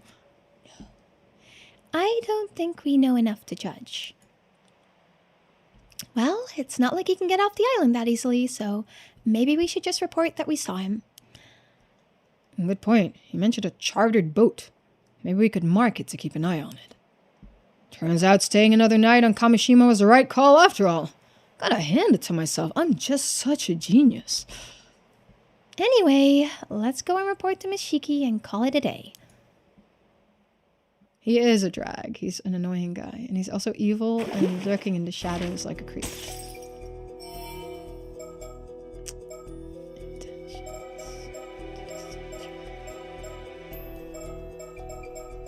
I feel like I should do more stuff here. Should we try again?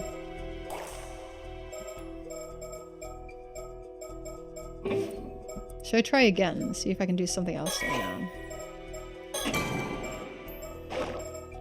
So we've had this memory, but we've already checked out the memory, and it never changes. I was expecting it to change, but it didn't change. Really. Still have the message you left me, so this is still the same. This is nothing new. I want to know what we have to do with Sato.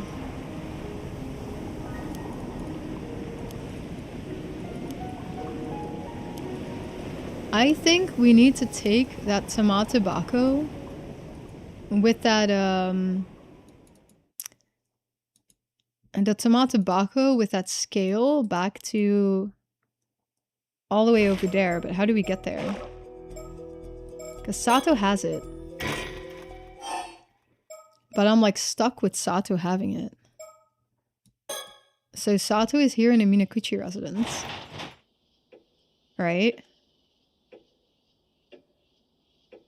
So this we've already seen. So she's here in the Minakuchi residence, right? And this is where we find that scale. Scale didn't do anything.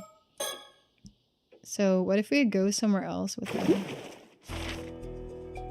No. No. So we have her with the tomato bacco. Okay, maybe we just have to go back to that later. And we got this one too.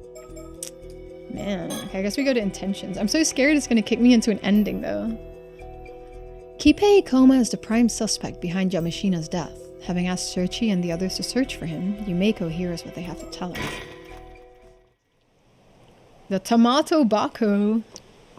Makes me kind of hungry if you call it tomato like that. I see. So we can be certain that Kipei Ikoma is on Kamishima right now. Yep, no doubt about it. From what I gathered from the islanders just now, there are signs that someone landed a boat in the gulf on the other side of the island. That must have been Ikoma. So he's come like a moth to the flame. Ma'am, that sounded a bit diabolical. I think the fatigue is starting to get to you.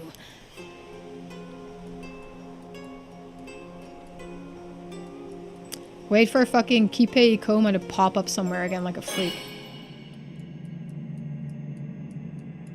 And no bird stickers either. There's bird sticker collectibles in this game. I haven't found any. It's rough like that. I was sure you and Avi would have returned to the mainland by now. I had no idea you were still in Kamishima. Ah, well, we were having so much fun sightseeing, time just got away from us. You were sightseeing the whole time. Well, I suppose it worked out for the best, so I can't complain.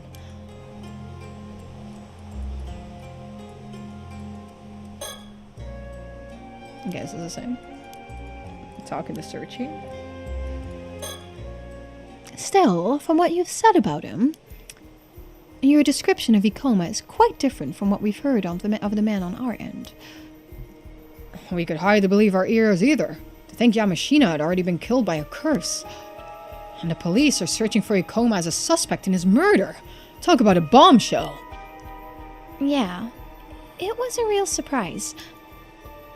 And you say that Ikoma seemed to have no idea about either the curse stones or what Kikuko Tsutsui was planning. That's right. Swore the accusations against him were absurd.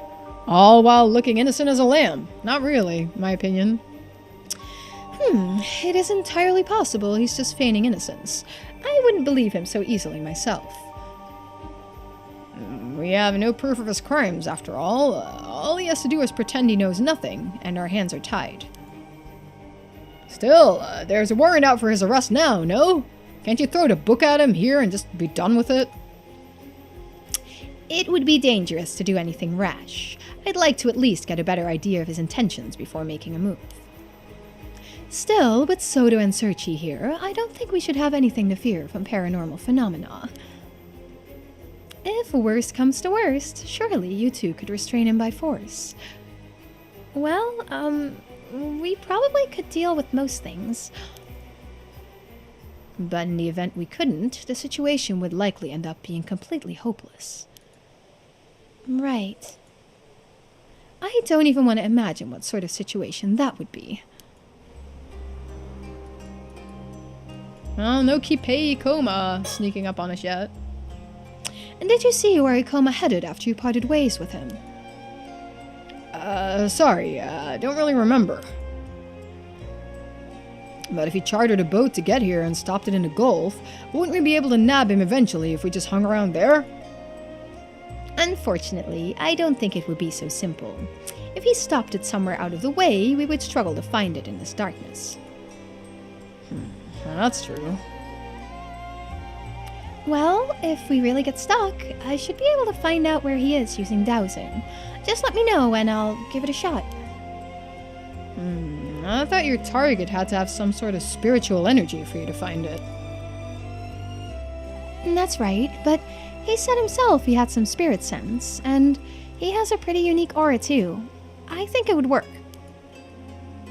That would be a huge help. We'll keep that in mind. Why didn't you just do that straight away? When did you find the time to go around getting information from the islanders, Soto? Oh, yes. I took advantage of our rest break earlier to make a few inquiries. I appreciate the hard work, but shouldn't you have taken the time to rest? Stopping to take a breather every now and then is important too. I'm afraid that's a bit difficult in this line of work. A single moment of complacency could prove fatal. Sometimes I really do wonder if we live in the same world. Since when was society so violent?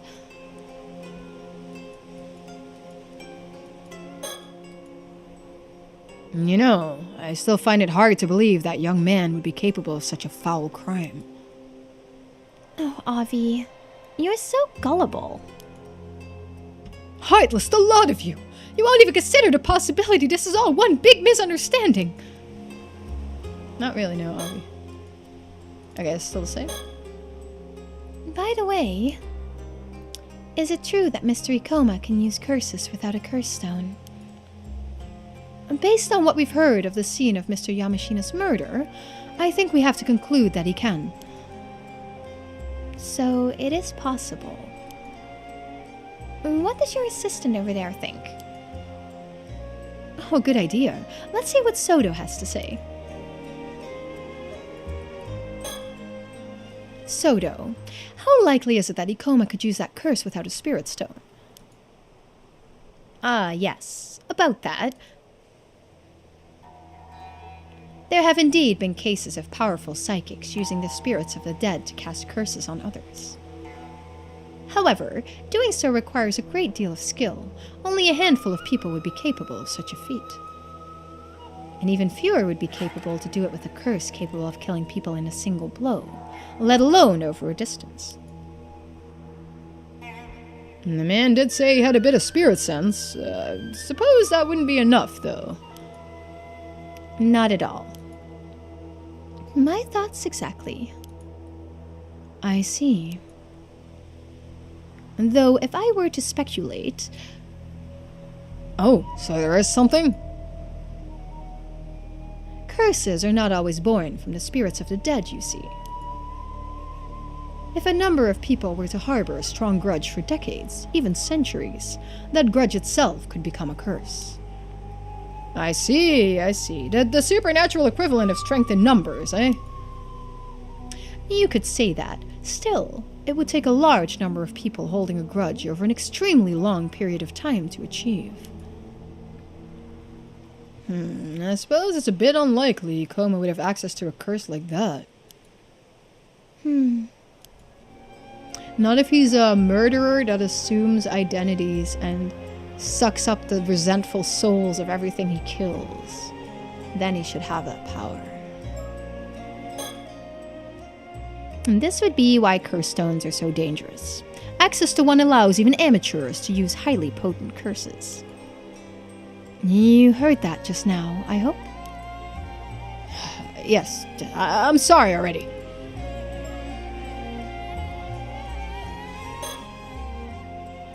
Still, something doesn't quite sit right with me about all this. Ikoma must have known it would be harder to escape pursuit here. And what could have brought him here despite that risk? To kill people! Oh, I can shine some light on that, actually. I believe he said he was looking for a girl called Sato. Seemed awfully keen on finding her, too. Sato? You don't mean Sato Shiranami? Oh, you know her then? We do. A girl with quite unique circumstances, to be sure. Could that be why Ikoma is looking for her? But what is he planning? So chances are high Ikoma is still looking for Sato then. If so, it would be in our best interest to find her first. If nothing else, it would put us in a good position to bargain with him. Agreed. We should try to... Is something wrong? You said that Ikoma arrived on this island before sundown, yes? We did indeed. If he's really that keen on finding her, surely it wouldn't take him that long to do so. Finding a single girl on a small island like this shouldn't be difficult. All he would have to do is ask around, no? You have a point. I doubt he's been wandering in circles all this time. Maybe he isn't looking for her that seriously after all. Or he had some other business he wanted to take care of first. He's here to murder us. You there! Finally found you! Oh, it's Shotaro! And who do we have here? If I'm not mistaken, that would be Mr. Wakamura's son, Shotaro. You're from the police, right? You gotta help me! My old man, he's... Mr. Wakamura? Has something happened to him? What? Mr. Wakamura was found cut down in his own home? You're not saying... The clinic doctor's taking a look now, but I saw the wound. There's no way he could have survived that.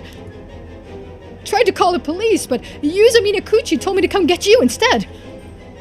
I see. Thank you for letting us know. We'll be there right away. Ma'am, given the timing, can we assume this is Ikoma's handiwork? Chances are high, yes. If you don't mind me asking, mister, did a man called Ikoma drop by your house at all? What, Ikoma? You're saying he's the one who killed my old man? Calm down. You know him then? He's in his 20s and is wearing a suit, though he looks really old for his age. Yes, that's him. I met him earlier today. You met him? When? Today, just before sunset. A man I'd never seen before came up to me. He said he was head of an event company and come here to gather information or something. Oh, no, we need to get rid of these business cards. I'm pretty sure the name on his business card was Ikoma. What? He gave you his business card? Yeah, what about it? Throw it away! And he said he was here to gather information. What happened to looking for Sato Shiranami? Wait, Sato? You're saying Sato has something to do with that guy? Alright, everyone. I'm going to head to the Wakamura house with Shotaro here. Soto, I leave searching for Sato Shiranami to you, Searchi, and Avi. Find her before Ikoma does, and take her into your custody. I'm counting on you. we need to take care of the business card. Understood. Wait, we have to help out too? Please do. And the more people we have on hand, the better. Now, Shotaro, lead the way. Right. Excuse me. Huh? Wait, over there. Is it throw the business card away? Oh no, he's gonna get chopped. Why is Avi not saying that? Avi knows that about the business card. The first thing you would say is, get rid of that business card right now, right? Let's be real. That's him. Ikoma. What? He's immortal. This aura. I knew it. Ma'am, he's a demon. There's no doubt about it. He's an 800-year immortal. He noticed us. Oh no, he's gonna get chopped. Oh no, that's so fucked up. He's running away. Bye, Shotaro. Ma'am, should I give chase? Please do. Follow him and find out where he's headed. On it. Don't be reckless. Keep your guard up and be careful. Oh my god, Shotaro's gonna get chopped. Like, who wouldn't say that straight away? It looks like we have a change of plan. Searchi, Avi, you're coming with me. Let's go. If he still has a business card, shouldn't he get chopped? Like, right now?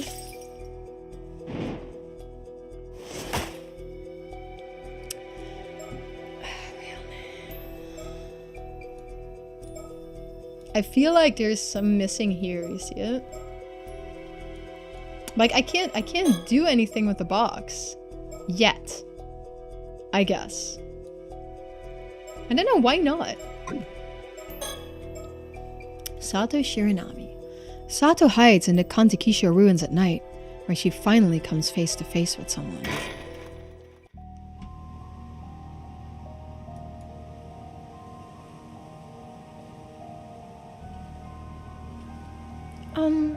Who might you be? It sure was a hassle to get out here. Looks like I made it just in time. Huh? You aren't an easy one to find, you know. But at last we finally get to meet again, my dear Osato. Can you please answer my question? Who are you? Are you being serious? This isn't one of your usual silly acts. Come on now, really? You forgot me after what? Just 400 years? That stings, you know.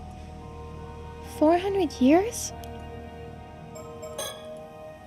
Okay, so I know this guy claims to be Kipei Ikoma, who is apparently another 800-year immortal.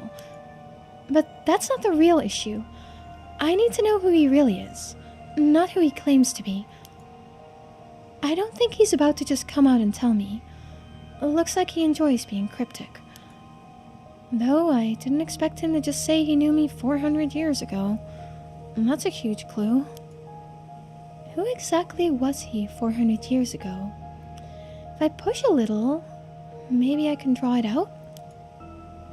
Man, did I really come across as that spaced out even back then? Oof. So you're saying that you know me from 400 years ago? Well, we never met directly then. I can hardly believe it. He's getting closer. Who'd have thought my dear Osato was Princess Hatsune all along? How do you know I used to be called Hatsune? Back then, 400 years ago, I never realized it was you. So sorry about that. Huh? He knew about me? And the story goes that Princess Hatsune was offered up to hold down the curse of the raging waves, sleeping for ages down there, huh? Who knew immortality could be put to such a creative use? Truly selfless, admirable stuff. Brings a tear to my eye. Not really. There wasn't any other choice. And I wasn't actually asleep, so it was pretty awful. Also, could you please answer my question instead of going off on your own tangent? Well, turns out the resentment I bore was heavier than the curse you were holding back. I just told you to stop. Wait a second. The resentment you bore? Thanks to Dad, ever since then, anytime I got near Taishima's waters, a raging storm would well up. Every time. I've tried countless times over these 400 years, but each and every time my ship went under. I've had my fair share of trouble too, you know. But then, that would make you the Raging Waves curse bearer? Alright. I guess I ended up becoming quite the legend here on Kamishima, didn't I? There's only one person you could really be then. Oh, sounds like you finally remembered me. Although centuries have passed, would you be so kind as to address me once again? Come, call me by my real name once more. Right. The files from the past made it clear. Kipei Ikoma's true identity is... Mia, go into the files. We're filing the Cookie Clan. Okay. Is he Sumitako? Okay. Or is he Yoshitaka? He might be Yoshitaka. However, things changed when Kuki Yoshitaka correctly read the changing tides and allied himself first with Oda Nobunaga and then Toyotomi Hideyoshi, both powerful figures of the era. Rising to prominence as commander of the Kuki Navy, he became the feudal lord of Shima Province, founding Toba Castle as his base of operations. While Yoshitaka was in the service of Nobunaga, the head of the Kuki clan was his nephew, Sumitaka, with Yoshitaka serving as his advisor. Despite his position, Sumitaka was little more than a puppet lord and died young, reportedly due to illness, just 2 years after the Honoji incident. However, some theories suggest that he was actually poisoned by Yoshitaka as part of a scheme to seize control of the family. Kuki Sumitaka's daughter, Princess Hatsune, was said to have been a woman of great beauty. Sumitaka planned to marry her off as part of a political marriage. However, Princess Hatsune refused, saying that she had already promised her future to someone else. Upon learning that Princess Hatsune's beloved was a member of an enemy clan, Sumitaka was enraged and insisted that she marry the person he had chosen for her. Although Princess Hatsune made numerous attempts to escape in order to be with her lover, she was caught each time and forced to return home. Despairing of her fate, Princess Hatsune lamented her beauty, blaming it for her predicament before throwing herself down a well in her sorrow. As she did so, she prayed with her last breath that no beautiful women would ever be born in that land again, or so the legend goes. Despite the tale persevering as part of local folklore, many questions about the accuracy of Princess Hatsune's legend remain, including Sumitaka's age at the time.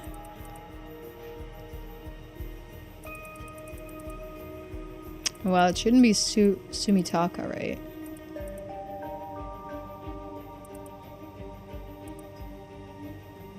Should it be?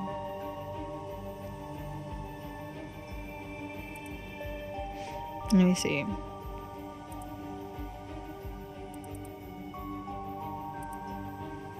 Sumitaka planned to marry her off as part of a political marriage. To whom? An invasion of Taishima. This is 400 years ago as well. Around 400 years ago, during the Sengoku period, Oda Nobunaga was assassinated at Honoji Temple. Kuki Yoshitaka, commander of the Kuki Navy, had steadily been gaining influence within the clan, but he now found himself at a crossroads in an era still racked by the turmoil of war. It was then that a vassal of the Kuki clan, Komatsu Sadamune, approached him with some intriguing information. According to Sadamune, 3 mermaids were said to be living on Taishima under the protection of some of the island's residents, even though the island was originally thought to be uninhabited. It was widely known through folklore that eating the flesh of a mermaid granted one immortality and eternal youth. Sadamune urged Yoshitaka to take advantage of this, suggesting that if he possessed such power, an invincible army would be his to command. Seeing this as the opportunity he'd been waiting for, Yoshitaka ordered Sadamune to capture the mermaids and bring them back to him. However, Kuki Sumitaka, Yoshitaka's nephew and head of the clan at this time, strongly opposed his approaching Taishima. It was in fact Sumitaka who had secretly been protecting the mermaids on Taishima. Believing the mermaids to be messengers of the gods and the island a sacred sanctuary, he had worked to keep them isolated from outside influence. His adopted daughter, Princess Hatsune, was also living in hiding on Taishima at the time for other reasons, which further strengthened his opposition to Yoshitaka's plan. I think he's Yoshitaka, but I'm gonna have to double check. However, it was not long before Komatsu Sadamune learned of this. He reported to Yoshitaka that Sumitaka was not only planning to keep the mermaids for himself, but was also secretly moving to build an army of his own. Infuriated by what he perceived as an act of rebellion, Yoshitaka gave the order for Sadamune to prepare a military invasion of Taishima. Upon receiving the order, Komatsu Sadamune immediately set sail for Taishima at the head of a large army. Caught off guard by the unexpected attack, Sumitaka scrambled to send out his own forces in an attempt to resist, but was unable to prevent the enemy from landing. In the blink of an eye, the once peaceful and beautiful landscape of Taishima was transformed into a nightmare. The islanders, guardians of the sacred land, desperately fought back, but they stood no chance against seasoned soldiers hardened by years of battle on the front lines, and one after another they fell before the invaders. Sadamune ordered that even women and children be cut down without mercy, and soon the waters around Taishima ran red with blood. Sadamune's forces swept across the island, searching every inch for signs of the mermaids as they pressed their assault. Finally, they discovered a mermaid in hiding by the name of Hayase and captured her. Sadamune demanded that she make his troops immortal, but the mermaid staunchly refused, even as Sadamune turned to torture, inflicting unspeakable pain with every refusal. The torture escalated until eventually even her supernatural nature was not enough to withstand the torment. On the brink of death and resigned to her fate, Hayase gave a final terrible cry, overflowing with resentment and anger as she breathed her last. Sadamune ordered his men to take the flesh from her body, but as they moved to do so, a strange phenomena began to occur. All the soldiers who approached her body began to transform into fish, their bodies decaying rapidly as the transformation took hold. Hayase had cast a curse upon them with her dying breath. With the one mermaid Sadamune had captured dead and his forces decimated, he began a mad search of the island in pursuit of the remaining 2 mermaids. Eventually he found a deep cave in the interior of the island that extended far beneath the earth, reaching down to the sea floor. In the deepest part of the cave was a shrine, and a door with a powerful seal over it that he couldn't open no matter how hard he tried. Convinced this had to be the entrance to the sacred land, the home of the mermaids, Sadamune gathered all his remaining gunpowder and artillery and unleashed it on the door, destroying both it and the shrine in the process. The next moment, a violent tremor racked the entire island, and the skies above were engulfed by a storm. The repercussions of his desecration of the sacred land and the resentment of the islanders he had senselessly slaughtered blended together, unleashing an all-consuming calamity that seemed to shake the very heavens and earth. Ravaged by fierce earthquakes and vicious storms, Taishima sank beneath the waves, as if nature itself sought to protect the sacred land by erasing all traces of its existence. Thus were Taishima and the sacred land, along with Sadamune and his army, lost to the sea in an instant. The only survivor of this tragedy were 2 mermaids and 2 islanders that had successfully made their escape from the island. Hayase had in fact stayed behind as bait to allow the others to escape. The 2 surviving islanders were Princess Hatsune and a man named Somikawa, who had been assigned the duty of protecting a relic important to the mermaids. However, the tale did not end with the sinking of Taishima. Sumitaka eventually made it to the seas near the island, but a fierce anger and resentment darkened the waters around it, and the curse born from these dark emotions, the curse of the raging waves, had given rise to a storm that continued to rage even several days after the incident. Furthermore, the curse born from Hayase's final moments, the curse of the forsaken fish, also continued to exert its influence on the area, causing anyone who entered the storm's domain to transform into a fish. The situation had grown beyond anyone's ability to control. Sumitaka, looking for a solution, turned to Tsuchimikado Harukage, a renowned onmyoji and friend of Princess Hatsune. After conducting an investigation, Harukage concluded that the source of the curse was the sacred land, now sunk beneath the waves. Although the curse was too powerful to dispel, it would be possible to seal the sacred land by offering up a sacrifice, thereby suppressing its calamitous effects. The seal would last for 400 years, by which time he anticipated that the curse of the raging waves would dissipate. Okay, this is about the mirror. Okay, let me read the whole thing actually, might as well. Hearing this, Princess Hatsune volunteered to sacrifice herself in the hopes that it would bring peace to the souls of the islanders who had looked after her during her time on Taishima. With her noble sacrifice, the storm at last died down, and peace was restored to the seas around the island. A bronze mirror in Princess Hatsune's possession at the time was imbued with power to serve as a talisman to calm raging waves, and was passed from person to person over the years, eventually making its way to Kamishima. Tsuchimikado Harukage was also able to seal the curse of the forsaken fish in the wooden accessory that Princess Hatsune had been wearing, turning it into a curse stone. Harukage used the resentful memories contained within the curse stone to create a record of the events, which he sealed within a heavily locked iron box before concealing it in a rock on the seabed.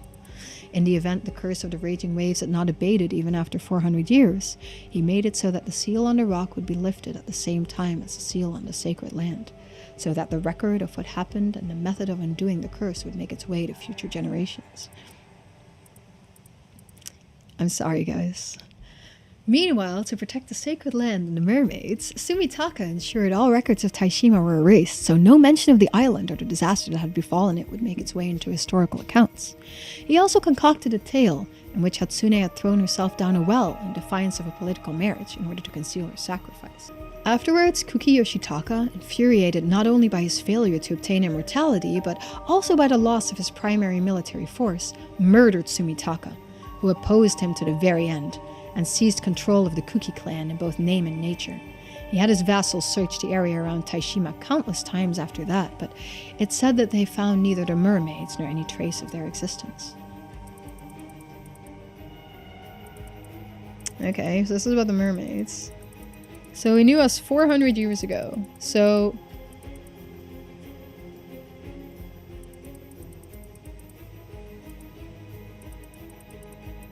you would think he's probably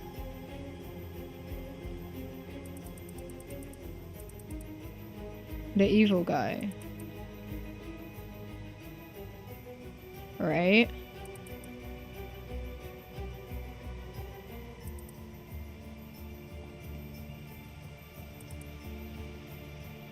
So is he Sadamune? Or the other one?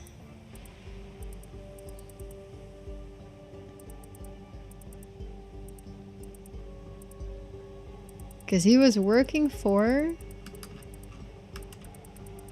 that other dude, wasn't he?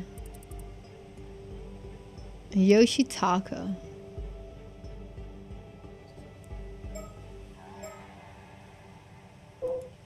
Kuki and Princess Hatsune. So what happened with Kuki? So we're trying to figure out what guy that Sato knew from 400 years ago is this evil motherfucker. So he has to be one of the evil motherfuckers. I'm thinking it's Kuki Yoshitaka. So that's why we have to go through all these files. So you have to go through all the files and figure out what evil fucker he is, or what evil fucker you think he is, basically. So you have to like go through the files and then give the correct answer. You still think it's Bob? Fair. I think it's Yoshitaka. Or Sadamune. Shit.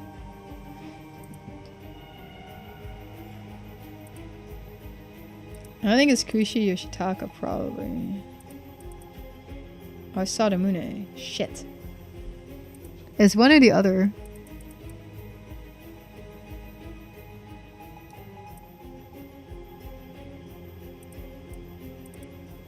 So it's Yoshitaka or Sadamune, I think. Sato is immortal, this evil fucker, and Yuza is immortal as well. Both of them. We began a mad search.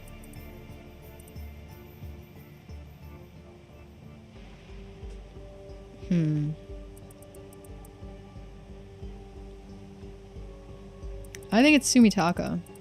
The boy's immortal too, yeah. Oh, what's his name? No, sorry. Sadamune is the name, right? Sadamune. Sadamune. Or just Yoshitaka? Okay. And Sumitaka's the good guy. The names are so similar, which is really difficult. Which really doesn't help, does it? He's the son of Mare, yeah. And Mare is a descendant of the people of Taishima, who protected the mermaids.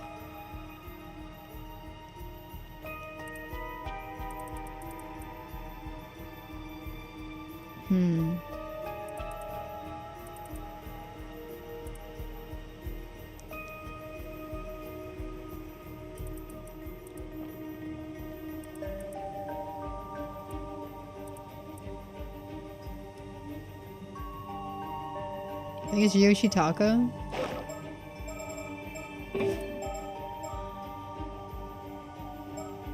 Just save somewhere and see if it's Yoshitaka. Yuza became immortal when 5 years ago all the ships sank. And a mermaid saved him, or cursed him. Whichever way you want to look at it. Yo, Allie, good to see you. How was your day? But you gotta puzzle this stuff together, you know what I mean? So we have to like pick the right name. So I think we'll do Yoshitaka. I think it's most... I could see it, sort of. Huh? Yoshitaka? Okay, maybe not. That's not it. Shit, what's his name? Come on, that's not even close. Do you really not know? Damn. Guess I don't know. Okay, we need his real name. Okay, well, it's not that guy. Is it the other guy?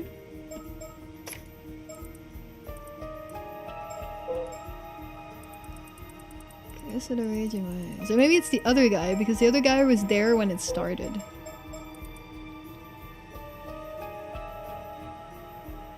So I was thinking maybe because it's this curse, it's one of these things, but it can't be. Because he said 400 years ago. So that confused me because he said 400 years ago. Otherwise, I would go for this guy. But it's supposed to be 400 years ago, right? So it shouldn't be Taira no Tomoshige. Should it be?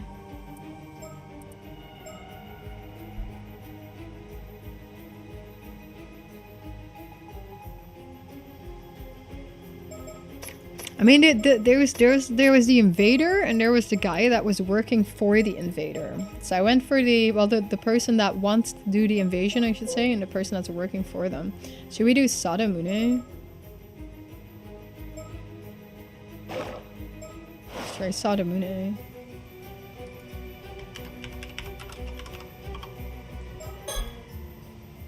Huh? Sadamune? It was one or the other. I was like, it has to be the one guy or the other guy. It's like either the guy that ordered it or the guy that did the raid. That's right! Komatsu Sadamune, vassal of the Kuki clan and commander of the raid on Taishima. I knew it. So the Raging Waves curse bearer wasn't a descendant. It was you, the commander himself. Which means, this is all your fault. You caused all of this to happen. Everything that happened to Taishima and the mermaids. Yeah. Enough of that. Enough? Are you serious? We're in the Showa era now. Digging up ancient history won't change a thing. Besides, my whole army was sunk along with Taishima. I had a pretty rough time too, you know. Lucky for me, I was immortal. Otherwise, I'd have definitely died alongside them. How can you seriously stand there and play the victim with a straight face? My side's the sadder tale. Botched the mission, lost all my men, and I couldn't even go back to the army. I'd worked so hard to join the Kuki clan, and then everything was back to square one. Years on the road with no real purpose. Hundreds of years since then, through the Edo period to now, constantly changing names and identities. It was so tough. Most people would hear my tale and show some compassion, you know. Well, I could not care less. Honestly, I don't. All right. You were just sleeping through it all, so you wouldn't understand the pain I had to go through. Oh, shut it. I was conscious the whole time, and my memories are all scrambled because of it. I see your fearless attitude hasn't changed a bit. I love it. And I see you still never listen to anyone. Hold on. What am I talking about? Am I starting to remember something? Do I know this man from my past? I don't remember a thing about him. And I can't imagine ever getting along with him either. Still, there's one thing I have to ask him. Before anything else, there's something I need to ask. Go on. Did you come to the southern coast of Kamishima about 5 years ago? Yes, well deduced. You mean that day they called the Kamishima Southern Sea disaster, right? I was keeping an eye on Mari Minakuchi, or should I say the Somekawa line. Figured if I timed it right, I might snatch some mermaid flesh when they returned to Ryugu. What? So you were out at sea then? You caused the raging waves?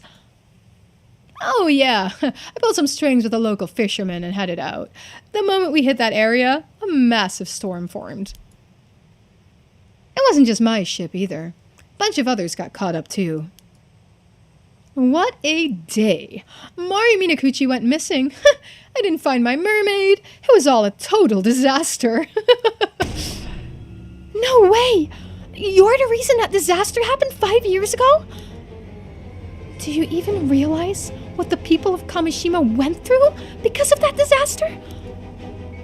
Oh, come on. I needed mermaid flesh to get in good with Unkakudono. What else was I supposed to do? You know how it is. Can't live a normal life without a family register these days. Every few decades, once the old one gets tricky to use, I always need to find a new one. Around that time, I had just started with a new identity of a young man named Kipei Koma. I was just trying to get results fast, got a little impatient. Can't really blame me, can you? How can someone be so selfish and heartless? I can't even begin to describe how furious I am right now. Forget trying to reason with him. He's beyond forgiveness. Whoa there, easy. Come on now, my dear Osato. Just relax. You won't get far trying to apprehend me anyway. Might be better if you just hear me out. What's that supposed to mean? It means our little chat hasn't arrived at our main talking point just yet. See, today is the day the curse of the raging waves has been lifted at last. That's the only reason I could come here in person. And trust me, I've got a very specific reason for coming here and talking with you. Damn it, I can't recall who he is, but just being near him annoys me somehow. It's not just his attitude, it feels deeper than that. There's some kind of buried connection. Right, you've been looking for me, haven't you? What exactly do you want? Don't tell me you also plan to hand me over to that Unkakudono person. Oh, well, that was the plan at first. You know how it goes, and nothing wins a person of power's favor like the promise of immortality. If someone's actually achieved it, all the better. You would be literal living proof, and an offering all in one. Couldn't you have just used yourself as proof? What? Don't be stupid. That'd blow my cover. Think it through a bit, will you? Right, of course. Besides, I have my own goals. I needed mermaid flesh to achieve them. Trying to find mermaids would be so much easier with someone in power backing me. Yeah, well, I couldn't care less about your goals. Fair enough. To be honest, I don't care about that goal anymore either. Unkakudono's gone now, and besides, I found you. Huh? That's the real reason I came here. My true goal. The whole damn point of all this. Me? Indeed. I'm not just looking for any 800-year immortal. I want you, Shato Shiranami. You. Whoa. What are you even saying? We never even met, did we? There's no connection between Komatsu Sadamune and me. Oh, you're still not getting it? That's odd. I figured you would be the one desperate to see me. You really don't remember. Remember what? That Komatsu Sadamune crap was all just a name I borrowed 400 years ago. Wasn't my real one. Never was. You and I go way, way further back than that, Sato. Our bond is so much deeper. What are you talking about? Further than that? After all, you held onto that bronze mirror I gave you, no? Kept it close all this time. Wait, the mirror? Go on, say it. You remember, don't you? That's it. I know where he really is. I have to go back into the files. To the files, my friends. To the files. Traditions and history. We need to, okay. To become Jao Bikuni. It was Sato. Sato was 17. That's not true. Is he Urishamataro? No, it's not him. He's dead. Mermaid, mummy, new. Profiles. Sato Shiranami. Okay, we know this, we know this, we know this. Oh man, I thought I could fix this faster. Tragic. We gotta go all the way back to her history. It was Mr. Lost. Maybe, it might be. Okay, this is not it. This is not it. This is not it. And this is definitely not it. This is not it either. Where is that story about when they're out on the sea together? On a raft. It's not Tomokazuki. It's not the mermaid legend. Not the mermaid mummy. Shouldn't be Urashima Tomatabako. Somen Shirai? No, it's not it. The Heiki? Is it this guy? No. Nukemaru? Actually, might be. Wasn't it Yorimoru?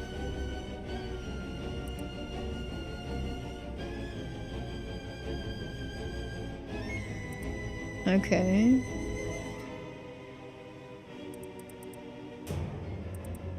I'll explain to this Nukemaru. Okay, is he Yorimori? Can I find Yorimori somewhere? Culture Society. Where's Yorimori? Phenomenons and curses. Curse of Tomoshige. Man, where is that story about her on the boat? There's that story about her on the boat somewhere. Curse stones? That shouldn't be it. I just want to do more noise. Maybe it's here. That's Tomatabako? Nah, where is it? Jaobikuni? There's a whole story with like her on the boat with someone, and then he's scared to eat it, so he forces her to eat it. Who was that? Y'all don't remember, do you? I think y'all remember. Oh, this might be it. This might be it. Biography of Tomoshige. This might be it. Taira no Tomoshige was born as the son of Taira no Kiyomori's younger brother Yorimori. Okay. Alright. He also believed himself to be the rightful heir to Nukemaru, which would make sense. Okay. Sato readily accepted. Noriko gave birth to the Imperial Prince. Okay, maybe I should read this. Sato was living a simple life in Kusawa village, the place of her birth. One day, she happened to encounter a visiting Onmyoji and was offered the chance to work at the Bureau of Onmyo Kyoto. Maybe this is too late. Sato readily accepted, having always felt out of place in the village due to her faint spirit sense. Okay. The Imperial Princess. Tomoshige was intrigued by Sato, who made no attempts to curry favor with him, and whose thoughts he found difficult to read, and who frequently visited her from then on. And maybe it's him, Tomoshige? He's probably Tomoshige. Not yet having an official wife, it was not uncommon for Tomoshige to spend his time on dalliances with women, with Sato being the latest among them. However, as their interactions continued, he found himself getting particularly drawn to her. He eventually had a pair of bronze hand mirrors. Oh, yeah, that's it. Okay, that's him. As their vow to each other. So why did she even humor him? I'm so curious. Why did she even humor him?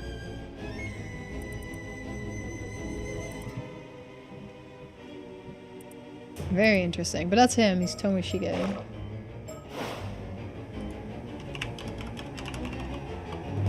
Tomoshige. Taira no Tomoshige! At last. Glad you finally remembered.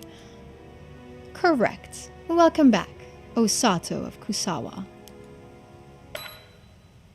Wait, Kusawa? Flashback time. That's right! Open the updates page. Okay. Tomoshige's resolve. Aftermath. Here's the aftermath. After that, there were none who saw Tomoshige again, and he faded from memory without ever leaving his mark on the pages of history.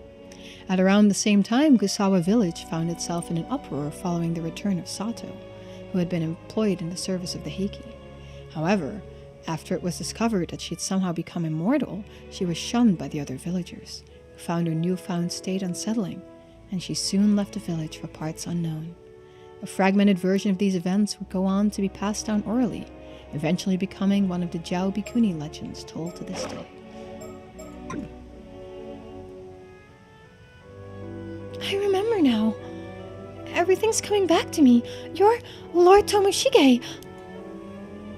I've waited long for this moment, O Sato. You're telling me you became an 800-year immortal as well? I can't believe it. Indeed. I ate mermaid flesh to become an 800-year immortal just before you did. Wasn't he kind of old for her? 800 years ago, we sailed out searching for mermaids, trying to restore the Heiki named the Glory. We found one, sure enough, but those Genji bastards had laid an ambush. They attacked us, tore us apart. But seeing we had both become immortal, we both continued to live our separate lives. I never knew. I thought I was the only one left. I spent all these years thinking I was the only one. You and me both, Osato. It truly is a miracle that we were able to meet like this once again. Listen, Osato. When I realized this body couldn't die, I decided it was my fate to use it in whatever way I could to restore the Heiki clan. The grief, the hatred, the curses of my bloodline who died screaming in resentment. I've carried it all with me in this body. They screamed at me, "You'll finish what we couldn't! That way you're immortal, damn it!" Their voices never stopped. Centuries of the family's rage clawing at my skull. Every day, every night. Even so, nothing ever worked. But I knew I couldn't just give up. That obsession of mine rotted into resentment, festering for decades, centuries, building and twisting inside me. Until finally, centuries of resentment and rage congealed into a curse, something I could control, wield. A curse, born from that obsession. The bronze mirror I carried absorbed that same resentment, and over time it transformed into a curse stone. So, your goal was to use the power of that curse and the flesh of a mermaid to restore the Heiki clan? Indeed. That vow was all I had left. It was the one thing that kept me crawling through these 800 years of hell. I sucked up to people in power and gathered followers, all so I could build an immortal army. But it couldn't be out in the open. Everything had to be done in the shadows, always unseen. Even with immortality and curses on my side, it was damn near impossible. No matter what I tried, power was always out of reach. The path to reclaiming the Heiki name was always filled with peril. There was always one fucking problem after the next. Nothing ever went the way I wanted, damn it! Before I knew it, the world had changed into one where military power alone was no longer the key to control. I just don't have the power or the time to rule this goddamn new age! Fuck it all! And so, here we are. Before I knew it, my 800-year lifespan was burning out. The end was right there, staring me in the face. That's when something broke in me. All that was left was emptiness. 8 centuries and nothing to show for it. Just the truth that I'd achieved nothing. Tell me, Osato, what the hell were those 800 years of me giving it everything I had worth? What was it all for? I can't say. When I realized my lifespan was finally coming to an end, I almost felt relieved, like dying might actually finally set me free. It was then that I happened to hear of you. That you, Maio Sato of Kusawa, was still alive on Kamishima, also as an 800-year immortal. That moment was the first light to pierce my darkness in 800 goddamn years! Whoa, aren't you exaggerating a little? Not at all. This is an 800-year-long miracle of fate, Osato! Don't you see? Back then, when the Heiki fell, you were the only one who stayed with me. You were the only one who comforted me. When my final day comes, I want it to be with you. That's the only thing I want now. If I can just have that, then maybe this was all worth something after all. You understand, don't you? You must! But the curse kept me from ever setting foot on Kamishima. So I manipulated Unkakudono. I used them to reach you and claim you for myself! Wait, hold on. This is getting a bit too much.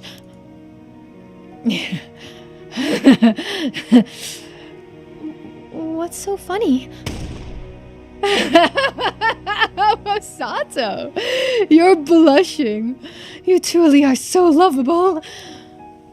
No need to act shy now. 800 years ago, we were bound by a vow of love. What? We were? I don't remember that. You kept the bronze mirror I gave you, did you not? That should be proof enough. What? No. That's not what you think. Come now. We certainly took the long way around, you and I, but we finally found our way back here. After everything, meeting again like this can only be a blessing of fate. This is what our curse of immortality was all for. Our final, glorious crossing into the next world. Together. No. I mean, yeah, it is the end, but... You've been waiting for it too, haven't you? The day this cursed life finally ends. Come, Osato. Let's meet that day together. Let's finally be free of all this endless pain.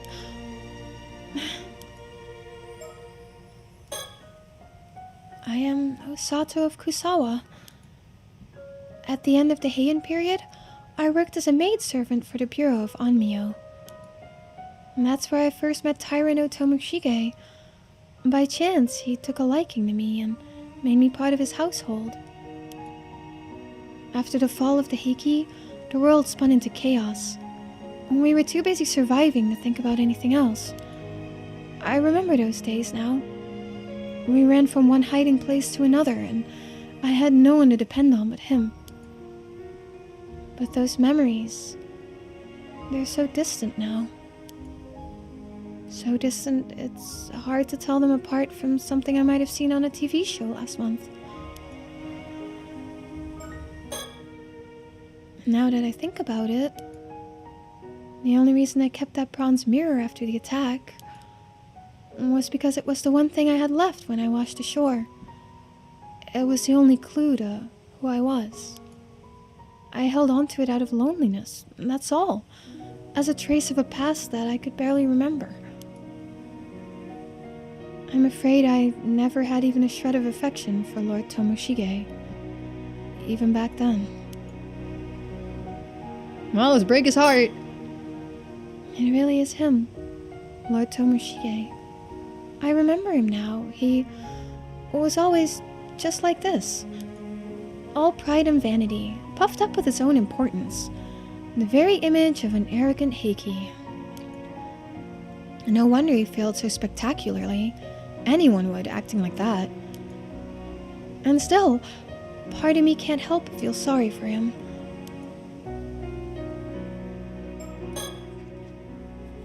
Okay, well that's it. How do we break his heart? Can we talk? I'm sorry, honey. I gotta go. It wasn't meant to be. Can I leave? Can I run away? Hello? No? Okay, yeah, I know. I know that's the only thing I have. Okay, can I go? Okay, there we go. Well? Why are you so silent? Say something. You know as well as I do that our lives are almost up. could be over by tomorrow. What are you hesitating for?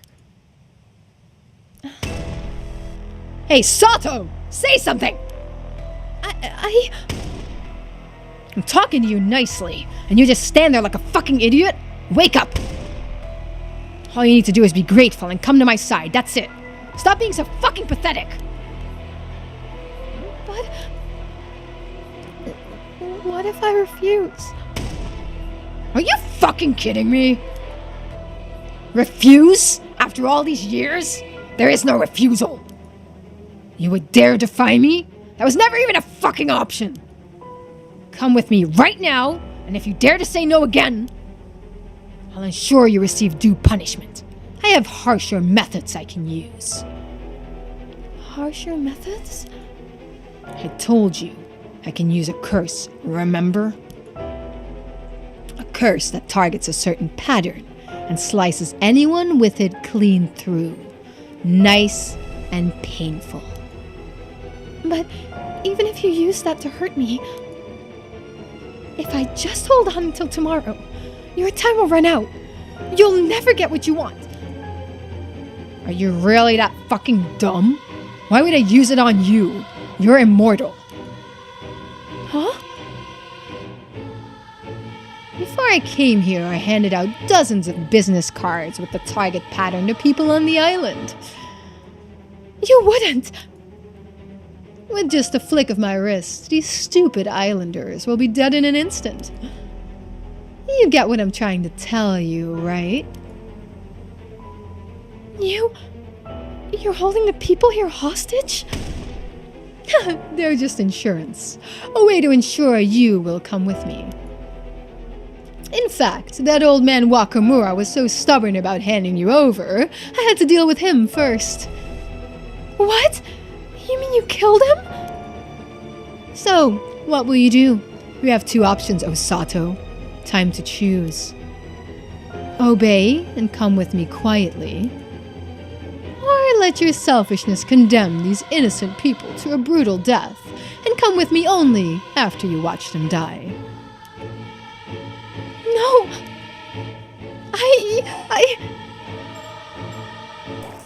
I think we have to obey, don't we? Otherwise he blows people up anyway. Like, what are we gonna do?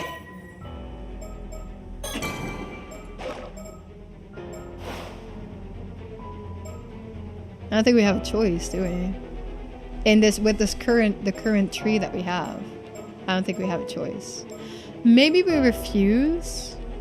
Let's obey him and then let's go back to a different timeline. No, I can't. That's one thing I just can't do. Very well. I'll do as you wish, Lord Tomoshige. Ha, finally came to your senses. You think you could ever defy me? Should have known your place from the start, you worthless peasant. Oh, romantic. Happy ending.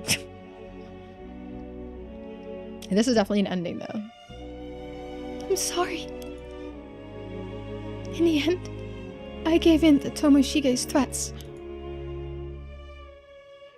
Maybe, just maybe, there was still some way to fight his curse, but when those memories of a distant past came flooding back to me, fragments of a life long gone, and when I thought of this man who spent 800 years chasing one purpose with such stubborn, hopeless purity, something in me must have wavered. Before I knew it, I'd chosen to face the end together with this pitiful man, Tomoshige.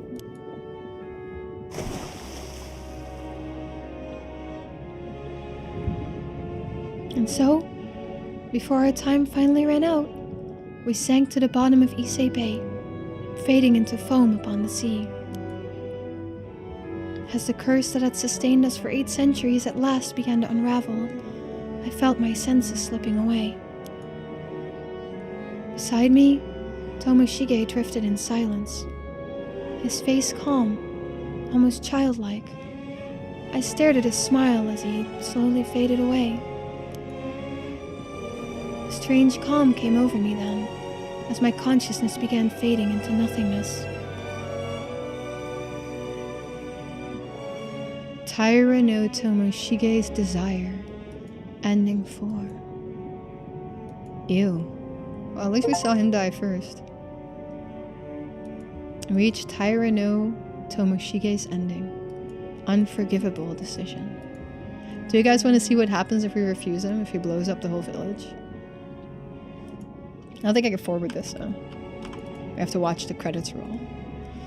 Do you guys? Okay, let's do that. Let's see what happens. I'm pretty sure that he needed to tell us that about the business cards. But I don't really know why, because we already kind of deducted that with Avi. So why couldn't we use the deduction that we had with Avi? Like for instance, in that previous scene, why couldn't we? I have 50 stream markers. Valen, have you also been making stream markers, or has it all been me? If so, that's like hella cursed. It's like that means like I gotta do like 51 cuts. There's like no way. Forgive me. Oh my god, this is gonna take me weeks. I won't be able to spend the next 800 years with you.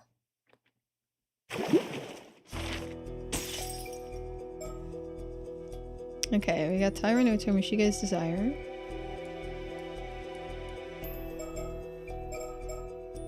Real name. Okay, so we can go back. Let's do that. Let's see what we get here. What slot did we just save that to, guys? What time is it? This one, right? Did I save that somewhere else? Because I'm stupid. Okay, we'll go to this guy now.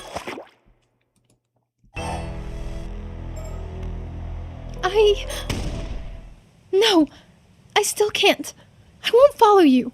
I refuse. What? You selfish little brat. But very well. I'll make you regret that choice. Let's see how long that defiance of yours holds out.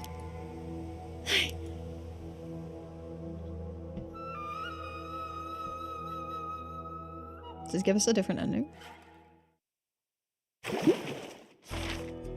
Okay. Alright. No, opens up a new... Alright. We need a plan. We need a plan. So now we have his details on the business cards, which we already had, but apparently needed him to tell us again. So let's go to We Need a Plan. Yuza Minakuchi. Summary of previous events. After discovering the corpse of Shinobu Wakamura, Yuza and Azami realize that the threat of the curses still remains. They meet up with Sato and Tsukasa and gather at a place of their childhood days to discuss what to do next.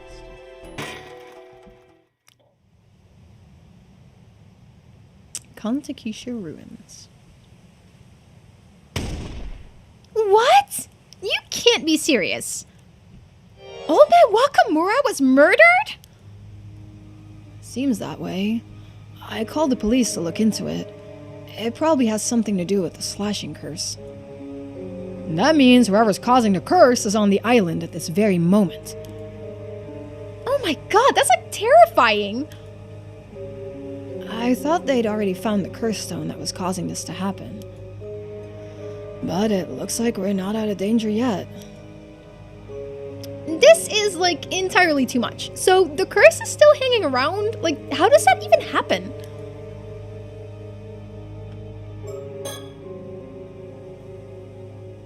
Whose storyline am I on? I'm on Yuza's, right? After finding Mr. Wakamura's mangled corpse, we called Shotaro straight away and asked him to inform Ms. Shiki of the situation. With the crime scene under investigation, we made our way out here to find Tsukasa and Sato. I had a feeling that the killer's real target must be Sato. I needed to find her before the culprit did. We managed to gather everyone together, but I knew we wouldn't be able to relax until the killer was found. And the question is, what do we do now? Will hiding here keep everyone safe? Are you talking to me? What? Hey, you don't have to be so jumpy. She's shy. ordinarily bright and cheerful, she says nothing as the darkness clouds her features. Even she can't hide her concerns now that the situation's become so dire. I thought I could avoid speaking to her, but I don't know if I can hold back anymore. Oh, we got another one. Natural talent. We got another chapter that we'll probably have to do.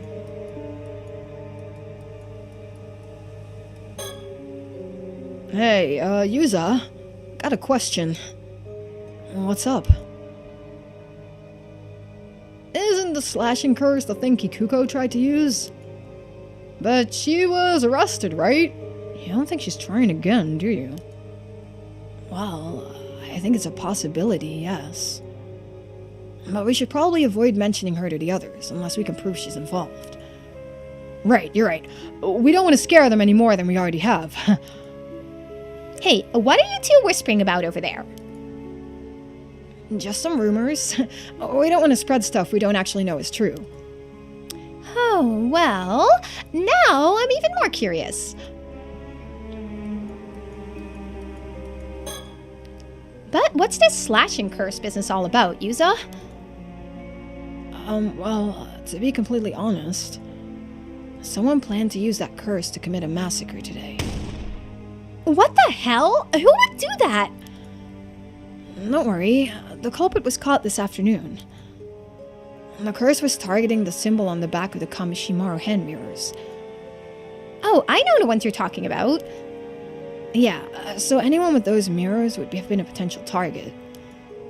Seriously? That's like so scary. Oh, that's why Izami took everyone's hand mirrors this afternoon. Just doing my part. But the police apparently found the curse stone that was used to release the curse. Things probably would have been fine, even if I hadn't collected all the mirrors. Well, it can't have been easy, though. Thanks for doing that, Izami. Even if the police found some rock, a bunch of people were saved because of you. Well, when you put it like that, I feel like I really helped out. She hasn't seen the corpse for herself, so the reality of the situation still hasn't sunk in. I told her before that everything was going to be okay, so it's no wonder that she's shocked by this news. But just because there are no mirrors left doesn't mean we're free and clear, right?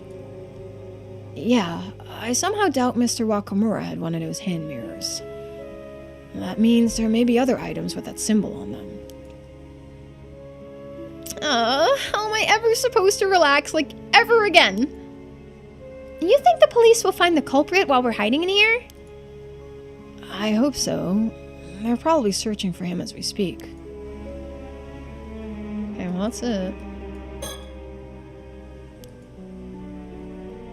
Oh, here. Huh. Okay. She said the same. I thought she was saying the same thing. She's still saying what? Actually, maybe you should be...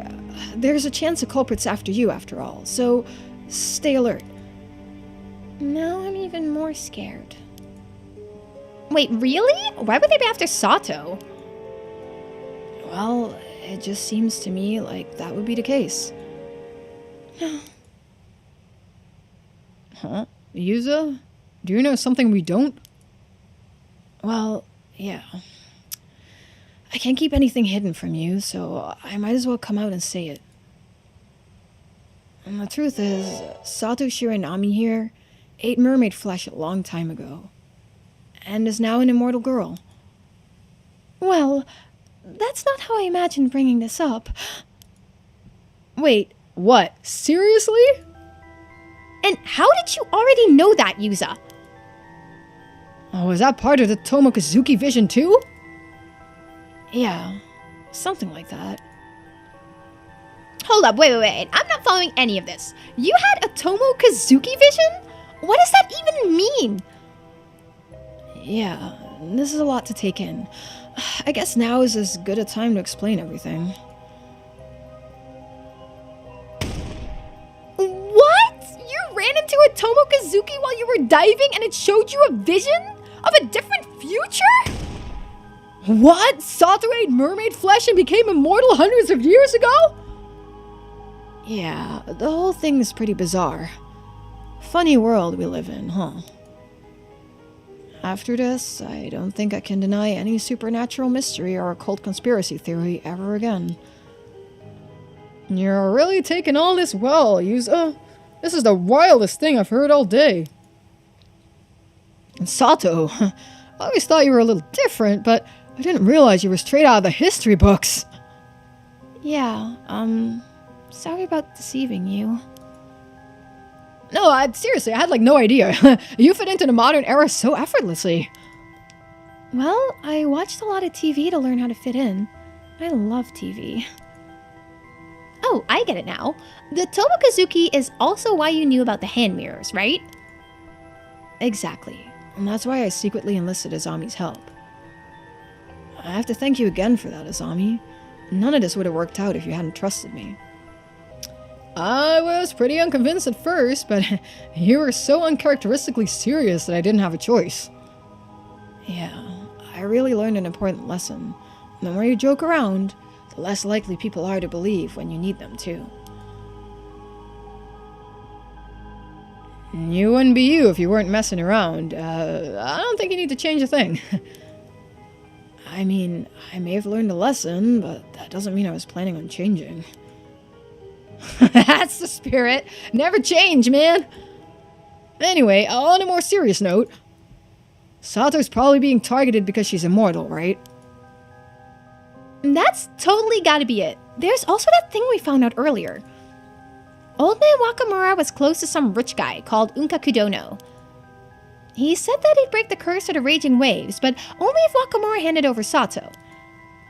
That's right. Mr. Wakamura said it was to protect the islanders.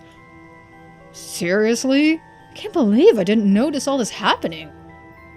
Wait, didn't Yuza already break the curse of the raging waves? So there's no need to give Sato to anyone then, right? That's true, but things might be worse now. That rich guy might resort to some more drastic measures. Oh, that's a good point.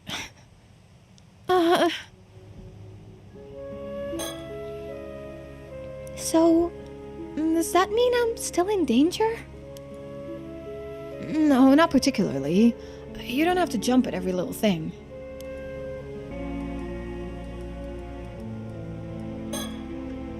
In the Kantakisho at night, there's no sound other than the wind in the trees and a distant tide.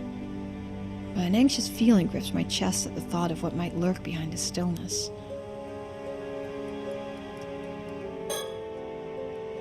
You think Tsukasa realized Kikuko might be a suspect in the hand mirror thing?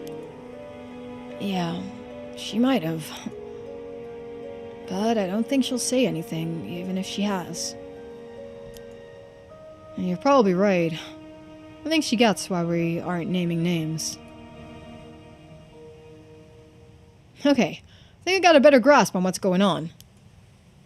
If Sato really is being targeted, we have to do whatever we can to protect her. I agree. We should probably stay up here for a while so no one finds us. I really appreciate everything you guys are doing, but this would all be over if I just, gave myself up. Not a chance. I'm not about to let you do anything like that. You have no idea what they do to you. She's right. We won't let anything happen to you, Sato. Huh? What's that? I think someone's outside. This is bad. Someone's coming. Really? Sato, hide! Quick! Oh, wait. I think I know him. So, this is where you've been hiding. You really gave us a fright. You're Miss Shiki's assistant, right? Yes. My name is Sodo Kiryu. Are you alright, Miss Shiranami? Yes. A man who wishes to harm Miss Shiranami is heading this way. We have very little time. Wait, what? They really are after Sato? It is likely the same person who murdered Mr. Wakamura. We must be prepared to defend ourselves. Okay. Is there anything we can do?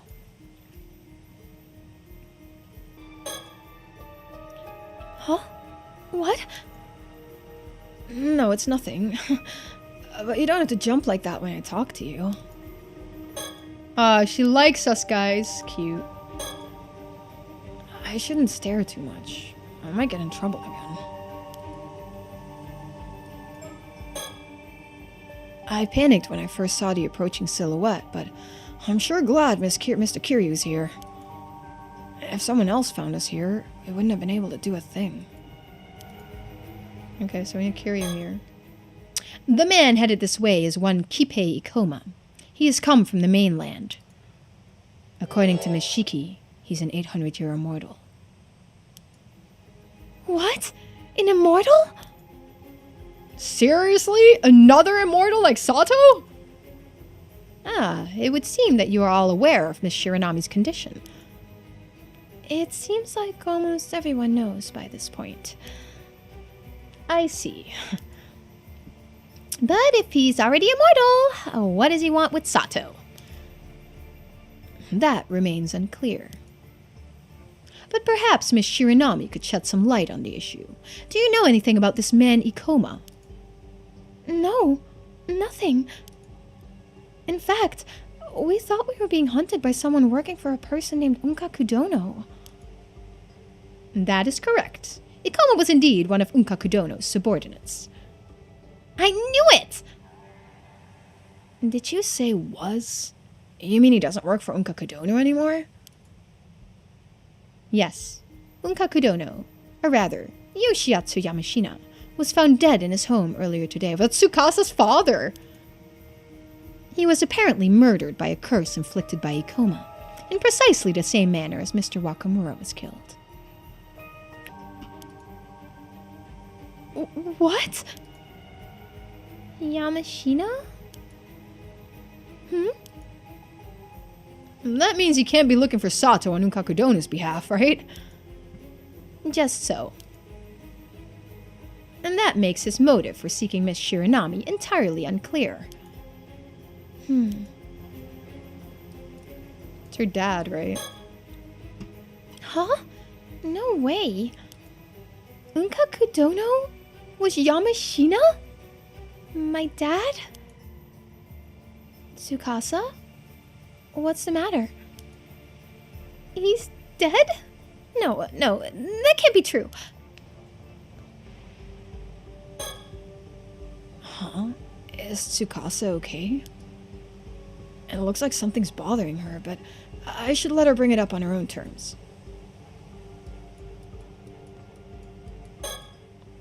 Is it possible that this Ikoma person can use curses without a curse stone? That does appear to be the case. And yet, very few people would be capable of wielding a curse powerful enough to inflict mortal wounds without assistance. Is there any chance he stole back his curse stone? No. The curse stone for the curse of Tomoshige is in my possession. In fact, I have it with me right now. That bronze mirror is a curse stone? Indeed.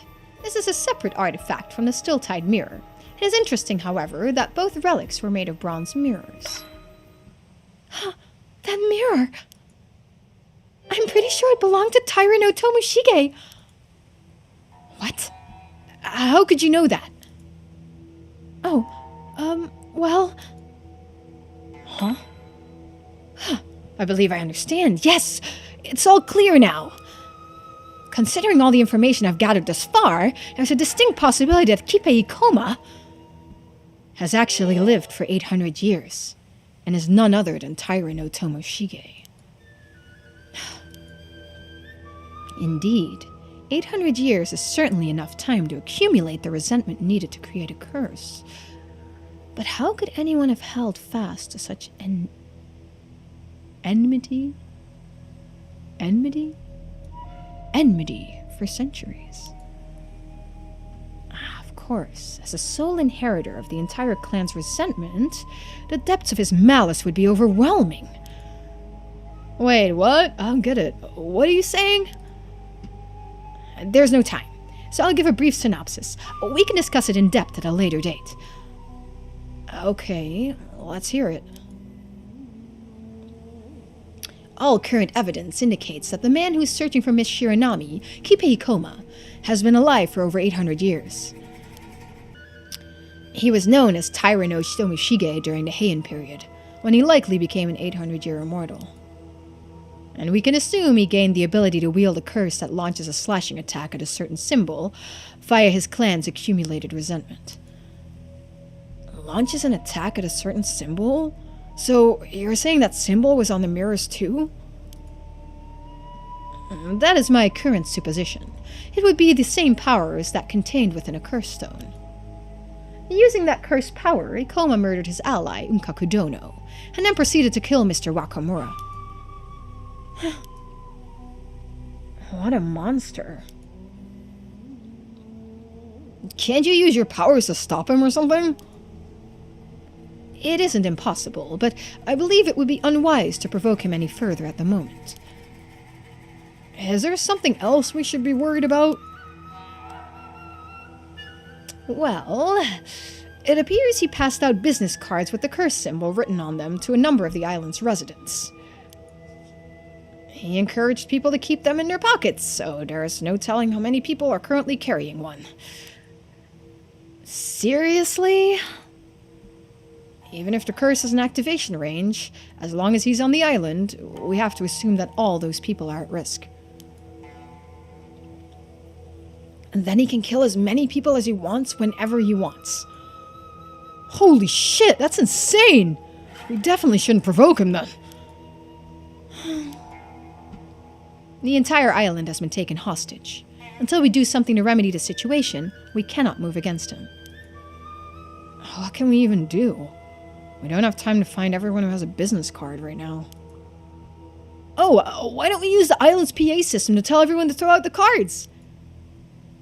It is possible that Ikoma would hear the broadcast and use the curse before anyone could react. Damn, yeah. Guess that might push him over the edge. There's just not enough time to do anything else. I might have something. Why don't I meet with Ikoma to buy us some time? If I'm the one he's after, I bet he won't curse anyone while I'm talking with him. No way, that's way too dangerous. Don't worry. I'm an immortal girl, so nothing can happen to me. But if I'm lucky, I might be able to get him to reveal his intentions, or even find some way to end all of this. Mr. Kiryu, this might be the best way to buy us more time. I'm afraid we have little choice, but you must avoid inflicting his anger at all costs. I understand. Do not reveal that you know his true identity either, and try to keep him talking for as long as possible. Don't worry. I'm very good at feigning ignorance. You can call me Deadpan McPokerface. Nice to meet you, Deadpan. Okay, we'll stay hidden up here for now. Sato, please be careful. I'm going to be as careful as I can be. Trust me. We'll find some way to deal with the curse. Just don't let Ikoma do anything to you. I know. I believe in you guys.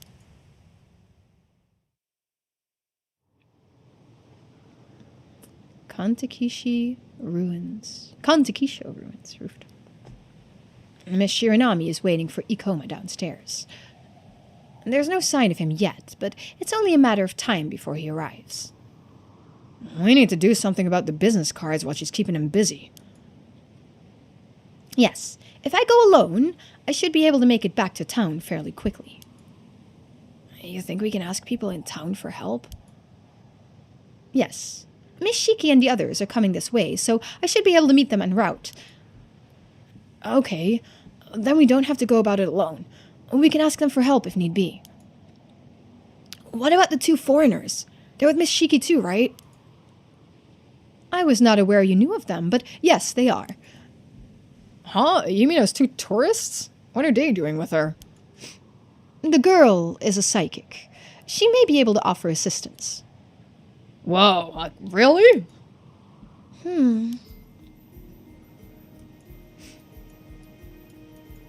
Haven't found any. Oh, a bird sticker! We got a bird sticker, guys. We finally found a bird sticker. Fucking A. Sorry, hold on a minute. The gears are all turning full tilt right now. She's racking her brain to think of a way to deal with the curse. Now that I think about it, Tsukasa reacted oddly to that information earlier. I feel like I might have some idea what's going on with her because of the Tomokazuki vision. Maybe I could use that somehow?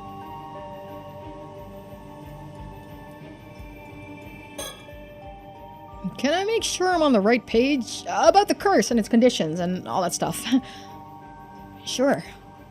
Okay. So, Ikoma has a curse that uses a certain symbol as a target for a slashing attack, right? And we're in a bad way because he gave a bunch of people business cards with a symbol on it. Yes, he can kill the islanders whenever he wants. Okay, and now we don't have time to collect them all, and if we make an announcement about the cards, Ikoma's gonna hear it and use the curse. So, what are we supposed to do here? Like, we don't have any time. Yeah, that's the problem. Our only way out of this is a supernatural solution.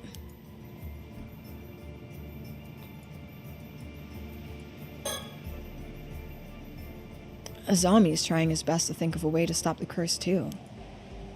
It's nice to know I'm not dealing with all this alone. Just realizing that gives me hope. Well now, Yuzo Minakuchi, it would seem you have a plan. Not really. I mean, why would you ask me? Oh, I merely had a hunch. My intuition is telling me that you should look inside yourself for an answer. Inside myself? Do you mean?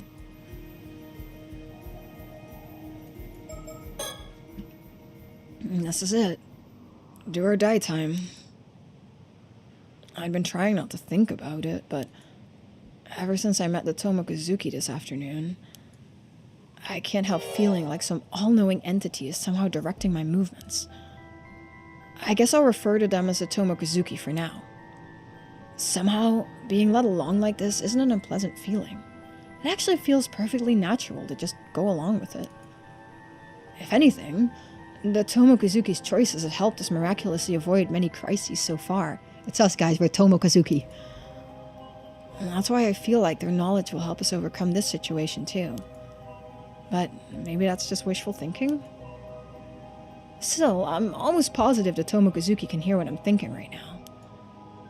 If they are listening, maybe they can give us a sign so we know what to do next. I somehow feel like reassessing what I know about everyone will help me find an answer. I think he can work with the little psychic girl and they can bind their powers. That's what I'm thinking. Maybe that's enough to, like, solve it or dispel the curse. Okay, this is still the same. Okay. Well, I got it. I have a plan. Probably. Really? Alright, Yuza! Yuza, before you tell us your idea, allow me to impart a warning. Okay. Whatever you tell us, I'm going to trust your judgment and carry out your plan immediately. As things stand, we simply have no time to weigh the options or consider other avenues. Do you understand? You can only choose once, and there is no leeway for unnecessary steps. Whoa, no pressure then. Now, lay out the entire plan. Who to ask, and what to ask of them. Okay, I think...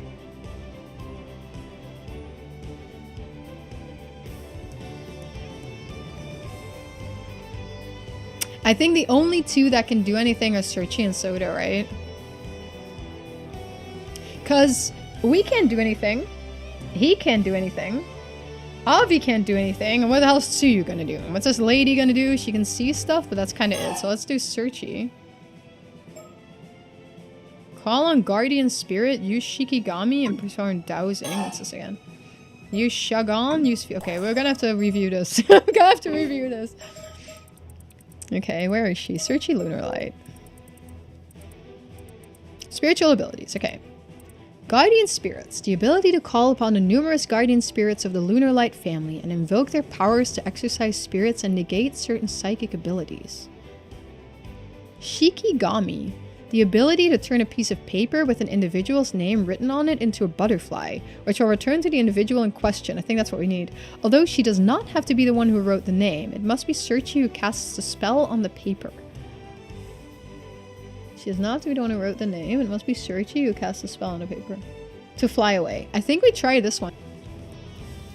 Dowsing. The ability to use a pendulum to... Okay, we don't need that. So what if we do Shikigami?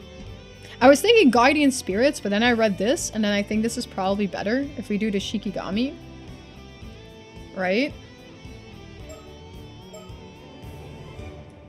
And I have to use the homie too. Where's the homie?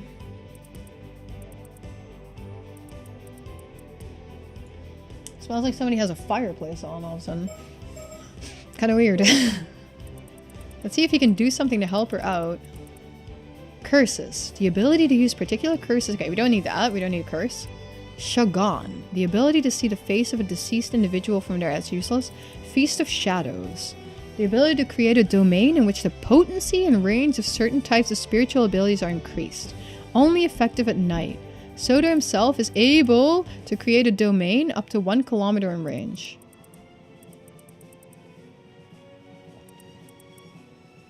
Now this is used. So if we use him,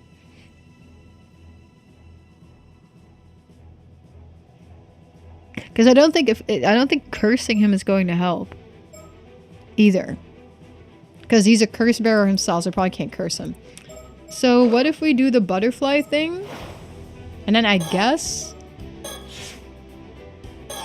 the only thing we can use is Feast of Shadows, because like, okay, this is all bullshit. Go diving, use inheritance, this is all bullshit. Pilot the boat, collect cards, act as consultants. Enact purification. Okay, this is all bullshit. Beg for mercy, flee to Tokyo. Write a manuscript. Go diving, crack a joke. Okay, so I think, judging by what it's giving me, I think I really have to use his Feast of Shadows, I guess, then? Should we do it? Should we save? Should probably save to be safe. Let's save. Where are we saving? I guess we save here. I think this is the only correct option. I think everything else is bullshit. Can we select more people? No. But we can select 2 people, right? Yeah, okay. Confirm. Very well. That's 2 in total. And that's the plan. Alright, sounds like a plan to me. I'm sure it's gonna work out. And this is our last chance. Let's keep it together. I will now go apprise the people not here as to what you need them to do. At the same time, I will also fulfill my own role in the plan. Very well. I'll enact the plan as soon as you give me the word. If all goes well, Ikoma's curse should have no effect. Okay, is that the end of the chapter? It's not the end of the chapter. What? You selfish little brat! But very well. I'll make you regret that choice. Let's see how long that defiance of yours holds out. Okay, so he's gonna do the same thing. Do we just get an ending now? No, we don't. Okay. Okay, so we get... Oh my god, we got so many more chapters. I'm gonna finish this some other day, guys. Because, like, we still have so much stuff to do, and it's late, and my voice needs a rest. Because I got this one here, I got this one here, and then I have all these I can redo. Okay, anyway, thanks for being here. Appreciate you guys. Thanks for watching. We'll finish the last stuff. I hope you had a good day.